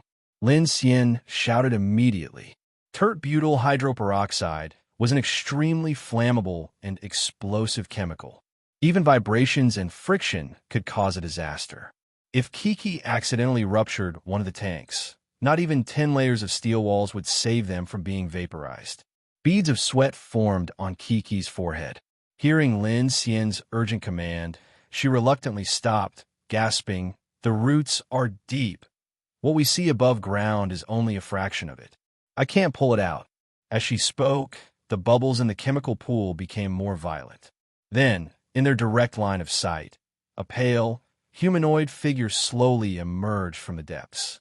Their expressions darkened instantly, because that thing was yet another flayed, flesh-exposed meat-bone entity. The meat-bone creature was ghastly white, soaked in the chemical solution. With its exposed muscles and organs, it looked grotesquely horrifying. But that wasn't the worst part. One after another, more and more bloated, pale meat-bone entities began floating to the surface. 10, 20, 50, 100, 300, hundreds of them, densely packed, like a pot of boiling, swollen porridge. The sight alone was enough to make one's skin crawl. Lin Xian and Kiki stood frozen, their stomachs twisting with unease. How the hell are there so many dead bodies in a chemical plant? Kiki's face turned deathly pale as she fought the urge to vomit. Lin Xian could already imagine the stench. If not for their gas masks, they might have passed out from the sheer horror of it. Time to go. Without hesitation, Lin Xian turned to retreat. At this point, it was obvious. The reason the Black Knight Eerie entities couldn't enter this town had to be this lantern flower. If even Kiki, an advanced psychokinetic, couldn't budge it, then it made sense that no one else could either. In his mind, Lin Xian still believed the lantern flower was a blood scourge flora, and he was even considering negotiating with Director Ding about how to take it away. But in the next moment, that thought vanished completely, because suddenly, the hundreds of pale, meat-bone corpses in the chemical pool began to rise, their bodies shifting aside as if something even larger was emerging beneath them. Rumble, tremors, waves of liquid sloshing, corpses sliding off something massive. Lin Xian and Kiki barely glanced before realizing this was about to get really bad. Shu Qin, Big Luo, prepare to retreat. Lin Xian barked into the comms, breaking into a sprint. Crash! A colossal black tendril, dozens of meters long, surged out of the chemical depths. Its front end had several humanoid appendages, and at its core was a gaping maw, lined with rows upon rows of razor-sharp teeth. This lantern flower is alive. Kiki shrieked as she shot into the air, racing toward the exit. But the tendril was too long, and it moved like it had eyes, curling inward before violently lunging straight at Lin Xian. Lin Xian! Kiki tried using her psychokinesis to stop it, but the moment her power gripped the tendril, she realized she couldn't hold it back. It was too strong. Swish! At the last second, Lin Xian activated his backlash ability, his figure flickering into a silver afterimage, narrowly dodging the incoming tentacle strike. Boom! The massive tendril punched straight through the entrance door, blocking the escape route. Lin Xian, that way. From above, Kiki pointed toward another emergency exit. But Lin Xian's face fell. Look out! Because behind Kiki, a second tendril appeared. Crunch! A muffled, air-tearing sound echoed through the chemical plant. Before she could react, the second tendril's maw snapped shut around Kiki. But at the last moment, she enveloped herself in a psychic barrier, preventing the tendril from crushing her outright. Instead, she was launched across the room like a kick balloon. Take the skylight, Lin Xian shouted as he sprinted toward the emergency door, while Kiki, still airborne, turned toward the upper vents. She nodded. Got it. Clang, clang, clang. At that moment, the lantern flower's glow intensified, and all the meat-bone corpses in the chemical pool came to life. Their muscles twitched as they scrambled up the walls, moving like a horde of faceless zombies, their bodies dripping with chemical-laced water, some of them already rotting and dissolving. F******** this. Lin Xian waved his hand, instantly conjuring a chaotic network of metal scaffolding, forming a barrier behind him. But the meat-bone creatures didn't stop. They threw themselves against the barrier, their bodies shredded apart by the metal. And from the exposed muscle tissue, countless white parasites burst forth, crawling at terrifying speed toward Lin Xian. Meanwhile, at the main entrance, the first massive tendril swept across, destroying the iron gate and part of the wall, cutting off the escape path. Seeing the emergency door about to be sealed off, Lin Xian activated backlash once more. Whoosh! A silver flash. But before he could make it, the tendril struck mid-air, slamming him out of the air and violently crashing him into the ground. His entire body reeled from the impact, and for a moment his vision blurred. Rumble! His ears rang, his body screamed in pain, and through hazy vision, he saw the dark sky above and the inverted cooling tower in the distance. A loud beeping sound grew clearer in his mind. Then, a strong force yanked him backward. Lin Xian looked up. It was Shu Qin. Captain Lin, she shouted, unloading her Remington M96 in rapid fire at the tendril. Big Luo, wielding his Roarer K-23 electric Gatling, unleashed a storm of bullets, providing cover fire. As Lin Xian's senses returned, he saw Kiki escape through the skylight, and finally exhaled in relief. Retreat. Without hesitation, he gave the order. Shu Qin leapt into a jeep. Big Luo reloaded and followed. Lin Xian jumped onto his motorcycle. Kiki hopped on behind him, and with a blazing roar of the engine, they sped out of the chemical plant, leaving the horror behind them. Boom! Boom! Boom!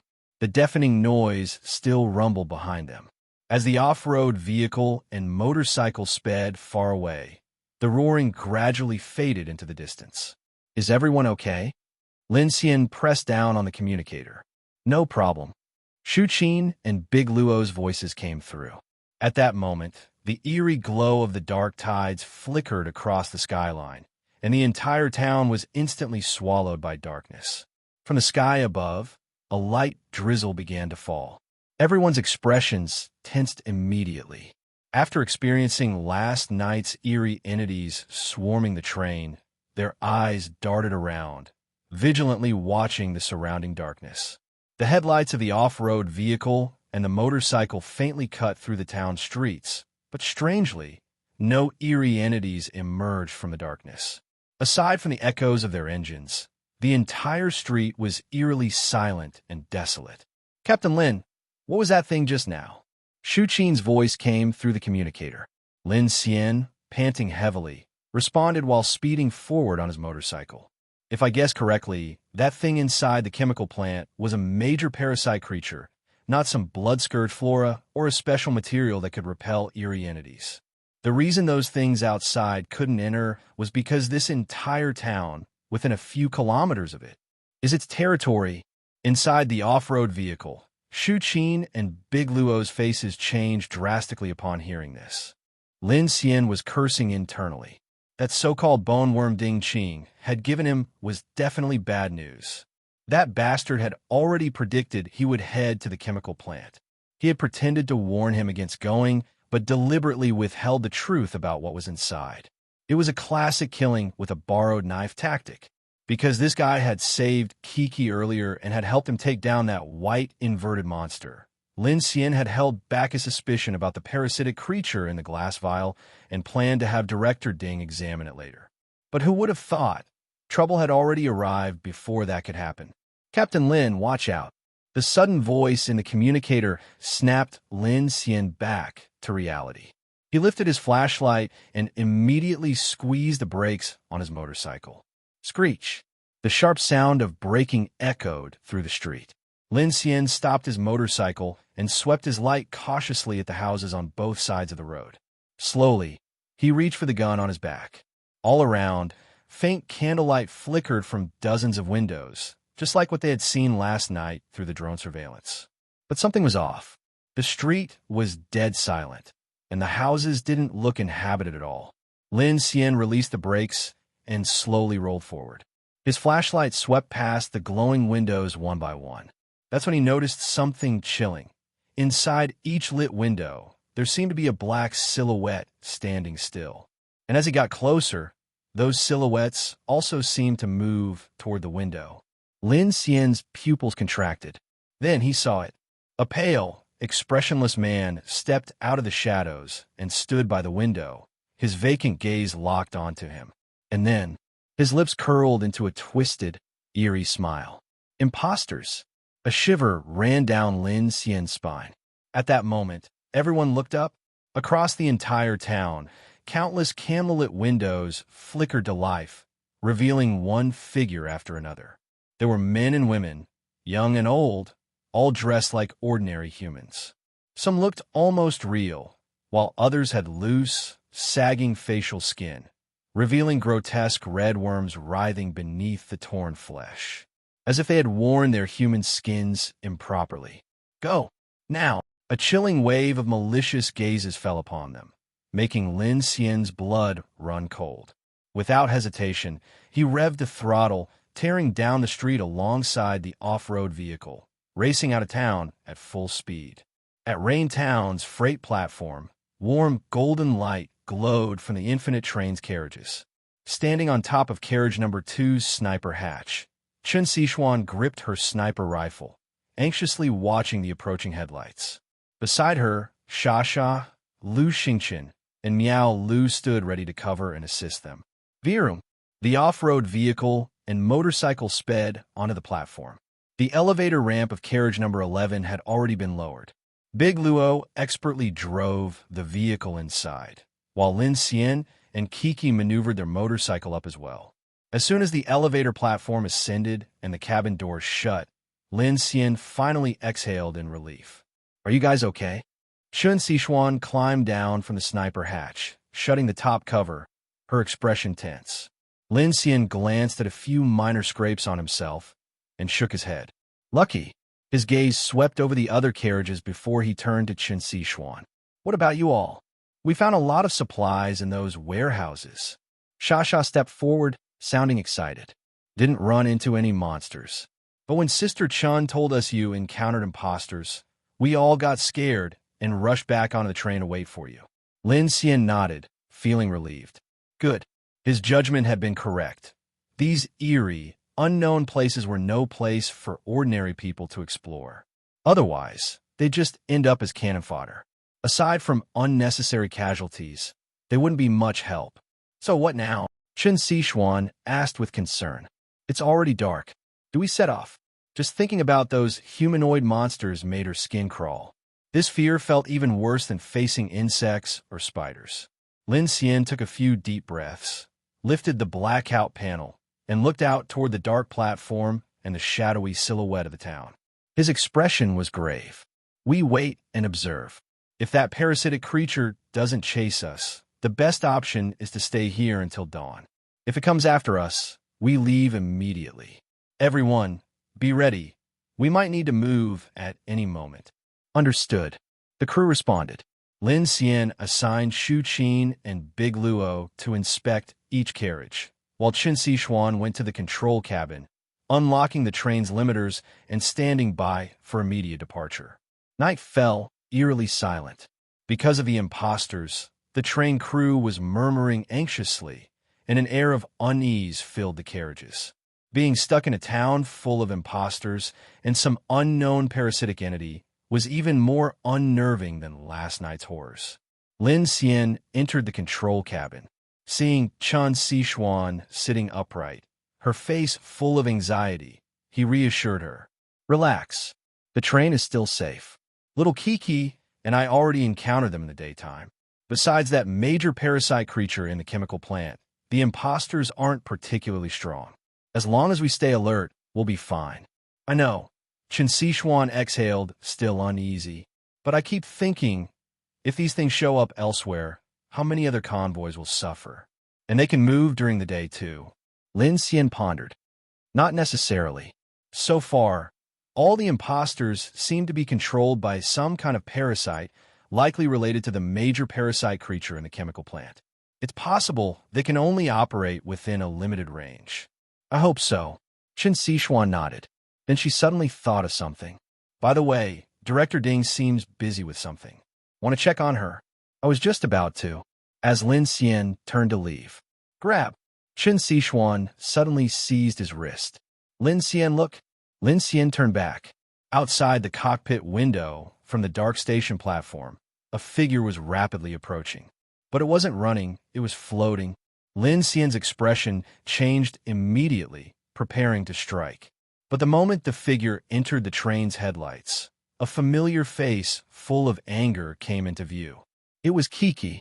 She flew to the window, pale-faced, puffing up her cheeks in fury, and shouted at the two of them from outside. Lin Xian, you bastard. How could you leave me behind and come back without me? Hello, everyone. As we wrap up this video, I want to share a quick note. I have a Patreon account. If you'd like to support me and enjoy on-demand audiobooks, you can become a Patreon member. Alternatively, you can check out my Google Drive link, which has 500+ novel audiobooks available through my Ko-fi or Patreon shop. I appreciate your support.